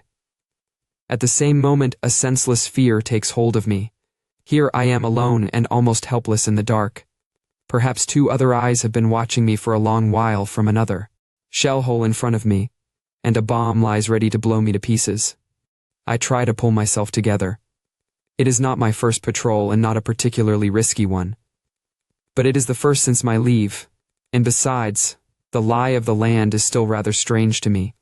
I tell myself that my alarm is absurd, that there is probably nothing at all there in the darkness watching me. otherwise they would not be firing so low. It is in vain. In whirling confusion my thoughts hum in my brain. I hear the warning voice of my mother. I see the Russians with the flowing beards leaning against the wire fence. I have a bright picture of a canteen with stools, of a cinema in Valenciennes, tormented, terrified. In my imagination I see the gray, implacable muzzle of a rifle, which moves noiselessly before me, whichever way I try to turn my head. The sweat breaks out from every pore. I still continue to lie in the shallow bowl. I look at the time. Only a few minutes have passed. My forehead is wet, the sockets of my eyes are damp, my hands tremble, and I am panting softly. It is nothing but an awful spasm of fear, a simple animal fear of poking out my head and crawling on farther. All my efforts subside like froth into the one desire to be able just to stay lying there. My limbs are glued to the earth. I make a vain attempt, they refuse to come away. I press myself down on the earth, I cannot go forward. I make up my mind to stay lying there. But immediately the wave floods over me anew, a mingled sense of shame, of remorse, and yet at the same time of security. I raise myself up a little to take a look round. My eyes burn with staring into the dark. A star shell goes up, I duck down again. I wage a wild and senseless fight. I want to get out of the hollow and yet slide back into it again. I say, you must, it is your comrades, it is not an idiotic command, and again. What does it matter to me? I have only one life to lose. That is the result of all this leave, I plead in extenuation. But I cannot reassure myself. I become terribly faint. I raise myself slowly and reach forward with my arms, dragging my body after me, and then lie on the edge of the shell hole, half in and half out. There I hear sounds and drop back. Suspicious sounds can be detected clearly despite the noise of the artillery fire. I listen, the sound is behind me. They are our people moving along the trench. Now I hear muffled voices. To judge by the tone, that might be cat talking. At once a new warmth flows through me. These voices, these quiet words, these footsteps in the trench behind me recall me at a bound from the terrible loneliness and fear of death by which I had been almost destroyed. They are more to me than life, these voices. They are more than motherliness and more than fear. They are the strongest, most comforting thing there is anywhere. They are the voices of my comrades. I am no longer a shuddering speck of existence, alone in the darkness. I belong to them and they to me. We all share the same fear and the same life. We are nearer than lovers, in a simpler, a harder way. I could bury my face in them, in these voices, these words that have saved me and will stand by me. Cautiously I glide out over the edge and snake my way forward. I shuffle along on all fours a bit farther. I keep track of my bearings. Look around me and observe the distribution of the gunfire so as to be able to find my way back. Then I try to get in touch with the others. I am still afraid, but it is an intelligent fear, an extraordinarily heightened caution. The night is windy, and shadows flit hither and thither in the flicker of the gunfire. It reveals too little and too much. Often I pause, stock still, motionless and always for nothing. Thus I advance a long way, and then turn back in a wide curve.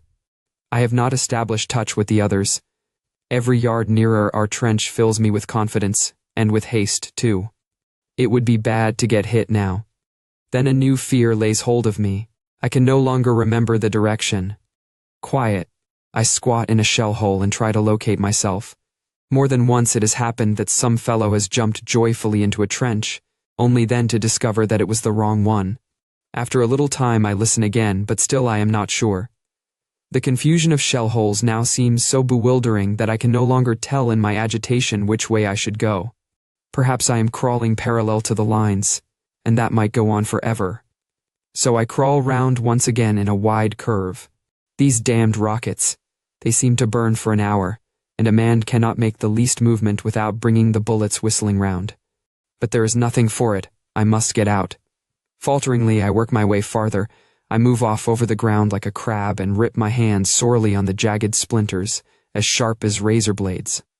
Often I think that the sky is becoming lighter on the horizon, but it may be merely my imagination. Then gradually I realize that to crawl in the right direction is a matter of life or death. A shell crashes. Almost immediately 2 others. And then it begins in earnest. A bombardment, machine guns rattle. Now there is nothing for it but to stay lying low. Apparently an attack is coming. Everywhere the rockets shoot up, unceasing. I lie huddled in a large shell hole, my legs in the water up to the belly.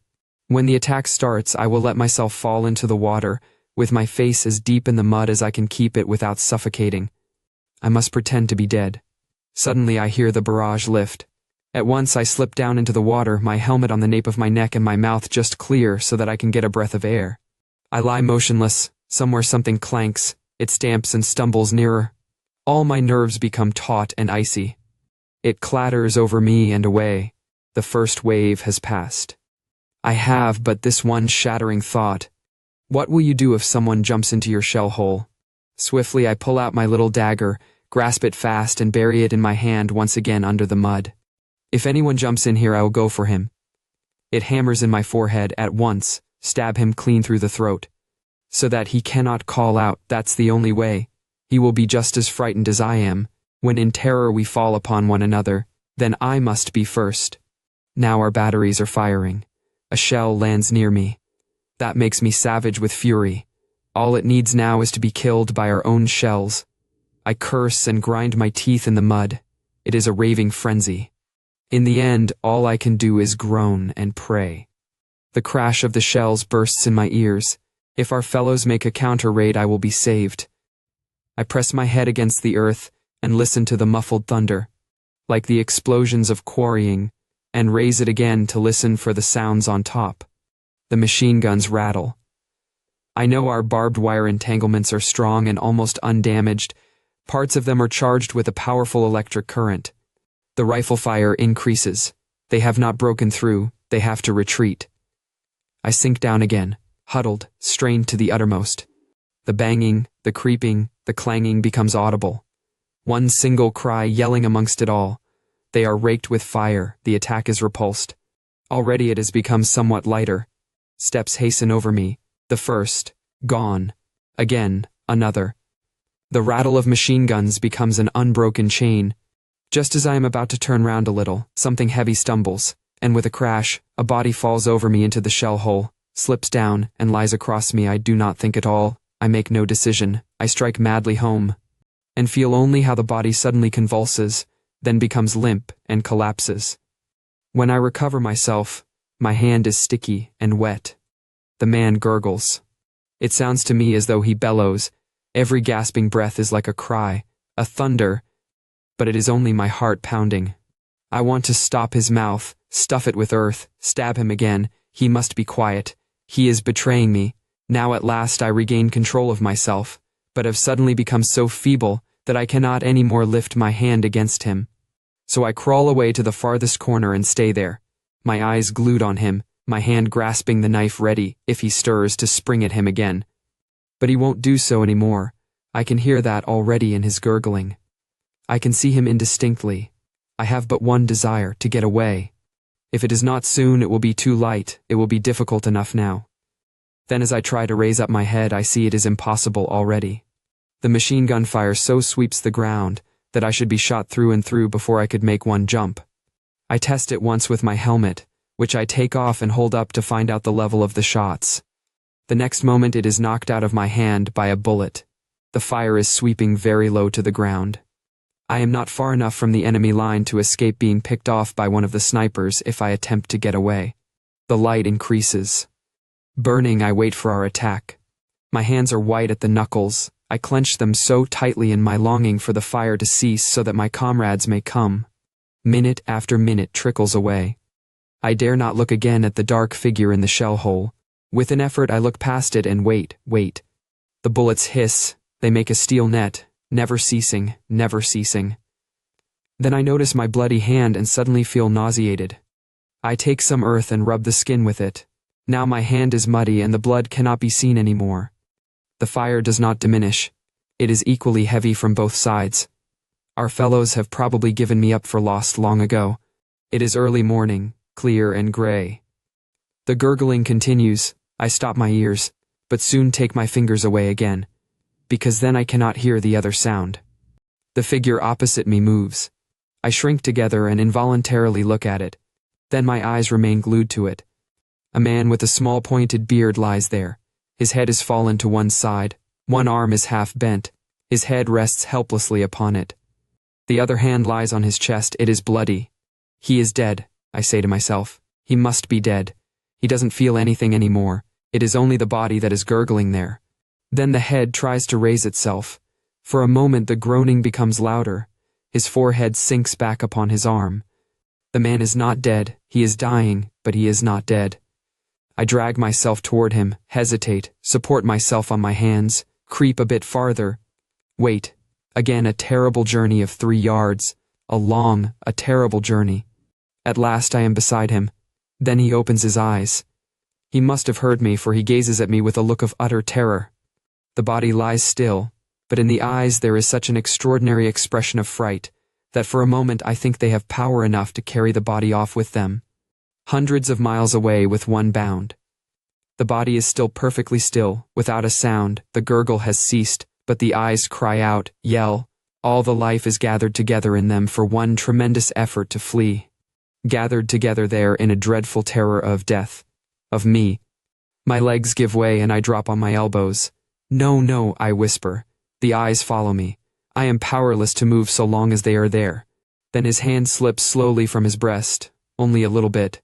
It sinks just a few inches, but this movement breaks the power of the eyes. I bend forward, shake my head and whisper, no, no, no.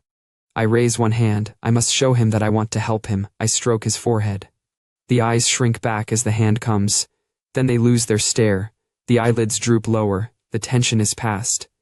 I open his collar and place his head more comfortably. His mouth stands half open. It tries to form words. The lips are dry. My water bottle is not there. I have not brought it with me. But there is water in the mud, down at the bottom of the crater. I climb down, take out my handkerchief, spread it out, push it under, and scoop up the yellow water that strains through into the hollow of my hand. He gulps it down. I fetch some more. Then I unbutton his tunic in order to bandage him if it is possible. In any case I must do it, so that if the fellows over there capture me they will see that I wanted to help him, and so will not shoot me. He tries to resist, but his hand is too feeble. The shirt is stuck and will not come away. It is buttoned at the back, so there is nothing for it but to cut it open. I look for the knife and find it again. But when I begin to cut the shirt, the eyes open once more, and the cry is in them again, and the demented expression, so that I must close them, press them shut, and whisper. I want to help you, comrade, camarade, camarade, camarade, eagerly repeating the word, to make him understand. There are 3 stabs. My field dressing covers them, the blood runs out under it, I press it tighter, there, he groans. That is all I can do. Now we must wait. These hours. The gurgling starts again, but how slowly a man dies. For this I know he cannot be saved. I have indeed tried to tell myself that he will be, but at noon this pretense breaks down and melts before his groans. If only I had not lost my revolver crawling about, I would shoot him. Stab him I cannot. By noon I am groping on the outer limits of reason. Hunger devours me. I could almost weep for something to eat. I cannot struggle against it. Again and again I fetch water for the dying man, and drink some myself. This is the first time I have killed with my hands, whom I can see close at hand, whose death is my doing. Cat and Krop and Muller have experienced it already, when they have hit someone. It happens to many, in hand-to-hand fighting especially. But every gasp lays my heart bare. This dying man has time with him. He has an invisible dagger with which he stabs me, time and my thoughts. I would give much if he would but stay alive. It is hard to lie here, and to have to see and hear him. In the afternoon, about 3, he is dead. I breathe freely again, but only for a short time. Soon the silence is more unbearable than the groans. I wish the gurgling were there again, gasping, hoarse, now whistling softly and again hoarse and loud. It is mad what I do. But I must do something. I prop the dead man up again so that he lies comfortably, although he feels nothing anymore. I close his eyes. They are brown, his hair is black and a bit curly at the sides. The mouth is full and soft beneath his mustache, the nose is slightly arched, the skin brownish. It is now not so pale as it was before when he was still alive. For a moment the face seems almost healthy, Then it collapses suddenly into the strange face of the dead that I have so often seen, strange faces, all alike. No doubt his wife still thinks of him. She does not know what has happened. He looks as if he would have often have written to her. She will still be getting mail from him tomorrow, in a week's time, perhaps even a stray letter a month hence. She will read it, and in it he will be speaking to her. My state is getting worse. I can no longer control my thoughts. What would his wife look like? Like the little brunette on the other side of the canal? Does she belong to me now? Perhaps by this act she becomes mine. I wish Erich were sitting here beside me, if my mother could see me. The dead man might have had 30 more years of life, if only I had impressed the way back to our trench more sharply on my memory. If only he had run 2 yards farther to the left, he might now be sitting in the trench over there and writing a fresh letter to his wife. But I will get no further that way, for that is the fate of all of us. If Erich's leg had been 6 inches to the right, if High Westhus had bent his back 3 inches further forward, the silence spreads. I talk and must talk. So I speak to him and say to him, "Comrade, I did not want to kill you. If you jumped in here again, I would not do it, if you would be sensible too. But you were only an idea to me before, an abstraction that lived in my mind and called forth its appropriate response. It was that abstraction I stabbed. But now, for the first time, I see you are a man like me. I thought of your hand grenades, of your bayonet, of your rifle. Now I see your wife and your face and our fellowship. Forgive me, comrade. We always see it too late. Why do they never tell us that you are poor devils like us, that your mothers are just as anxious as ours, and that we have the same fear of death, and the same dying and the same agony? Forgive me. Comrade, how could you be my enemy? If we threw away these rifles and this uniform, you could be my brother just like Kat and Albert. Take 20 years of my life, comrade, and stand up, take more, for I do not know what I can even attempt to do with it now. It is quiet. The front is still except for the crackle of rifle fire. The bullets rain over. They are not fired haphazard, but shrewdly aimed from all sides. I cannot get out. I will write to your wife, I say hastily to the dead man. I will write to her. She must hear it from me. I will tell her everything I have told you. She shall not suffer. I will help her. And your parents too. And your child. His tunic is half open. The pocketbook is easy to find. But I hesitate to open it. In it is the book with his name. So long as I do not know his name, perhaps I may still forget him. Time will obliterate it, this picture. But his name, it is a nail that will be hammered into me and never come out again. It has the power to recall this forever. It will always come back and stand before me. Irresolutely I take the wallet in my hand. It slips out of my hand and falls open. Some pictures and letters drop out.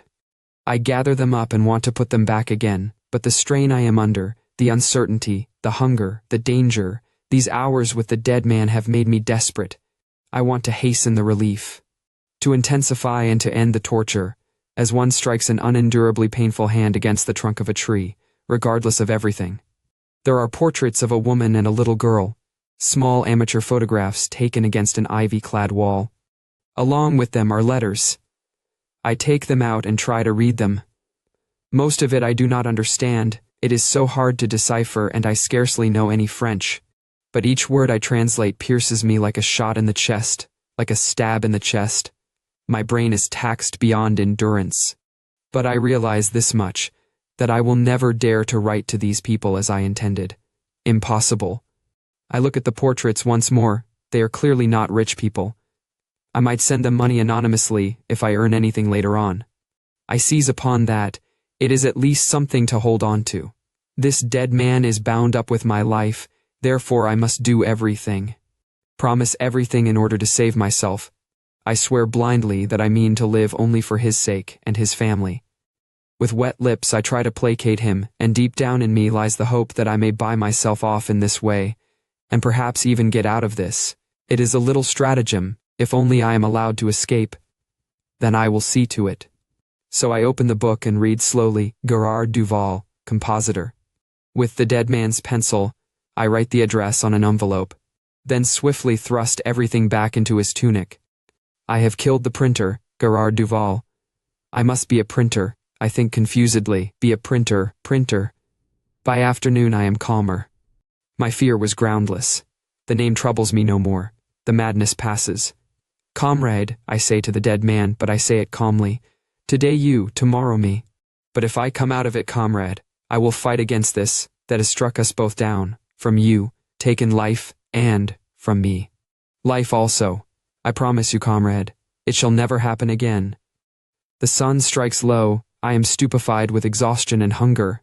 Yesterday is like a fog to me, there is no hope of ever getting out of this. I fall into a doze and do not at first realize that evening is approaching. The twilight comes. It seems to me to come quickly now. 1 hour more. If it were summer, it would be 3 hours more. 1 hour more. Now suddenly I begin to tremble. Something might happen in the interval. I think no more of the dead man. He is of no consequence to me now.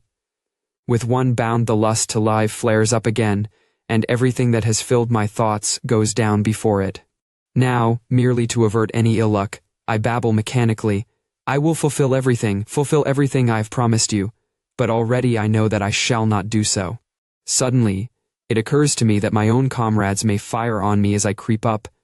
They do not know I am coming. I will call out as soon as I can so that they will recognize me. I will stay lying in front of the trench until they answer me. The first star. The front remains quiet.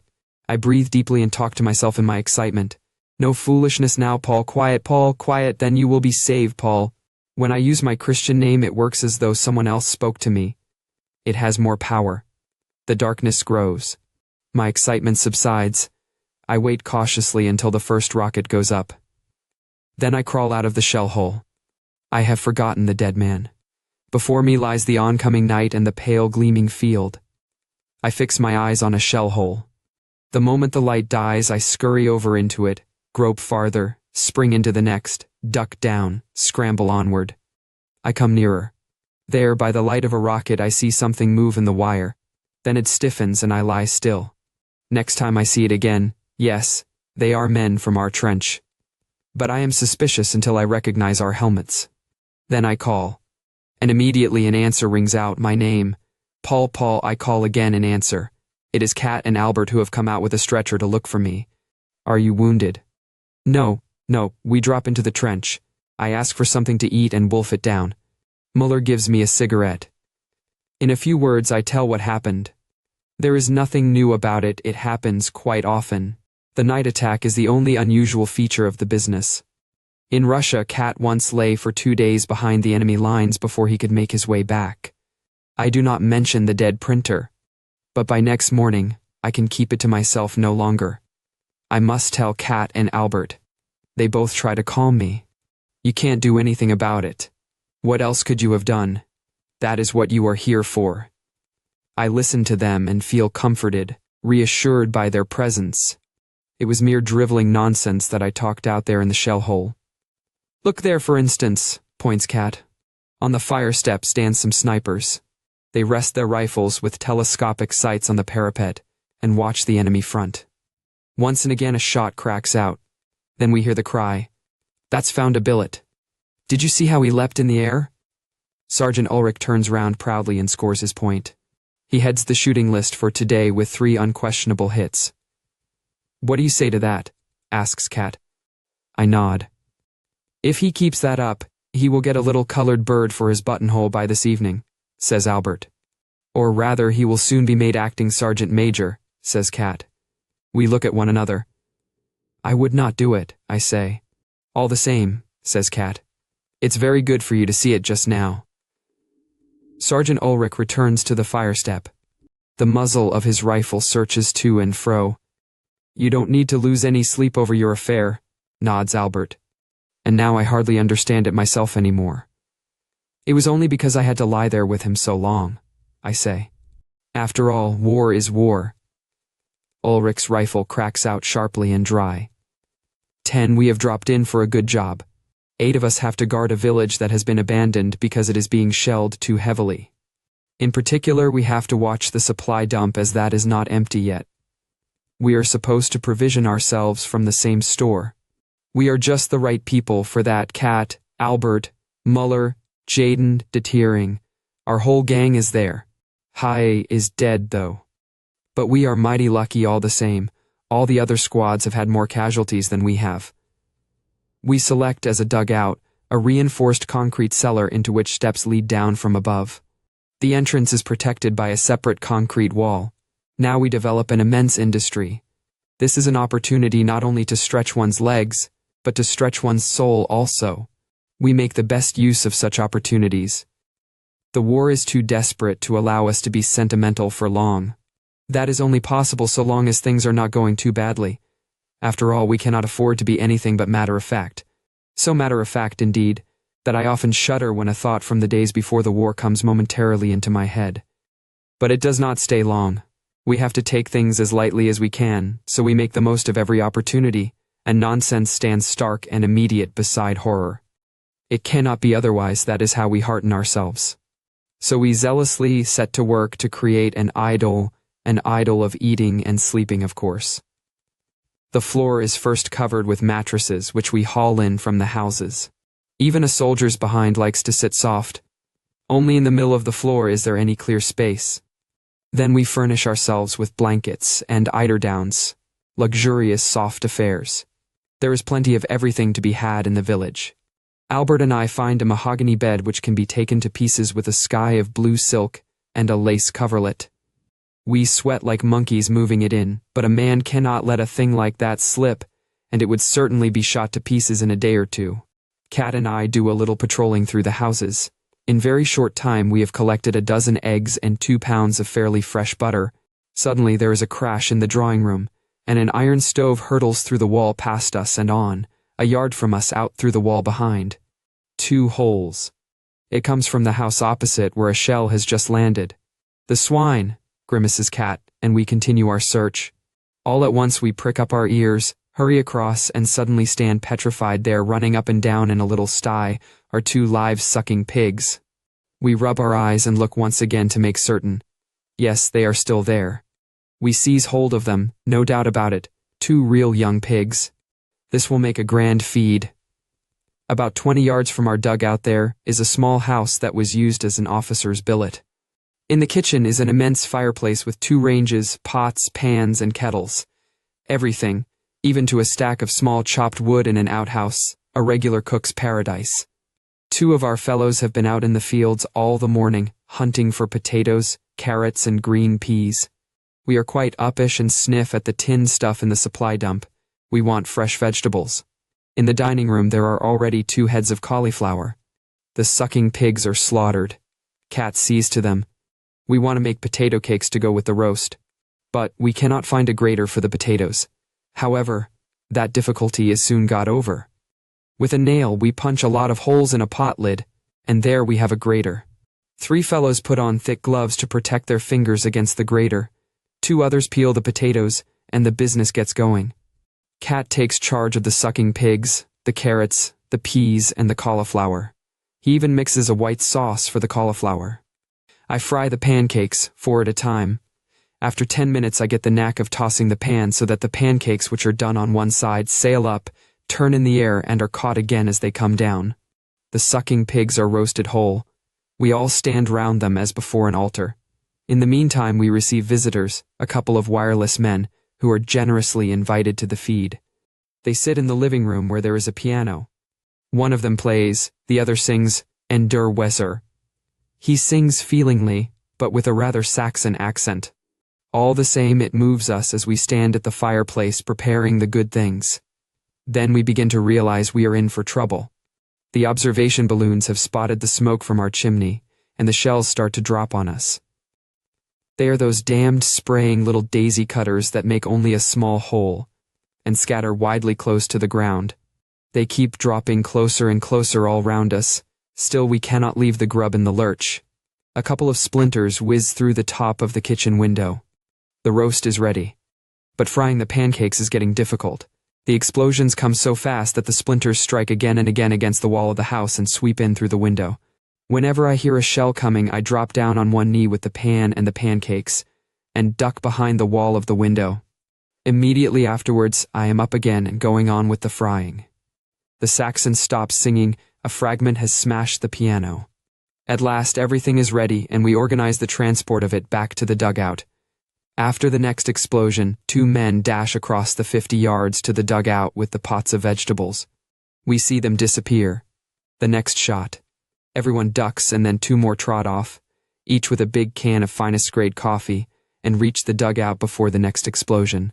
Then Cat and Crop seize the masterpiece, the big dish with the brown roasted sucking pigs. A screech, a knee bend, and away they race over the 50 yards of open country. I stay to finish my last 4 pancakes. Twice I have to drop to the floor after all. It means 4 pancakes more, and they are my favorite dish. Then I grab the plate with the great pile of cakes and squeeze myself behind the house door. A hiss, a crash, and I gallop off with the plate clamped against my chest with both hands. I am almost in, there is a rising screech. I bound, I run like a deer, sweep round the wall, fragments clatter against the concrete. I tumble down the cellar steps, my elbows are skinned, but I have not lost a single pancake, nor even upset the plate. At 2 o'clock we start the meal. It lasts till 6. We drink coffee until 6:30 officers' coffee from the supply dump and smoke officers' cigars and cigarettes, also from the supply dump. Punctually at 6:30 we begin supper. At 10 o'clock we throw the bones of the sucking pigs outside the door. Then there is cognac and rum also from the blessed supply dump, and once again long fat cigars with belly bands. Jaden says that it lacks only one thing: girls from an officer's brothel. Late in the evening we hear mewing. A little gray cat sits in the entrance. We entice it in and give it something to eat. And that wakes up our own appetites once more. Still chewing, we lie down to sleep. But the night is bad. We have eaten too much fat. Fresh baby pig is very griping to the bowels. There is an everlasting coming and going in the dugout. 2-3 men with their pants down are always sitting about outside and cursing. I have been out 9 times myself. About 4 o'clock in the morning we reach a record. All 11 men, guards and visitors, are squatting outside. Burning houses stand out like torches against the night. Shells lumber across and crash down. Munition columns tear along the street. On one side the supply dump has been ripped open. In spite of all the flying fragments, the drivers of the munition columns pour in like a swarm of bees and pounce on the bread. We let them have their own way. If we said anything, it would only mean a good hiding for us, so we go differently about it. We explain that we are the guard, and so know our way about. We get hold of the tin stuff and exchange it for things we are short of. What does it matter anyhow? In a while, it will all be blown to pieces. For ourselves, we take some chocolate from the depot and eat it in slabs. Cat says it is good for loose bowels. Almost a fortnight passes thus in eating, drinking, and roaming about. No one disturbs us. The village gradually vanishes under the shells, and we lead a charmed life. So long as any part of the supply dump still stands, we don't worry. We desire nothing better than to stay here till the end of the war. Jaden has become so fastidious that he only half smokes his cigars. With his nose in the air, he explains to us that he was brought up that way. And Cat is most cheerful. In the morning, his first call is, "Emile, bring in the caviar and coffee." We put on extraordinary airs. Every man treats the other as his valet, bounces him and gives him orders. "There is something itching under my foot. Crop, my man, catch that louse at once," says Lear, poking out his leg at him like a ballet girl, and Albert drags him up the stairs by the foot. "Jaden, what?" "Stand at ease, Jaden, and what's more, don't say what, say yes sir now, Jaden." Jaden retorts in the well-known phrase from Goethe's Gotts von Berlichingen, with which he is always free. After 8 more days we receive orders to go back. The palmy days are over. 2 big motor lorries take us away. They are stacked high with planks.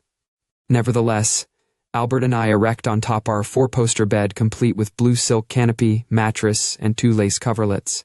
And behind it at the head is stowed a bag full of choicest edibles. We often dip into it, and the tough ham sausages, the tins of liver sausages, the conserves, the boxes of cigarettes rejoice our hearts. Each man has a bag to himself. Crop and I have rescued 2 big red armchairs as well. They stand inside the bed, and we sprawl back in them as in a theater box. Above us swells the silken cover like a baldaquin. Each man has a long cigar in his mouth, and thus from aloft we survey the scene. Between us stands a parrot cage that we found for the cat. She is coming with us, and lies in the cage before her saucer of meat and purrs. Slowly the lorries roll down the road. We sing. Behind us shells are sending up fountains from the now utterly abandoned village. A few days later we are sent to evacuate a village. On the way we meet the fleeing inhabitants trundling their goods and chattels along with them in wheelbarrows, in perambulators and on their backs. Their figures are bent, their faces full of grief, despair, haste, and resignation. The children hold on to their mother's hands, and often an older girl leads the little ones who stumble onward and are forever looking back. A few carry miserable-looking dolls. All are silent as they pass us by. We are marching in column. The French certainly will not fire on a town in which there are still inhabitants.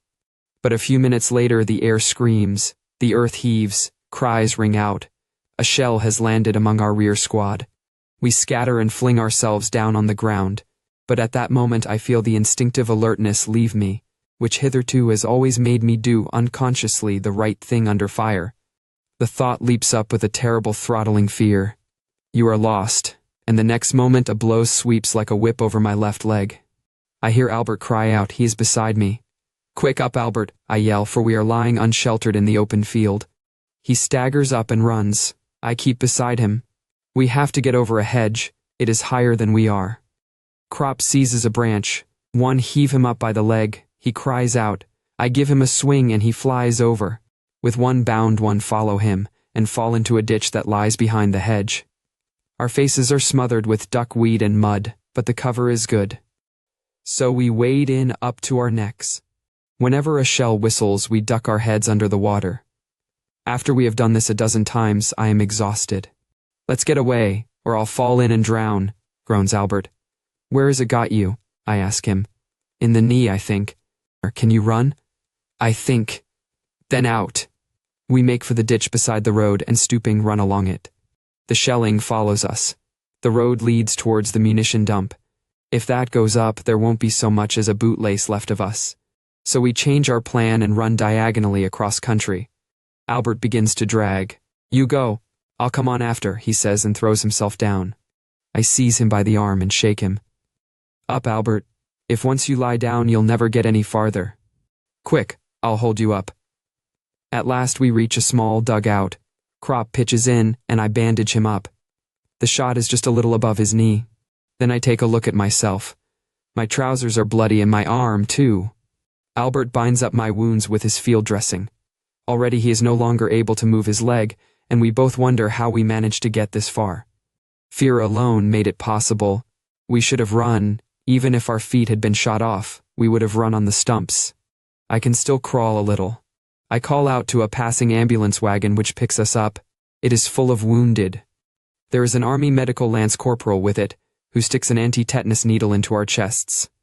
At the dressing station we arrange matters so that we lie side by side. They give us a thin soup, which we spoon down greedily and scornfully, because we are accustomed to better times, but are hungry all the same. "Now for home, Albert," I say. "Let's hope so," he replies. "I only wish I knew what I've got." The pain increases.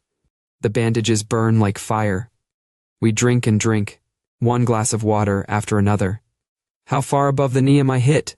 asks Crop. "At least 4 inches, Albert," I answer. "Actually, it is perhaps 1. I've made up my mind," he says after a while. "If they take off my leg, I'll put an end to it. I won't go through life as a cripple." So we lie there with our thoughts and wait. In the evening we are hauled on to the chopping block. I am frightened and think quickly what I ought to do, for everyone knows that the surgeons in the dressing stations amputate on the slightest provocation, under the great business that is much simpler than complicated patching. I think of Erich. Whatever happens, I will not let them chloroform me, even if I have to crack a couple of their skulls. It is all right. The surgeon pokes around in the wound, and a blackness comes before my eyes. "Don't carry on so," he says gruffly, and hacks away. The instruments gleam in the bright light like marvelous animals. The pain is insufferable. 2 orderlies hold my arms fast, but I break loose with one of them and try to crash into the surgeon's spectacles just as he notices and springs back. "Chloroform the scoundrel," he roars madly. Then I become quiet. "Pardon me, Herr Doctor, I will keep still, but do not chloroform me." "Well now," He cackles and takes up his instrument again. He is a fair fellow, not more than 30 years old, with scars and disgusting gold spectacles. Now I see that he is tormenting me. He is merely raking about in the wound and looking up surreptitiously at me over his glasses. My hands squeeze around the grips. I'll kick the bucket before he will get a squeak out of me. He has fished out a piece of shell and tosses it to me. Apparently he is pleased at my self-control, for he now sets my leg carefully in splints and says, "Tomorrow you'll be off home." Then I am put in plaster. When I am back again with Crop, I tell him that apparently a hospital train comes in tomorrow morning. We must work the Army Medical Sergeant Major so that we can keep together, Albert. I manage to slip the Sergeant Major 2 of my cigars with belly bands, and then tip the word to him. He smells the cigars and says, "Have you got any more of them?" "Another good handful," I say. "And my comrade," I point to Crop, "he has some as well. We might possibly be glad to hand them to you out of the window of the hospital train in the morning." He understands, of course, smells them once again, and says, "Done." We cannot get a minute's sleep all night. 7 fellows died in our ward. One of them sings hymns in a high, cracked tenor before he begins to gurgle. Another has crept out of his bed to the window. He lies in front of it as though he wants to look out for the last time. Our stretchers stand on the platform. We wait for the train. It rains and the station has no roof. Our blankets are thin. We have waited already 2 hours. The Sergeant Major looks after us like a mother. Although I feel pretty bad, I do not let our scheme out of my mind. Casually, I let him see the packet and give him 1 cigar in advance. In exchange, the Sergeant Major covers us over with a waterproof sheet. "Albert, old man," I suddenly bethink myself, "our 4-poster and the cat. And the club chairs," he adds. "Yes, the club chairs with red plush. In the evening we used to sit in them like lords, and intended later on to let them out by the hour. 1 cigarette per hour. It might have turned into a regular business, a real good living. And our bags of grub too, Albert. We grow melancholy. We might have made some use of the things. If only the train left 1 day later, Cat would be sure to find us and bring us the stuff. What damned hard luck. In our bellies there is gruel, mean hospital stuff, and in our bags roast pork. But we are so weak that we cannot work up any more excitement about it. The stretchers are sopping wet by the time the train arrives in the morning. The Sergeant Major sees to it that we are put in the same car. There is a crowd of Red Cross nurses. Crop is stowed in below. I am lifted up and told to get into the bed above him. "Good God!" I exclaim suddenly. "What is it?" asks the sister. I cast a glance at the bed. It is covered with clean snow-white linen that even has got the marks of the iron still on it. And my shirt has gone 6 weeks without being washed and is terribly muddy. "Can't you get in by yourself?" asks the sister gently. "Why, yes," I say in a sweat, "but take off the bed cover first." "What for?" I feel like a pig. "Must I get in there? It will get—" I hesitate. "A little bit dirty," she suggests helpfully. "That doesn't matter, we will wash it again afterwards." No, not that," I say excitedly. "I am not equal to such overwhelming refinement. When you've been lying out there in the trenches, surely we can wash a sheet," she goes on. I look at her. She is young and crisp, spotless and neat. Like everything here, a man cannot realize that it isn't for officers only, and feels himself strange, and in some way even alarmed. All the same, the woman is a tormentor. She is going to force me to say it. "It is only—" I try again. Surely she must know what I mean. Or what is it then? "Because of the lice," I bawl out at last. She laughs. "Well, they must have a good day for once, too. Now I don't care anymore." I scramble into bed and pull up the covers. A hand gropes over the bed cover. The Sergeant Major. He goes off with the cigars. An hour later we notice we are moving. I wake up during the night. Crop is restless too. The train rides easily over the rails. I cannot realize it all yet. A bed, a train, home. "Albert," I whisper. "Do you know where the latrine is?" "The door is on the right, I think." "I'm going to have a look." It is dark. I grope for the edge of the bed and cautiously try to slide down. But my foot finds no support. I begin to slip. The plaster leg is no help, and with a crash I lie on the floor. "Damn," I say. "Have you bumped yourself?" asks Crop. "You could hear that well enough for yourself," I growl. "My head." A door opens at the rear of the car. The sister comes with a light and looks at me. He has fallen out of bed. She feels my pulse and smooths my forehead.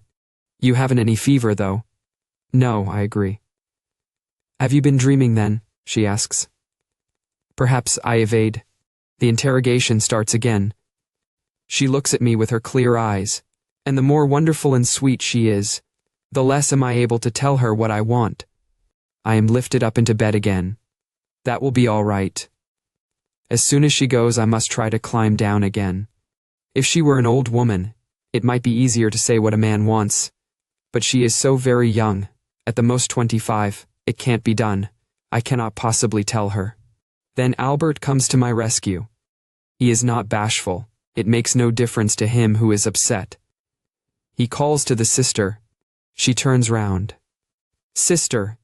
He wants, but no more does Albert know how to express it modestly and decently. Out there we say it in a single word, but here, to such a lady all at once, he remembers his school days and finishes hastily. He wants to leave the room, sister. Ah, says the sister. But he shouldn't climb out of his bed with plaster bandage. What do you want then? She says, turning to me. I am in mortal terror at this turn, for I haven't any idea what the things are called professionally. She comes to my help, little or big. Shocking business. I sweat like a pig and say shyly, well, only quite a little one. At any rate, it produces the effect. I get a bottle. After a few hours I am no longer the only one, and by morning we are quite accustomed to it, and ask for what we want without any false modesty. The train travels slowly. Sometimes it halts and the dead are unloaded. It halts often. Albert is feverish. I don't feel too bad. I have some pain. But the worst of it is that apparently there are still lice under the plaster bandage. They itch terribly, and I cannot scratch myself. We sleep through the days. The country glides quietly past the window. The third night we reach Herbestal. I hear from the sister that Albert is to be put off at the next station because of his fever. How far does the train go? I ask. To Cologne. Albert, I say, we stick together, you see. On the sister's next round I hold my breath and press it up into my head. My face swells and turns red. She stops. Are you in pain? Yes, I groan, all of a sudden. She gives me a thermometer and goes on. I would not have been under Cat's tuition if I did not know what to do now. These army thermometers are not made for old soldiers.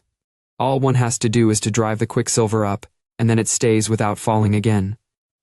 I stick the thermometer under my arm at a slant and flip it steadily with my forefinger. Then I give it a shake. I send it up to 100.2 degree. But that is not enough.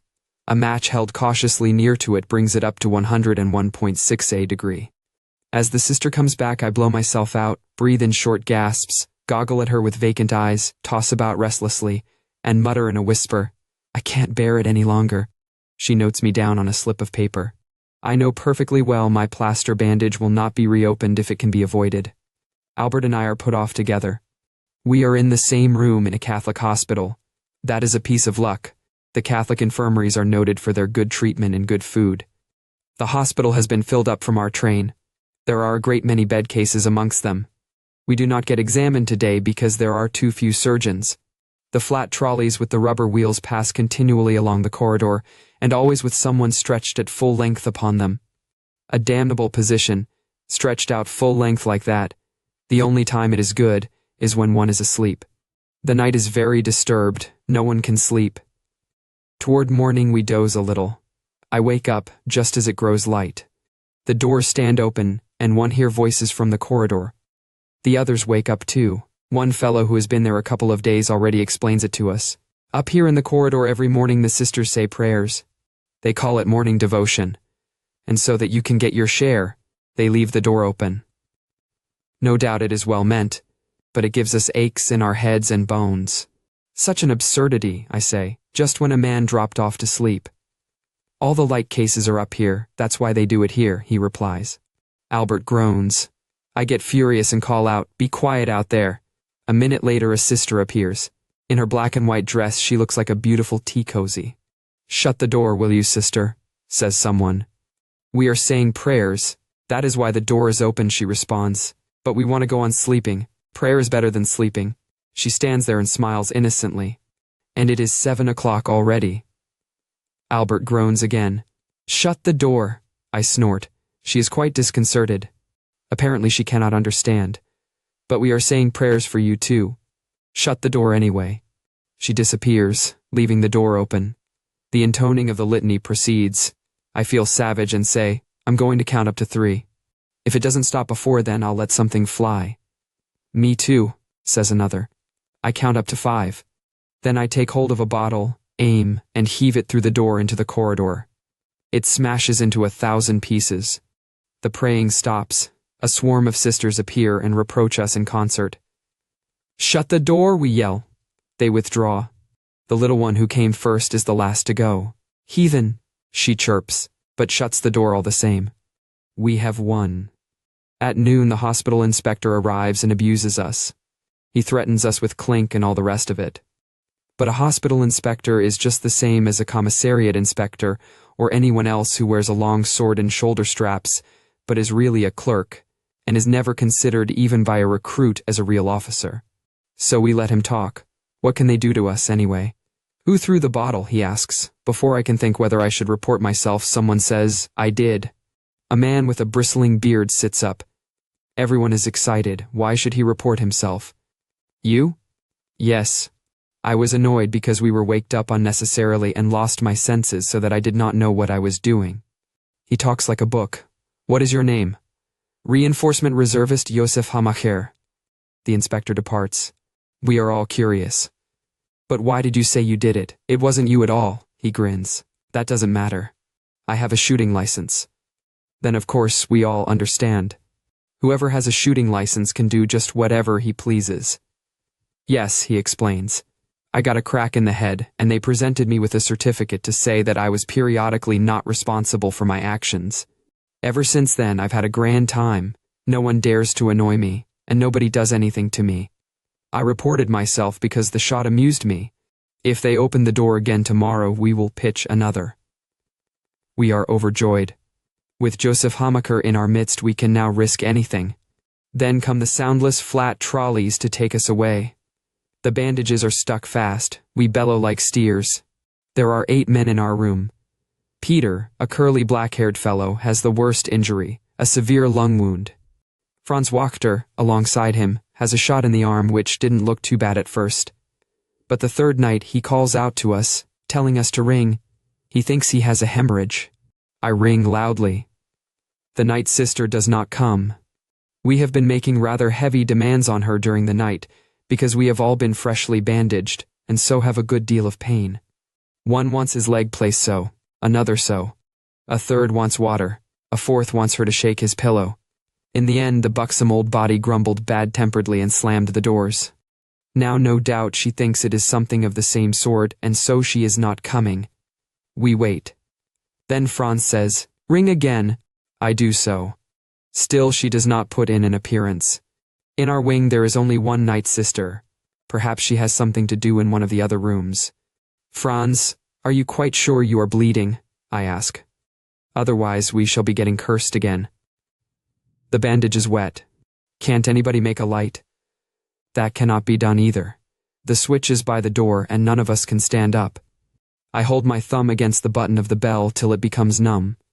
Perhaps the sister has fallen asleep. They certainly have a great deal to do and are all overworked day after day.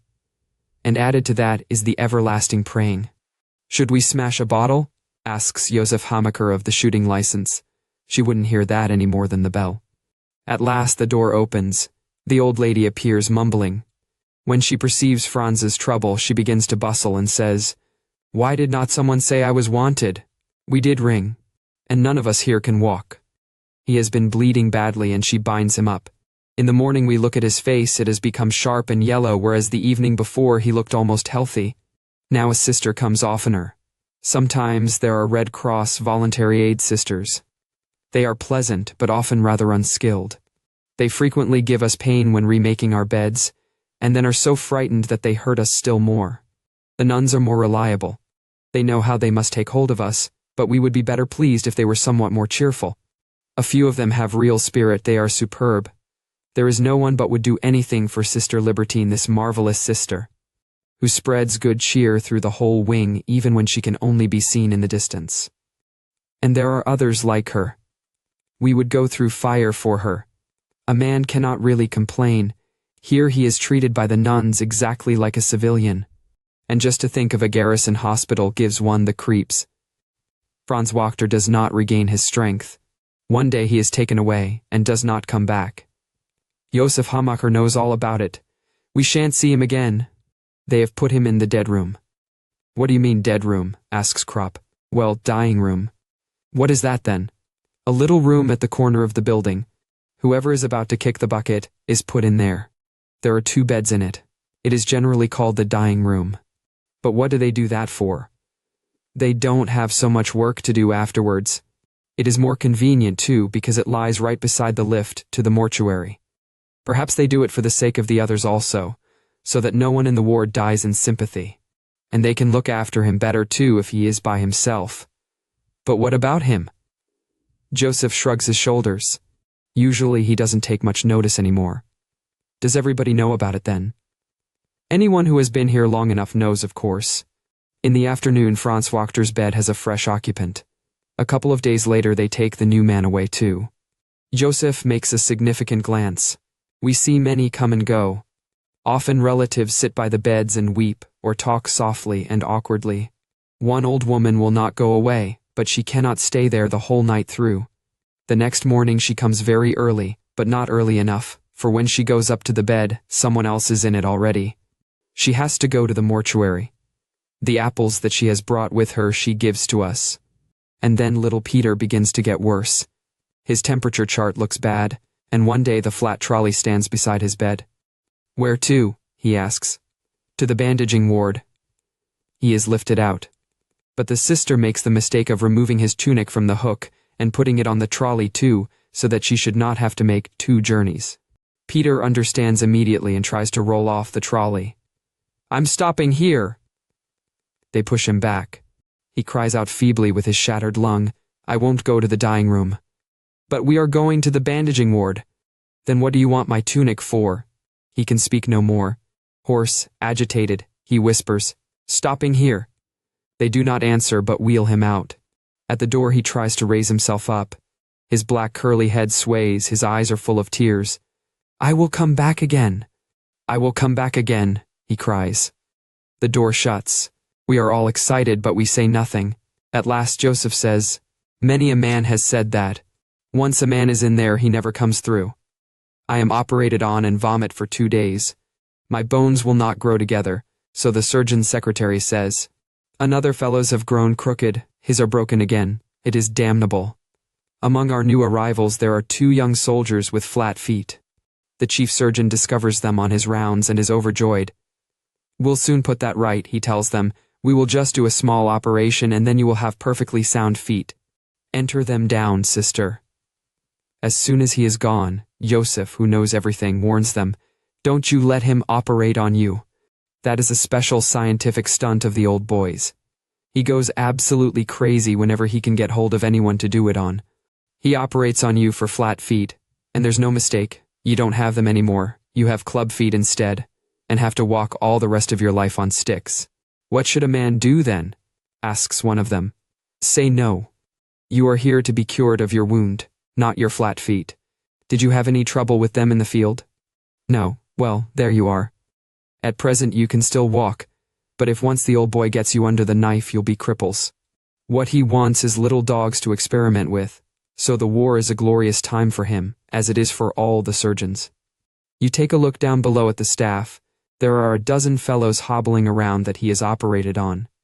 A lot of them have been here all the time since 14 and 15. Not a single one of them can walk better than he could before, almost all of them worse, and most only with plaster legs. Every 6 months he catches them again, and breaks their bones afresh, and every time is going to be the successful one. You take my word he won't dare to do it if you say no. Ach, man, says one of the 2 wearily. Better your feet than your brain box. There's no telling what you'll get if you go back out there again. They can do with me just as they please, so long as I get back home. Better to have a club foot than be dead. The other, a young fellow like ourselves, won't have it done. The next morning the old man has the 2 hauled up, and lectures and jaws at them so long that in the end they consent. What else could they do? They are mere privates, and he is a big bug. They are brought back chloroformed and plastered. It is going badly with Albert. They have taken him, amputated his leg. The whole leg has been taken off from the thigh. Now he will hardly speak any more. Once he says he will shoot himself the first time he can get hold of his revolver again. A new convoy arrives. Our room gets 2 blind men. One of them is a very youthful musician. The sisters never have a knife with them when they feed him. He has already snatched one from a sister. But in spite of this caution, there is an incident. In the evening, while he is being fed, the sister is called away and leaves the plate with the fork on his table. He gropes for the fork, seizes it, and drives it with all his force against his heart. Then he snatches up a shoe and strikes with it against the handle as hard as he can. We call for help, and 3 men are necessary to take the fork away from him. The blunt prongs had already penetrated deep. He abuses us all night so that no one can go to sleep. In the morning he has lockjaw. Again beds are empty. Day after day goes by with pain and fear, groans and death gurgles. Even the death room is no use anymore. It is too small. Fellows die during the night in our room. They go even faster than the sisters can cope with them. But one day the door flies open, the flat trolley rolls in, and there on the stretcher, pale, thin, upright, and triumphant, with his shaggy head of curls sits Peter.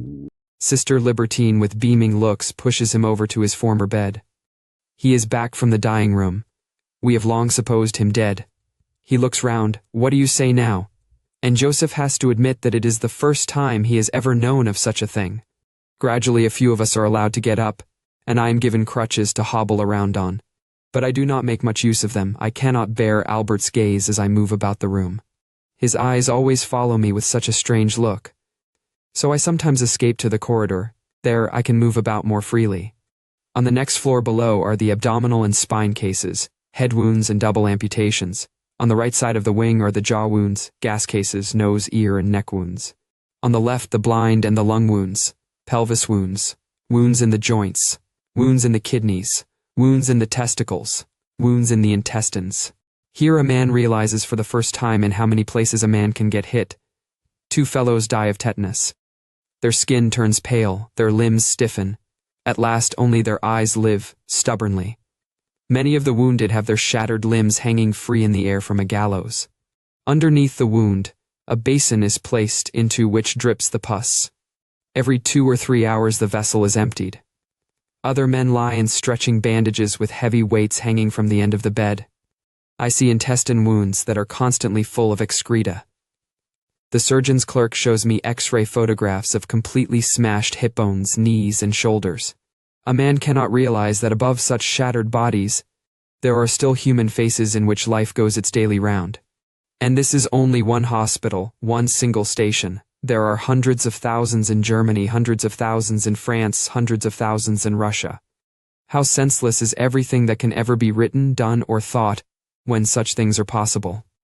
It must be all lies and of no account when the culture of 1,000 years could not prevent this stream of blood being poured out, these torture chambers in their hundreds of thousands. A hospital alone shows what war is. I am young, I am 20 years old, yet I know nothing of life but despair, death, fear, and fatuous superficiality cast over an abyss of sorrow.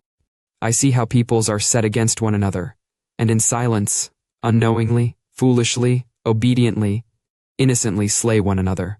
I see that the keenest brains of the world invent weapons and words to make it yet more refined and enduring.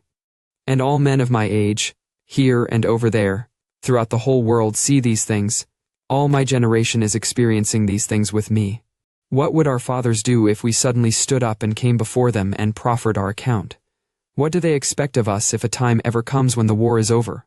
Through the years our business has been killing. It was our first calling in life. Our knowledge of life is limited to death. What will happen afterwards? And what shall come out of us? The oldest man in our room is Lewandowski.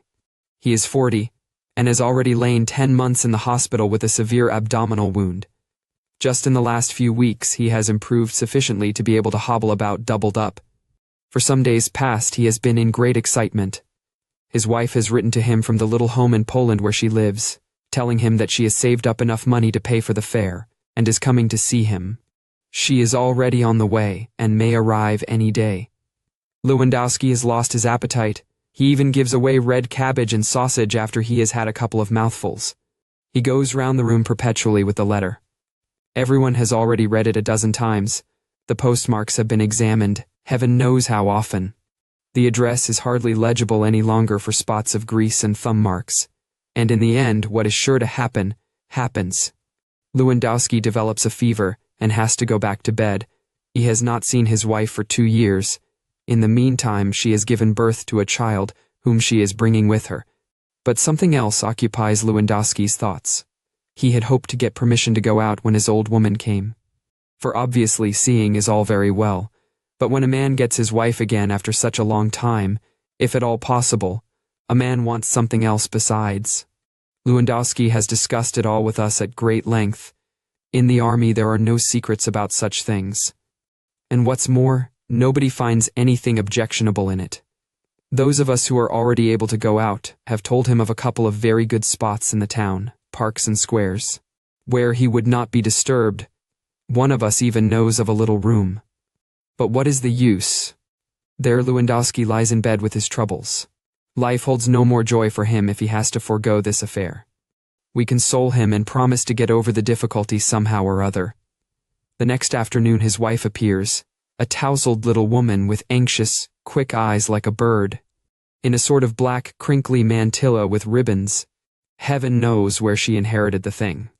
She murmurs something softly and stands shyly in the doorway. It terrifies her that there are 6 of us men present. "Well, Marja," says Lewandowski, and gulps dangerously with his Adam's apple. "You can come in all right, they won't hurt you." She goes round and proffers each of us her hand. Then she produces the child, which in the intervals has done something in its napkin. From a large handbag embroidered with beads, she takes out a clean one and makes the child fresh and presentable. This dispels her first embarrassment, and the two begin to talk. Lewandowski is very fidgety. Every now and then he squints across at us most unhappily with his round goggle eyes. The time is favorable, the doctor's visit is over, at the most one of the sisters might come in. So one of us goes out to prospect. He comes back and nods. Not a soul to be seen. "Now's your chance, Johann, set to." The two speak together in an undertone. The woman turns a little red and looks embarrassed. We grin good-naturedly and make pooh-poohing gestures. What does it matter? The devil take all conventions, they were made for other times. Here lies the carpenter Johann Lewandowski, a soldier shot to a cripple, and there is his wife. Who knows when he will see her again? He wants to have her, and he should have her. Good. 2 men stand at the door to forestall the sisters and keep them occupied if they chance to come along. They agree to stand guard for a quarter of an hour or thereabouts. Lewandowski can only lie on his side, so one of us props a couple of pillows against his side. Albert gets the child to hold. We all turn round a bit. The black mantilla disappears under the bedclothes. We make a great clatter and play scat noisily. All goes well. I hold a club solo with 4 jacks, which nearly goes the round. In the process, we almost forget Lewandowski. After a while, the child begins to squall, although Albert, in desperation, rocks it to and fro. There is a bit of creaking and rustling, and as we look up casually, we see that the child has the bottle in its mouth and is back again with its mother. The business is over. We now feel ourselves like one big family. The woman is happy, and Lewandowski lies there sweating and beaming. He unpacks the embroidered handbag, and some good sausages come to light. Lewandowski takes up the knife with a flourish and saws the meat into slices. With a handsome gesture he waves toward us, and the little woman goes from one to another and smiles at us and hands round the sausage. She now looks quite handsome. We call her Mother. She is pleased and shakes up our pillows for us. After a few weeks I have to go each morning to the massage department. There my leg is harnessed up and made to move. The arm has healed long since. New convoys arrive from the line. The bandages are no longer made of cloth, but of white crepe paper. Rag bandages have become scarce at the front. Albert's stump heals well. The wound is almost closed. In a few weeks he should go off to an institute for artificial limbs. He continues not to talk much, and is much more solemn than formerly. He often breaks off in his speech and stares in front of him. If he were not here with us, he would have shot himself long ago. But now he's over the worst of it, and he often looks on while we play scat. I get convalescent leave. My mother does not want to let me go away. She is feeble. It is all much worse than it was last time. Then I recalled to my regiment and returned once more to the line. Parting from my friend Albert Kropp was very hard. But a man gets used to that sort of thing in the army. 11 we count the weeks no more. It was winter when I came up, and when the shells exploded, the frozen clods of earth were just as dangerous as the fragments. Now the trees are green again. Our life alternates between billets and the front. We have almost grown accustomed to it. War is a cause of death like cancer and tuberculosis, like influenza and dysentery. The deaths are merely more frequent, more varied and terrible. Our thoughts are clay, they are molded with the changes of the days. When we are resting, they are good.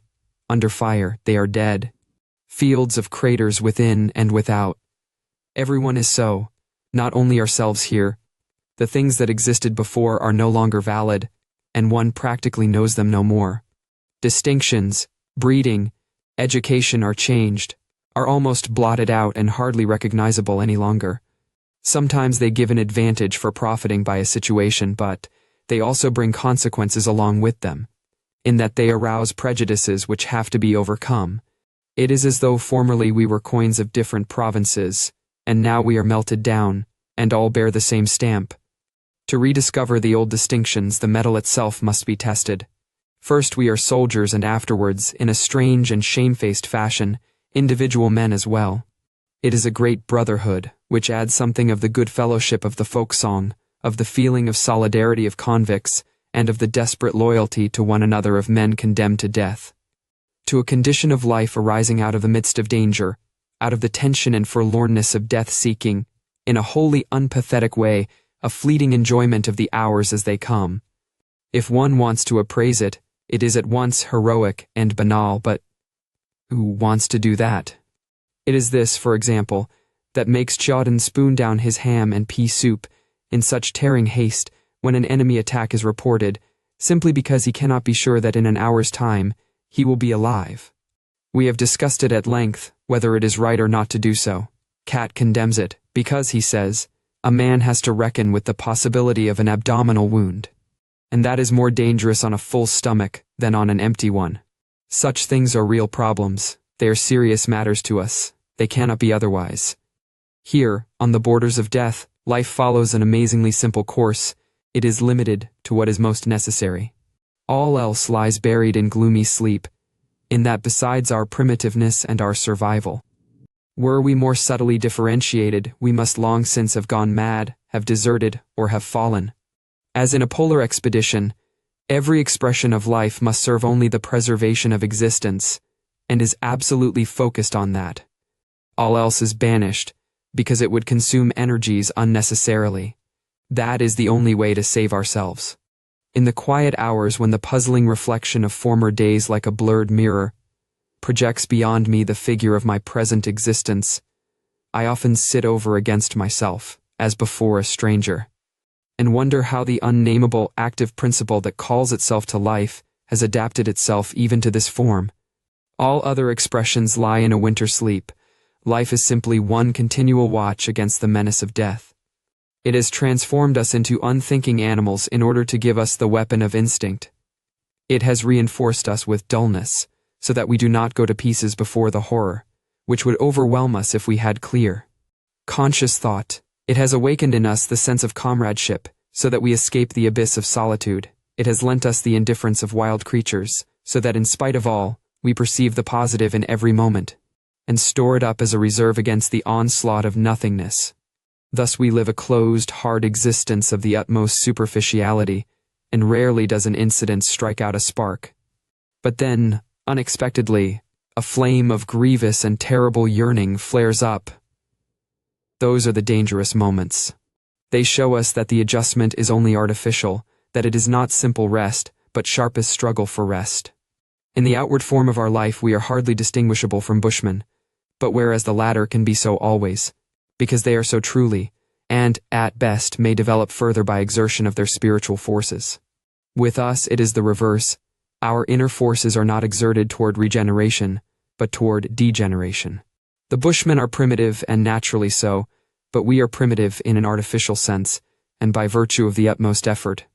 And at night, waking out of a dream, overwhelmed and bewitched by the crowding apparitions, a man perceives with alarm how slight is the support, how thin the boundary that divides him from the darkness. We are little flames poorly sheltered by frail walls against the storm of dissolution and madness, in which we flicker and sometimes almost go out. Then the muffled roar of the battle becomes a ring that encircles us. We creep in upon ourselves, and with big eyes stare into the night. Our only comfort is the steady breathing of our comrades asleep, and thus we wait for the morning. Every day and every hour, every shell and every death cuts into this thin support, and the years waste it rapidly. I see how it is already gradually breaking down around me. There is the mad story of deterring. He was one of those who kept himself to himself. His misfortune was that he saw a cherry tree in a garden. We were just coming back from the front line, and at a turning of the road near our billets, marvelous in the morning twilight, stood this cherry tree before us. It had no leaves but was one white mass of blossom. In the evening deterring was not to be seen. Then at last he came back and had a couple of branches of cherry blossom in his hand. We made fun of him and asked whether he was going to a wedding. He made no answer, but lay down on his bed. During the night I heard him making a noise. He seemed to be packing. I sensed something amiss and went over to him. He made out it was nothing, and I said to him, "Don't do anything silly, deterring." "Ah, why? It's merely that I can't sleep." "What did you pick the cherry branches for?" "Surely I can pick cherry blossom if I want to," he replied evasively, and after a while, "I have a big orchard with cherry trees at home. When they are in blossom, from the hay loft they look like one single sheet, so white. It is just the time. Perhaps you will get leave soon. You may even be sent back as a farmer." He nodded, but he was far away. When these peasants are excited they have a curious expression, a mixture of cow and yearning God, half stupid and half rapt. In order to turn him away from his thoughts, I asked him for a piece of bread. He gave it to me without a murmur. That was suspicious, for he is usually tight-fisted. So I stayed awake. Nothing happened. In the morning he was as usual. Apparently he had noticed that I had been watching him, but the second morning he was gone. I noticed it, but said nothing, in order to give him time. He might perhaps get through. Various fellows have already got into Holland, but at roll call he was missed. A week after we heard that he had been caught by the field gendarmes, those despicable military police. He had headed toward Germany. That was hopeless, of course. And of course, he did everything else just as idiotically. Anyone might have known that his flight was only homesickness and a momentary aberration. But what does a court-martial 100 miles behind the front line know about it? We have heard nothing more of deterring. But sometimes it broke out in other ways. This danger, these pent-up things as from an overheated boiler. It will be enough to tell how Berger met his end. Our trenches have now for some time been shot to pieces, and we have an elastic line, so that there is practically no longer any proper trench warfare. When attack and counterattack have waged backwards and forwards, there remains a broken line, and a bitter struggle from crater to crater. The front line has been penetrated, and everywhere small groups have established themselves. The fight is carried on from clusters of shell holes. We are in a crater. The English are coming down obliquely. They are turning our flank and working in behind us. We are surrounded. It is not easy to surrender. Fog and smoke hang over us. No one would recognize that we wanted to give ourselves up. And perhaps we don't want to. A man doesn't even know himself at such moments. We hear the explosions of the hand grenades coming towards us. Our machine gun sweeps over the semicircle in front of us. The cooling water evaporates. We hastily pass round the case. Every man pisses in it, and thus we again have water, and are able to continue firing. But behind us the attack crashes ever nearer. A few minutes, and we are lost. Then, at closest range, a second machine gun bursts out. It is set up in a crater alongside us. Berger has fetched it, and now the counterattack comes over from behind. We are set free and make contact with the rear. Afterwards, as we lie in comparatively good cover, one of the food carriers reports that a couple of 100 yards distant there lies a wounded messenger dog. "Where?" asks Berger. The other describes the place to him. Berger goes off either to fetch the beast in or to shoot it. 6 months ago he would not have cared. He would have been reasonable. We try to prevent him. Then as he goes off grimly, all we can say is, "You're mad," and let him go. For these cases of front line, madness become dangerous if one is not able to fling the man to the ground and hold him fast. And Berger is 6 feet, and the most powerful man in the company. He is absolutely mad, for he has to pass through the barrage. But this lightning that lowers somewhere above us all has struck him and made him demented. It affects others so that they begin to rave, to run away. There was one man who even tried to dig himself into the ground with hands, feet, and teeth. It is true, such things are often simulated. But the pretense itself is a symptom. Berger, who means to finish off the dog, is carried away with a wound in the pelvis. And one of the fellows who carry him gets a bullet in the leg while doing it. Muller is dead. Someone shot him point blank in the stomach with a very light. He lived for half an hour, quite conscious and in terrible pain. Before he died, he handed over his pocketbook to me and bequeathed me his boots, the same that he once inherited from Remarque. I wear them, for they fit me quite well. After me Chudden will get them, I have promised them to him. We have been able to bury Muller, but he is not likely to remain long undisturbed. Our lines are falling back. There are too many fresh English and American regiments over there. There's too much corned beef and white wheaten bread. Too many new guns, too many aeroplanes. But we are emaciated and starved. Our food is bad and mixed up with so much substitute stuff that it makes us ill. The factory owners in Germany have grown wealthy. Dysentery dissolves our bowels. The latrine poles are always densely crowded.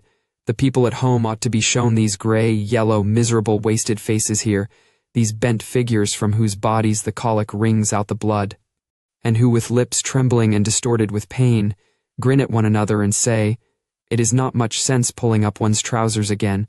Our artillery is fired out. It has too few shells, and the barrels are so worn that they shoot uncertainly, and scatter so widely as even to fall on ourselves. We have too few horses. Our fresh troops are anemic boys in need of rest, who cannot carry a pack but merely know how to die. By thousands. They understand nothing about warfare. They simply go on and let themselves be shot down. A single flyer routed 2 companies of them for a joke, just as they came fresh from the train before they had ever heard of such a thing as cover. Germany ought to be empty soon, says Cat. We have given up hope that someday an end may come. We never think so far. A man can stop a bullet and be killed. He can get wounded, and then the hospital is his next stop. There, if they do not amputate him, he sooner or later falls into the hands of one of those staff surgeons who, with the war service cross in his buttonhole, says to him, "What, one leg a bit short? If you have any pluck, you don't need to run at the front. The man is Al. Dismiss." Cat tells a story that has traveled the whole length of the front from the Vosges to Flanders, of the staff surgeon who reads the names on the list, and when a man comes before him without looking up says, "Al, we need soldiers up there." A fellow with a wooden leg comes up before him, the staff surgeon again says, "Al." And then, Cat raises his voice. The fellow says to him, "I already have a wooden leg, but when I go back again and they shoot off my head, then I will get a wooden head made and become a staff surgeon." This answer tickles us all immensely. There may be good doctors, and there are, lots of them, all the same. Every soldier sometime during his hundreds of inspections falls into the clutches of one of these countless hero-grabbers who pride themselves on changing as many C's and B's as possible into Al's.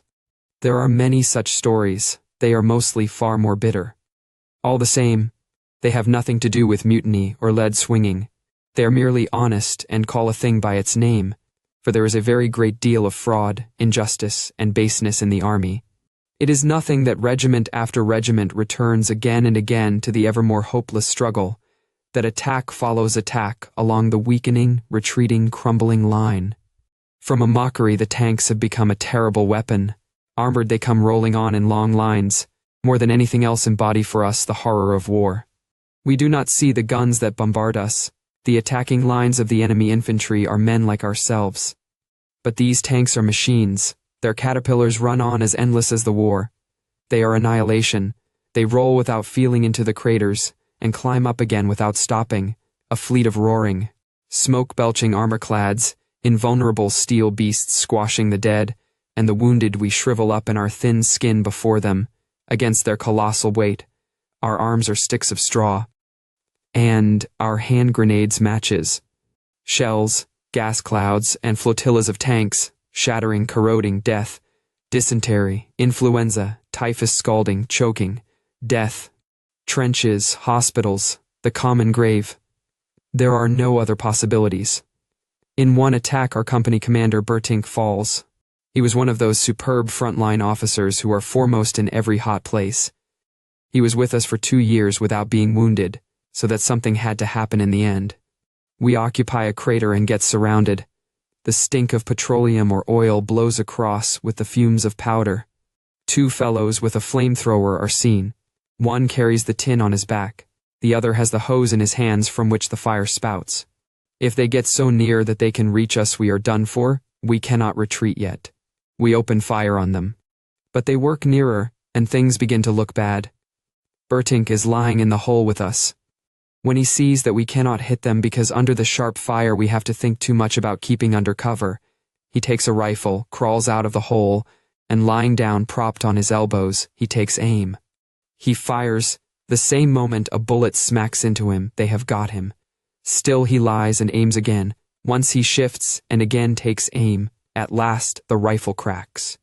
Bertink lets the gun drop and says, "Good," and slips back into the hole. The hindermost of the 2 flamethrowers is hit, he falls, the hose slips away from the other fellow. The fire squirts about on all sides and the man burns. Bertink has a chest wound. After a while a fragment smashes away his chin, and the same fragment has sufficient force to tear open Lear's hip. Lear groans as he supports himself on his arm. He bleeds quickly. No one can help him. Like an emptying tube, after a couple of minutes he collapses. What use is it to him now that he was such a good mathematician at school? The months pass by. The summer of 1918 is the most bloody and the most terrible. The days stand like angels in blue and gold, incomprehensible, above the ring of annihilation. Every man here knows that we are losing the war. Not much is said about it. We are falling back. We will not be able to attack again after this big offensive. We have no more men and no more ammunition. Still the campaign goes on, the dying goes on. Summer of 1918, never has life in its niggardliness seemed to us so desirable as now. The red poppies in the meadows round our billets, the smooth beetles on the blades of grass, the warm evenings in the cool, dim rooms, the black, mysterious trees of the twilight, the stars and the flowing waters. Dreams and long sleep.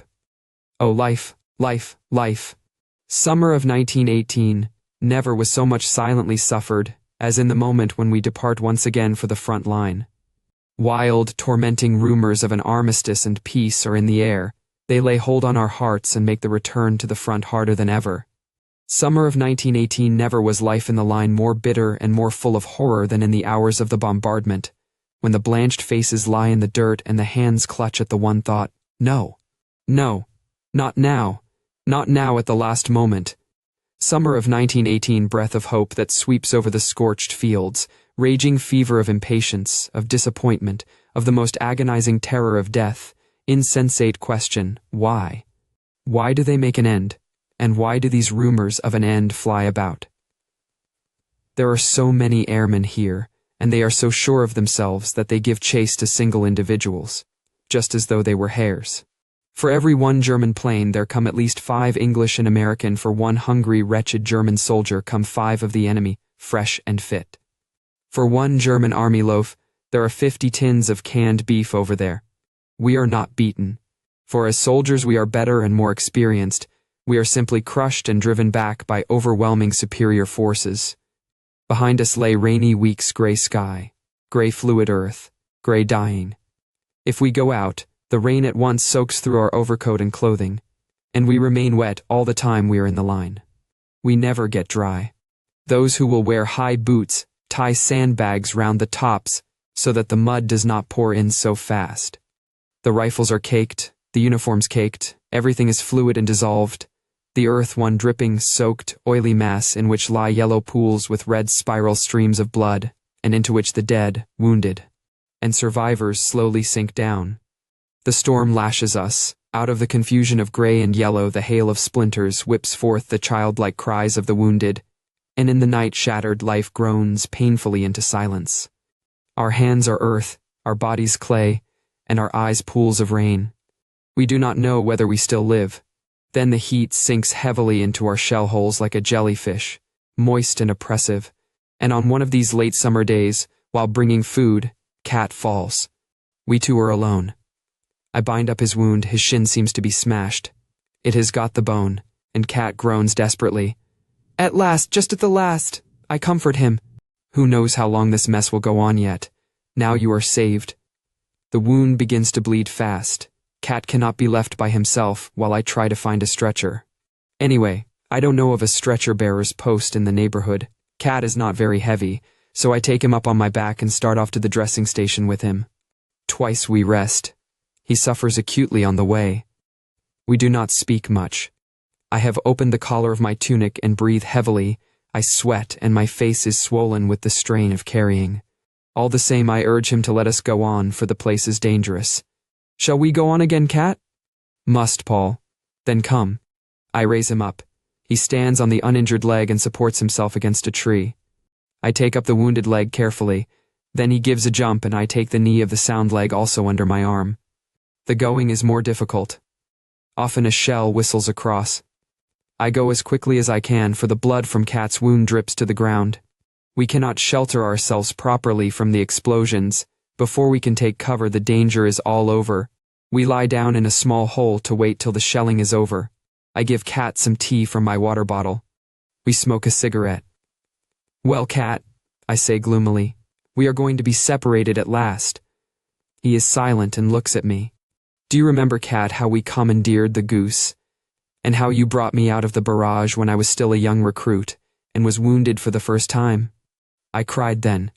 Cat, that is almost 3 years ago. He nods. The anguish of solitude rises up in me. When Cat is taken away, I will not have one friend left. Cat, in any case we must see one another again, if it is peacetime before you come back. Do you think that I will be marked Al again with this leg? He asks bitterly. With rest it will get better. The joint is quite sound. It may get all right again. Give me another cigarette, he says. Perhaps we could do something together later on, Cat. I am very miserable.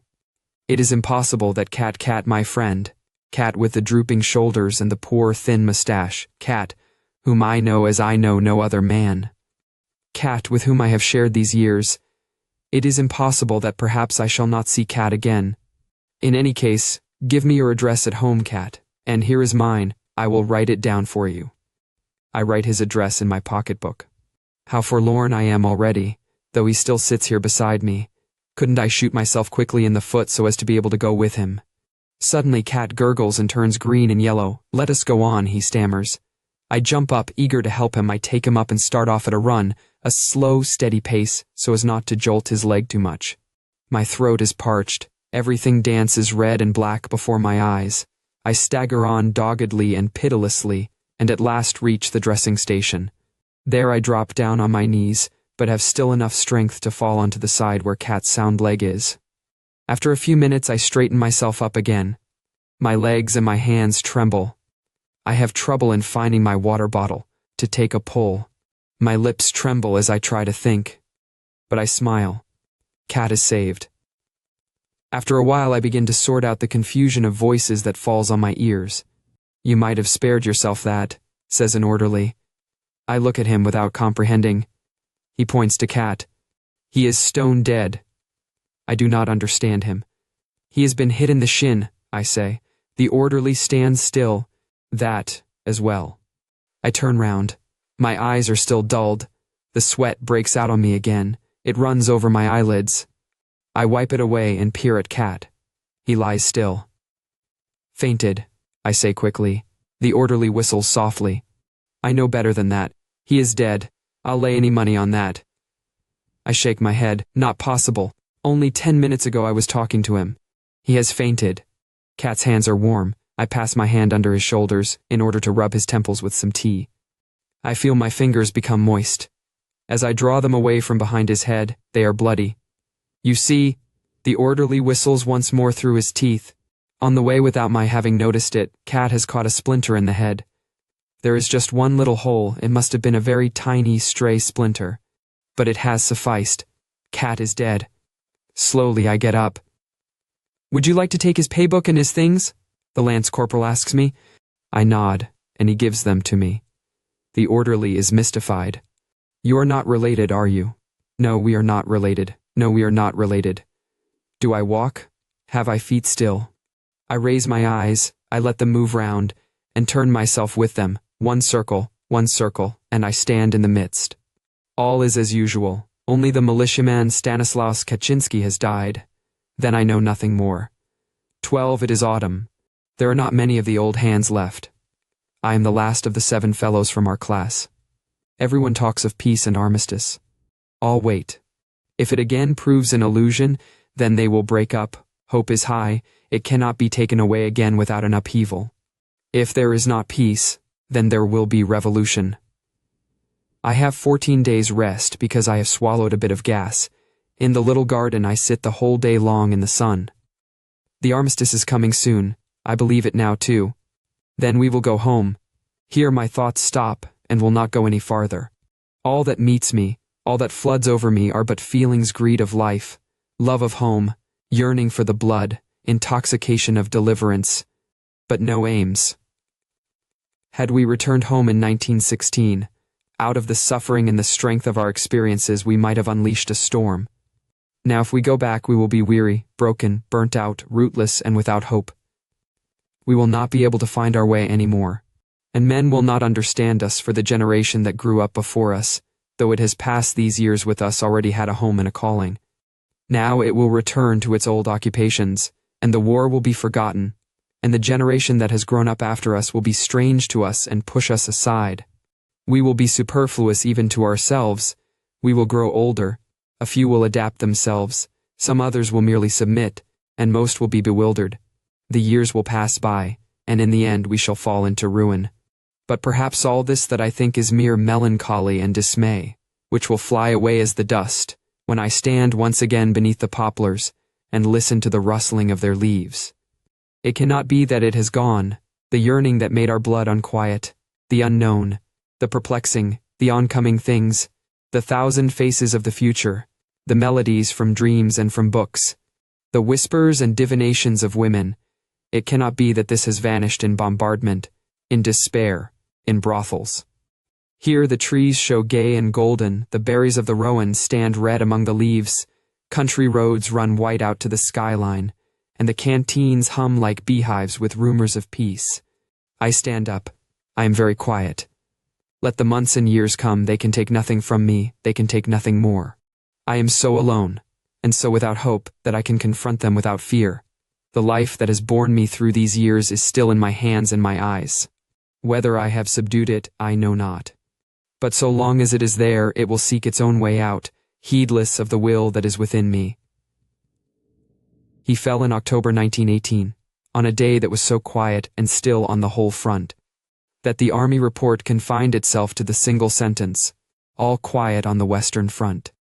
He had fallen forward and lay on the earth as though sleeping. Turning him over, one saw that he could not have suffered long. His face had an expression of calm, as though almost glad the end had come.